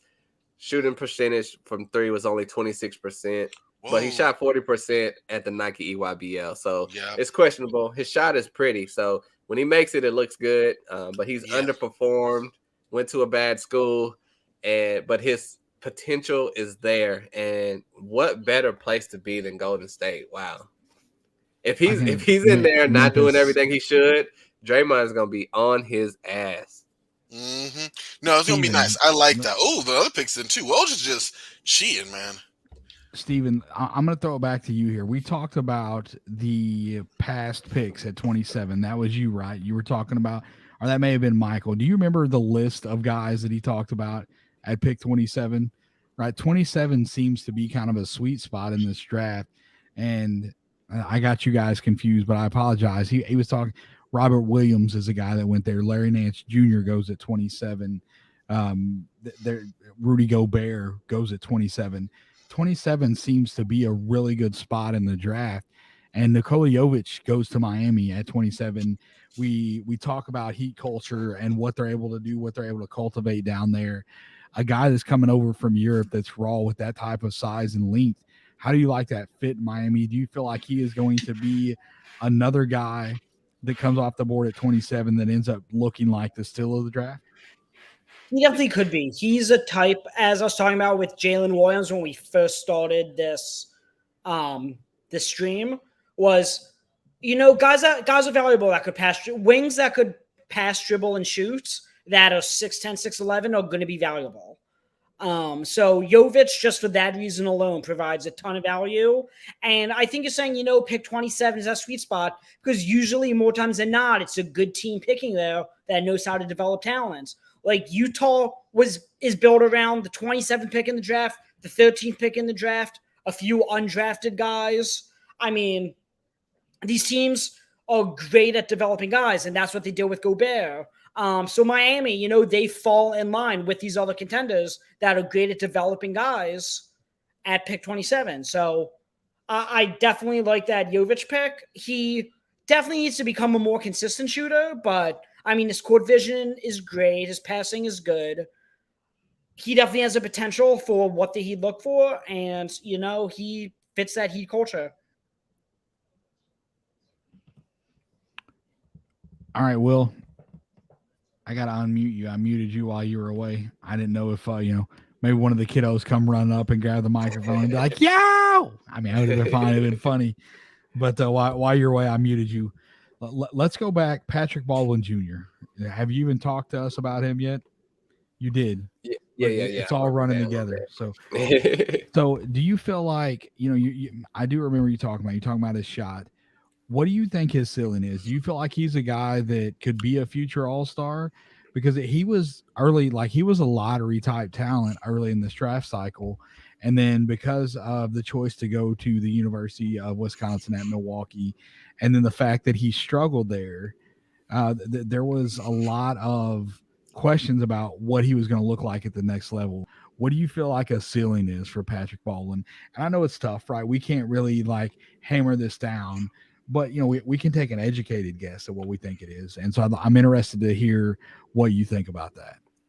Yeah, that is tough. It's not many 6'10" guys that play like he does. But I mean, I think if he reaches his potential, he could be in the same vein as Jabari Smith. So, I mean, thinking Jabari Smith as, I would say the first pick, but the third pick in the draft, Patrick Baldwin has that type of talent, and you're getting him at 28.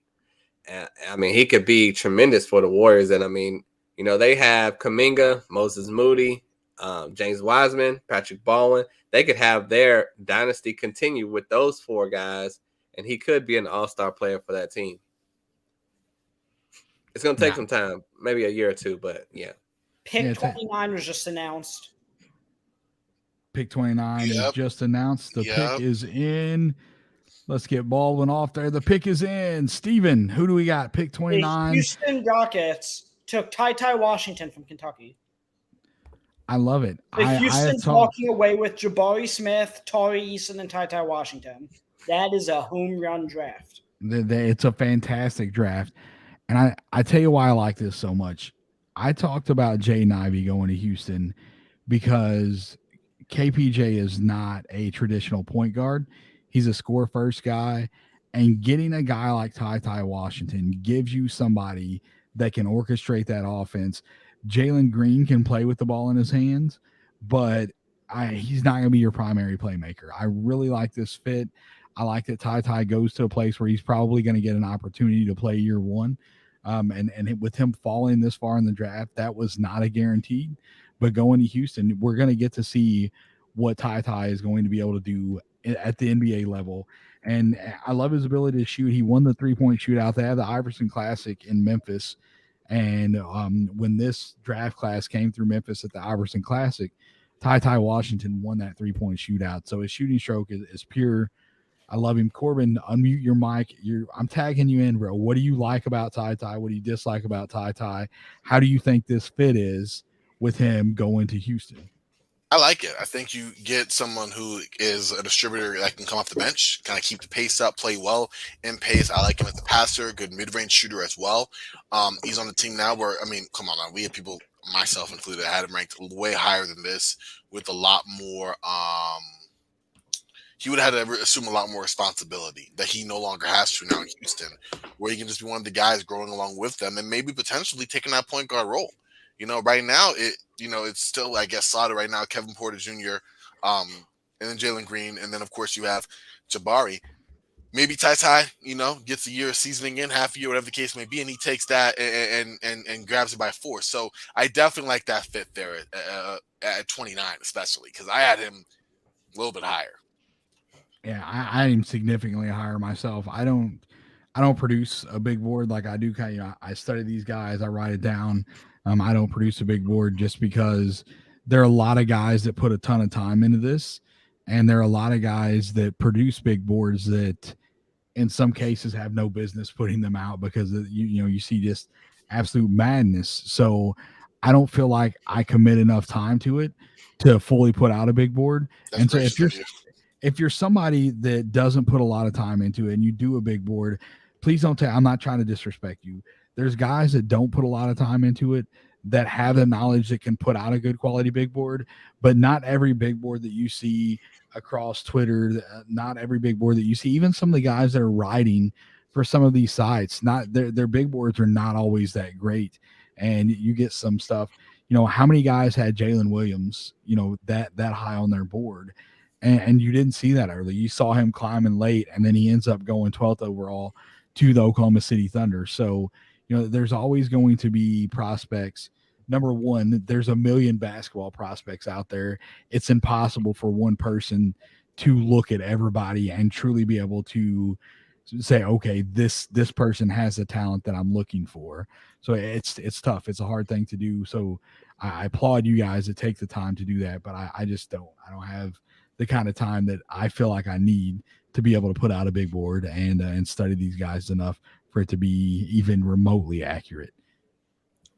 Well, the pick is in for OKC, but mentioning on Ty Washington, I did have him mocked to go 26 to the Rockets. So it's ironic that he ended up going 29 to the Rockets. It still worked out. 6'3" guard from Kentucky, averaged 12.5 points per game, 3.5 boards, 4 assists, 1 steal. He's a great shooter off the screen, shot 35% from 3, great mover with or without the ball, good handle. But in my opinion, I had him projected as a backup point guard more than likely. He reminds me of D'Angelo Russell a little bit, but Houston is a perfect landing spot. If they move on from Kevin Porter Jr., he could easily be that starting point guard for them.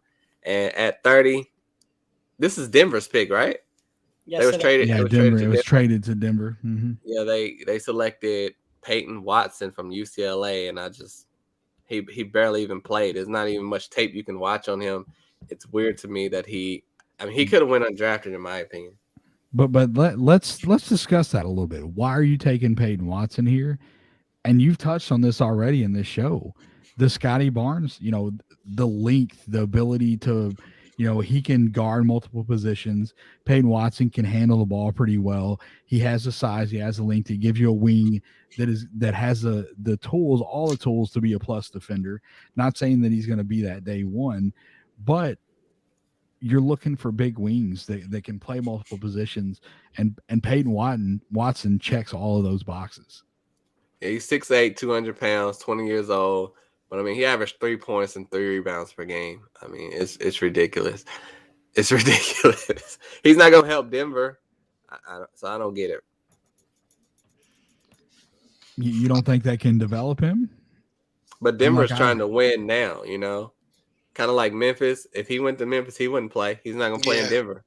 Yeah. Nah, he would have been better than like Houston. I like what Houston did with Ty. I'm just saying in terms of a area where, okay, young person gets some run, go on. It's one of the established teams right now that it's all good. I don't see that happening. And so, yeah, I'm with you. And I get it, tough situation.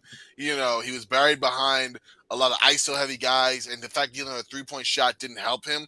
But this is exactly why I wouldn't have picked him there, because maybe he's not buried around a bunch of ISO players. And yes, the passing of Nikola Jokic opens up so much for everyone.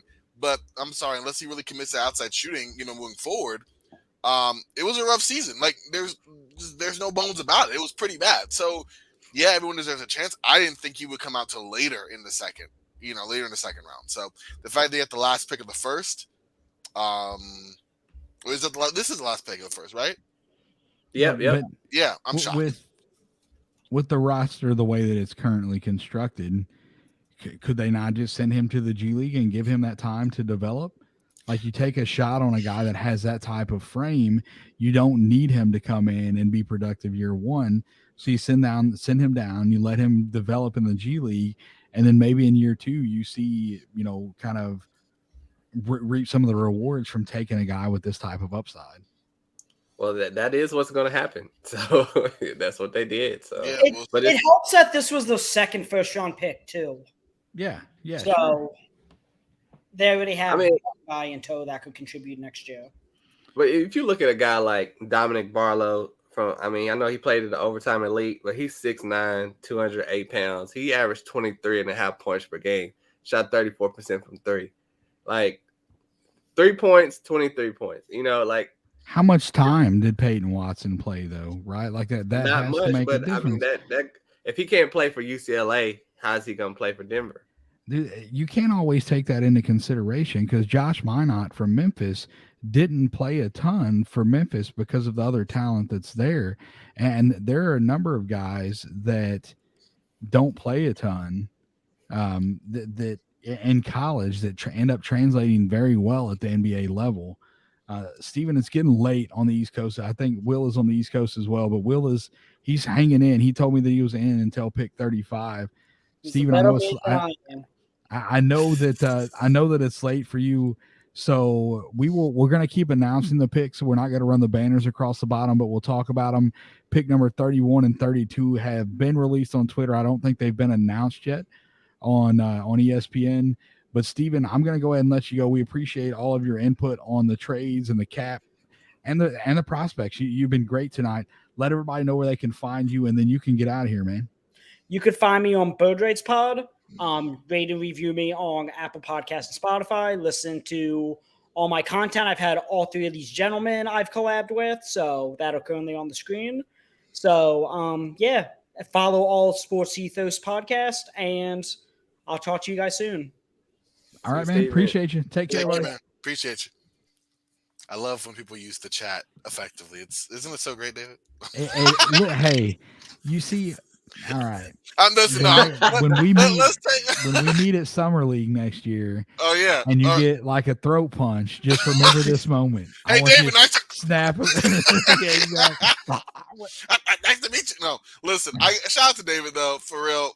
Shout out to you too, Will. Y'all been on here the entire time, making it work, pulling it together. 4 hours now. That's a lot. Like I would understand. Yeah. I mean, when I left, it was hours before, so I can't let you off the hook for that.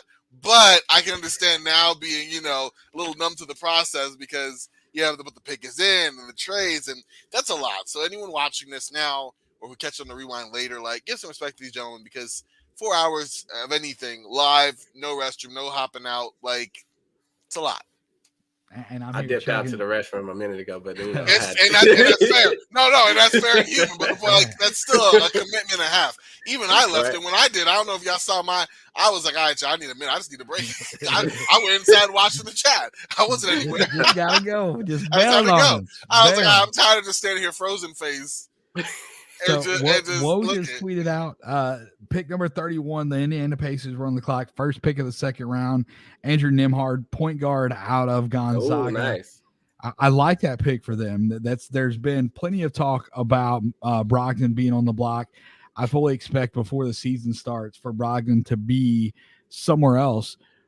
Is this something? I know that they have Tyrese Halliburton, they have Chris Duarte. They've got a lot of young talent there in Indiana. Do you think that Nembhard coming off the board at 31, is he a guy that could play his way into a starting role? Well, it depends if Halliburton's going to be the point guard, then no. But if Halliburton, is playing the two and they use him as a traditional one, he can play along with him at times. But for the most part, I think he'll be a great backup point guard. I guess TJ McConnell might not be back, but Nembhard has a great crossover, 6'4" point guard from Gonzaga. Averaged 12 points, 6 assists per game, shot 36% from three. He looked great out there. Sometimes when you squint your eyes, you think it's Jalen Suggs at Gonzaga. So, to go 31, that's a great fit for him at Indiana. And we'll just have to see what the Pacers do. They have a lot of small guards now, also 1, 2, and 3. Yep, for sure. So, Corbin, I'm going to throw it to you. Pick number 32, Woj has tweeted out. We have the Orlando Magic have locked in on Michigan's Caleb Houston. And I know nice. that is a guy that Will was pretty high on. And we talked about him earlier and about how his draft stock kind of depleted because he went to college. He played college ball. And then Shaedon Sharpe was like, I'm just going to reclass and I'm going to go to Kentucky, but I'm not going to play any. And then I'm going to get taken 7th overall. If Caleb Houston doesn't go to Michigan, he stays – does kind of the same route that Shaedon Sharpe does. Where do you think that he ended up going in this draft? Do you think it's significantly higher than this? I think it's like mid-lottery. Definitely significantly higher. Absolutely. I mean, listen, everyone always has an eye to the mystery. I wasn't big on Shaedon Sharpe for that. I love surprises, but now I'm a basketball team. Unless they're pleasant ones. But like in Caleb Houston's case, he ended up being a reliable player, and at least a known commodity, if you will. Someone who is a decent shooter. I think he's good in off-ball motion action.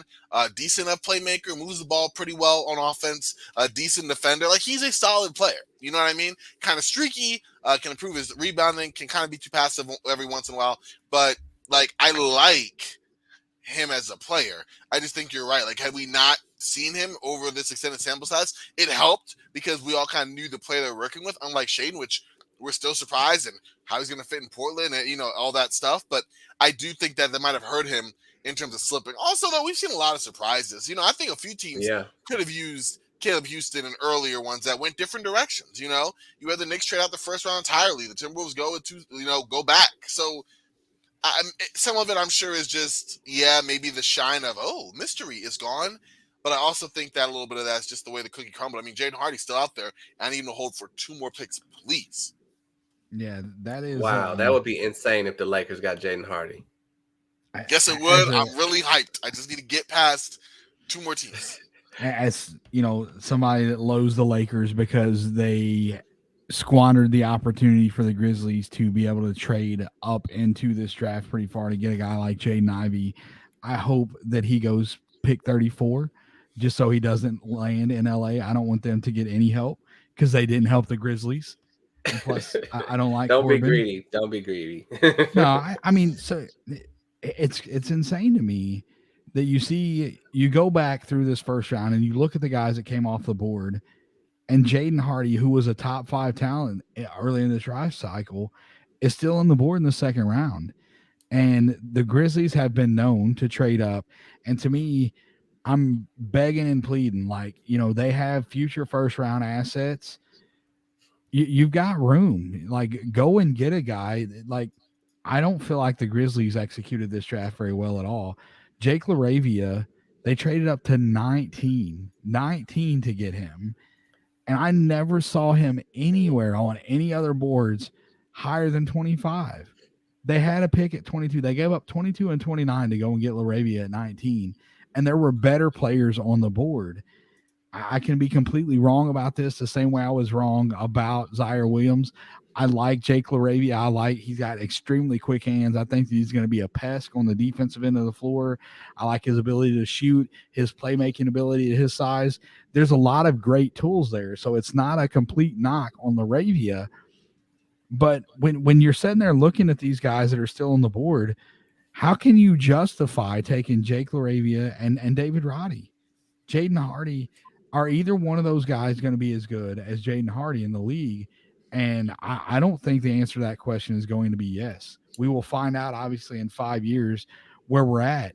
But I really, there's nothing in me that believes that LaRavia or Roddy is going to be a better NBA player than Jaden Hardy. I agree with that. And the thing is, it's okay to take one of those guys, but to take 2 of them, that's what makes it a little tough. I mean, I think Caleb Houston would have fit great in Memphis. I mean, I think, he's got great size. He can shoot the ball really well. He reminds me of Klay Thompson in college. Klay Thompson shot it better, but, he's in that same vein.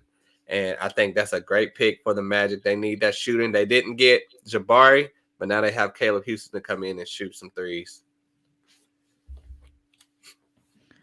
I don't know. I shouldn't talk about the Grizzly stuff. It's got me reeling again. But we slowed down some. We got 31 and 32 pretty quick after the end of the first round. We're cruising here. Will, do you still have it up? Do you have the second round coverage up on your TV to see where we're at? Yeah, well, and they just announced the Magic's pick. So they just announced 32? Yeah. Okay. Yeah. So we're on 33. We're ahead of the game a little bit here. And I know that, Corbin, the name of your show is Round Ball Ramble. I know that you do WNBA stuff. You cover the Mercury for, so you've kind of got your hand in a lot of different things, right? Mm-hmm. But so Round Ball Ramble, you can kind of assume that that's basketball talk, right? Yeah. Tell everybody kind of what you cover on your show. What do you do during the season? What do you talk about during the season? What do you do in the off season? Let everybody know a little bit about your show. Okay, I got to say first, David, I'm glad you walked away from Mercury. When I looked, I was like, Mercury just lost tonight, by the way. On the Mercury show that I actually co-host, I predicted they'd go 4-0. And every time I predict that we go on a win streak, we don't. So when you were talking Mercury, I'm like, please don't say that they lost. Thank goodness you didn't. Okay, but Round Ball Ramble, it's a general NBA show. I like to say professional hoops. NBA, WNBA. This summer, I'm going to be doing, of course, looking at the offseason for the NBA. Hoping to get both you guys on at some point. Just talking offseason, draft recaps. I know me and David, we're going to do some more historical drafts as well. Really cool way of looking back in the history of the league, the history of the game, something that's important to me. Also WNBA coverage as well. The big three, that's professional as well. Big fan of what they got going over there.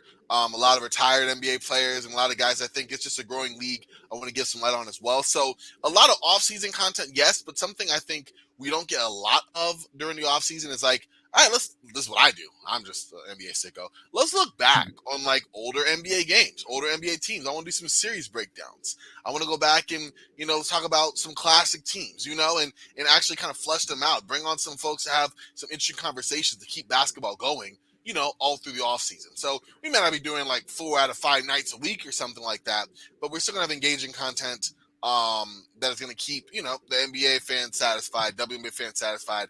I'm really looking forward to the excitement of what we got coming on. I'm cooking up some ideas as we go. So it should be a lot of fun, David, definitely. So Shams has tweeted out, my favorite player in this draft is going to go number 33 to the Toronto Raptors. And so out of anybody that can pick this guy, if you've been listening to the show for a while, you've heard me say that I was out on Koloko. I was hoping that the Grizzlies would not draft him.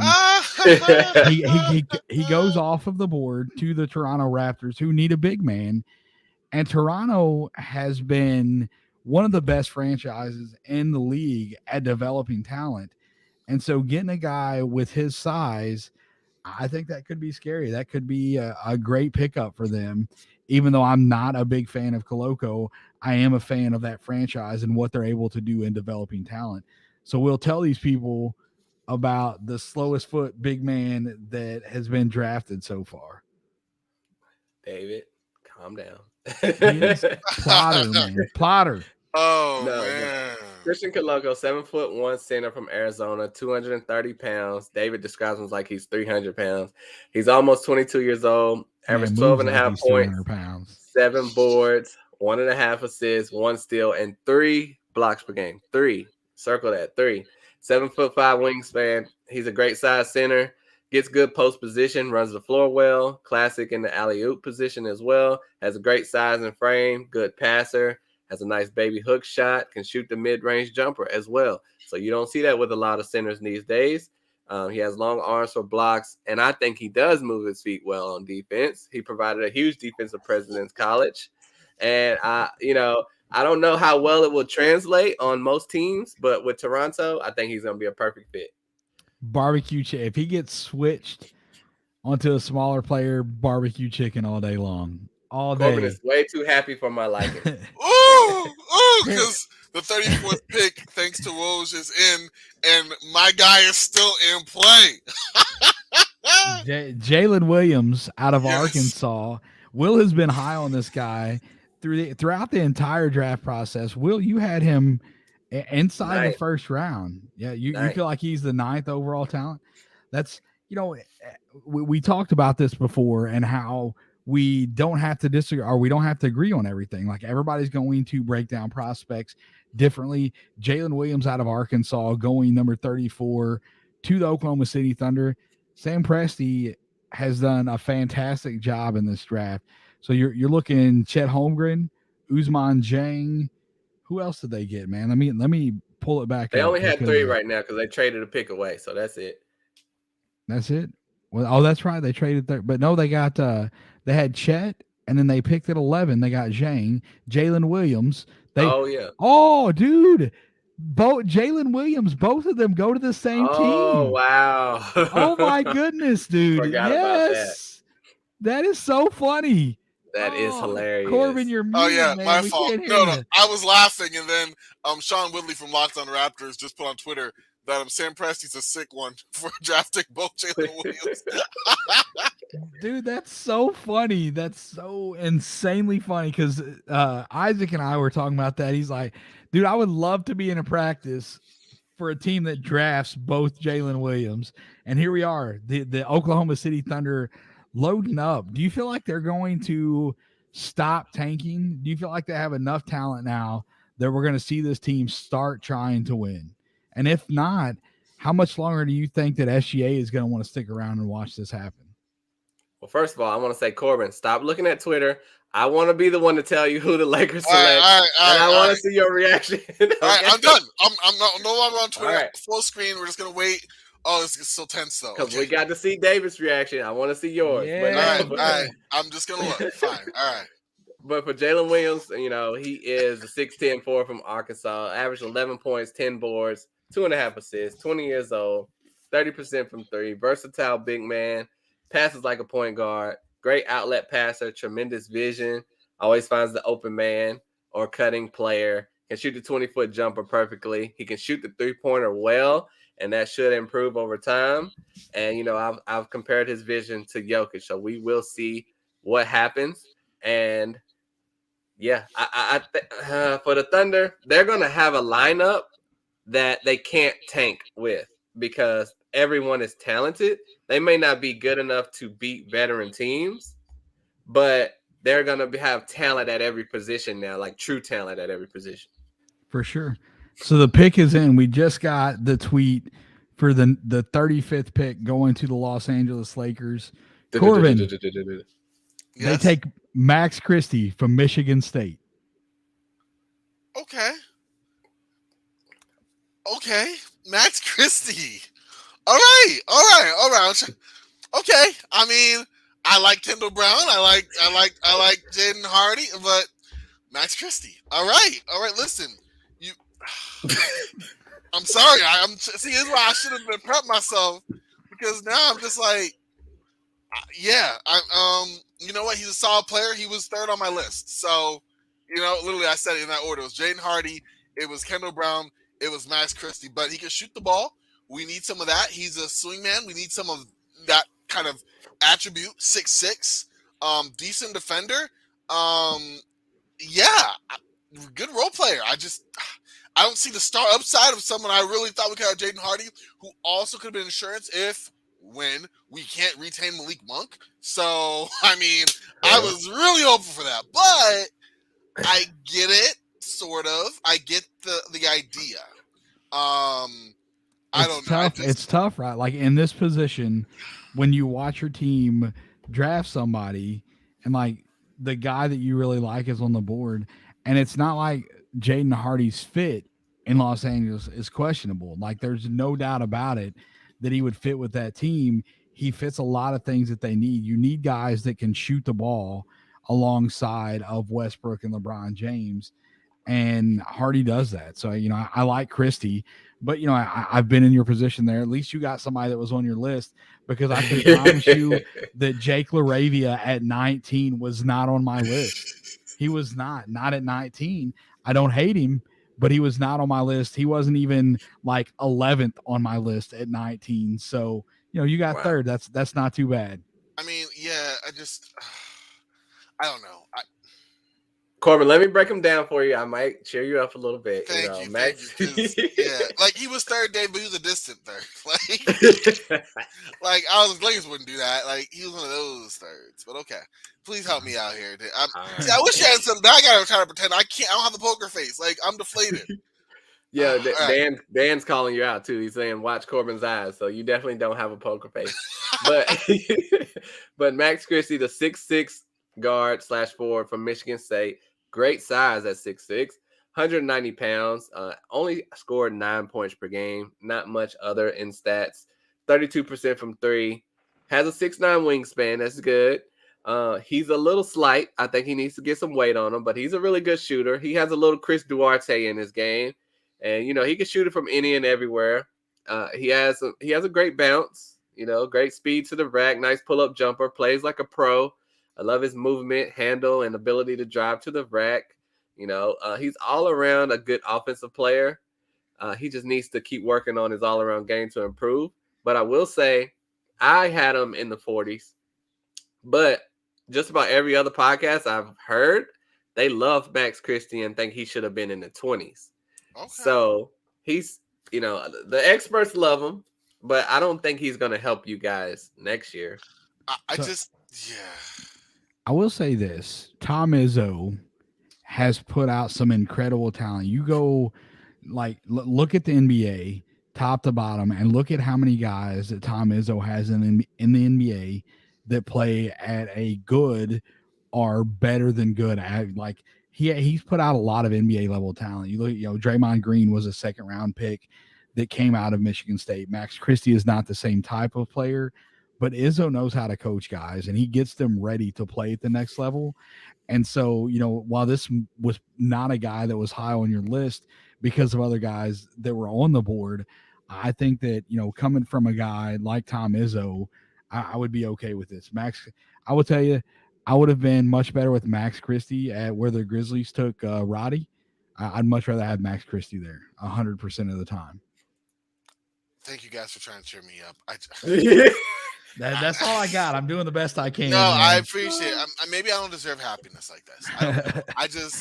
Maybe this is probably being a Lakers fan. I don't know. Maybe he'll impress. I wasn't super high on Austin Reeves last year. Well, I was high on him, just wasn't high on him for like what he ended up being for us. But Hardy was right there. He's like, unless teams know something about Hardy that we don't, which is that's what I'm saying. And also, like, I'm not gonna admit, like, where how Dave was describing people who make boards at the last minute, and like those who like follow like yourself, Will, from the very beginning. I was in the middle. You know what I mean? Like, I didn't do mine super late, but I can't say I was out there real early. So I thought I knew enough. Maybe Max is someone I'm still learning to be an evaluator. But I know for a fact I liked what Kendall Brown brought to the table. I liked what Jaden Hardy brought to the table. And I looked at Max Christie. I saw 31% from 3. I saw 9 points a game. I saw him be compared to Landry Shamet, and I was like, okay. You know what I mean? Like, it's just potential at the pick. Like, player comparisons can get kind of weird, right? Oh, like most you can look and you can compare a guy, and that's what, if you mention, and people would like rip me apart, they're like, Chet Holmgren is not Kevin Durant. But I never one time, whenever I was comparing those two, I wasn't talking about their game. I was talking about their frame. Kevin Durant, his frame was small coming out of Texas, and everybody's like, he's not going to be able to handle the physicality. He needs to put on weight, and then Kevin Durant turns out to be one of the greatest of all time. Sure. Like he's a great player. And so, when you make comparisons, and I talked to Will a little bit about this, and he said, a lot of times when I'm making a comparison, I'm talking about, who was it? Caleb Houston that you compared to Klay Thompson? Is that who you're talking about? And he's like, I'm not talking about Klay Thompson in his evolved version.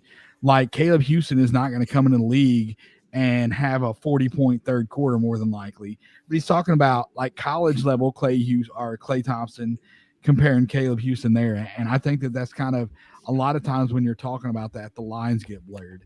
But man, I'm spent. We're 4.5 hours into this thing. Will and I have been chugging along from the word go. Corbin, we're going to let you tell everybody where they can find you and get you out of here. Then Will and I will do the same thing, and we'll wrap it up. Listen, if any of you guys have been here from moment number one and you stuck the whole 4.5 hours, we appreciate you. We love the support. Go and find our podcast. Corbin is the Round Ball Ramble. See, I'm running out of words here at the end. Will is the host of the All Rookie podcast. I am 1/3 of the host team for the Ethos Grizzlies podcast. And we love basketball. We love the draft, fantasy, regular, WNBA, whatever it is. If you want to talk hoops, come find us on Twitter, follow the podcast, listen to us, download, rate, subscribe, 5-star reviews, all the good stuff. Definitely. Corbin, your ad is right there. Do you got anything else before we get out of here, man? Thank you guys for having me on. This is a blast. In Max Christie we trust. And yeah, that's it. Free agency next week. Corbin, I will say, just remember, you didn't have a pick in this draft. You got this pick for nothing. Just remember that. That's true. I mean, we lost the 2028 second round. No, I'm playing. You're right. No, I'm gonna be that. Well, it was me. No, I'm playing. No, you're right about that. No crime for spilled milk. Broke money don't make none. Gabriel Procida goes 36. Wow. Jaden Hardy goes 37 to Dallas. Of course. Are you kidding me? Of course. See, Will, you say this, and then Dallas does this, and then I'm mad again. And David, then we were supposed to end it, David. You were supposed to end it. And then I'm mad again. Are you serious? All right, this has been great. At Corbin NBA. Yep. Oh, man, appreciate you. Well, we'll just wrap it up like that. Will is the host of the All Rookie podcast. He is at William is Bill on Twitter. I'm David Williams, the SportsEthos Grizzlies podcast host. I'm at David W2111. Sorry about all the numbers and letters. Twitter hates me, But we appreciate the heck out of all you guys listening. We're going to get out of here. Thanks again. Look forward to next year. We are going to have a full production. It's going to be ramped up and much, much better than this year's production. We may even get Will in something other than an ugly t-shirt. Appreciate you guys. We on. Peace.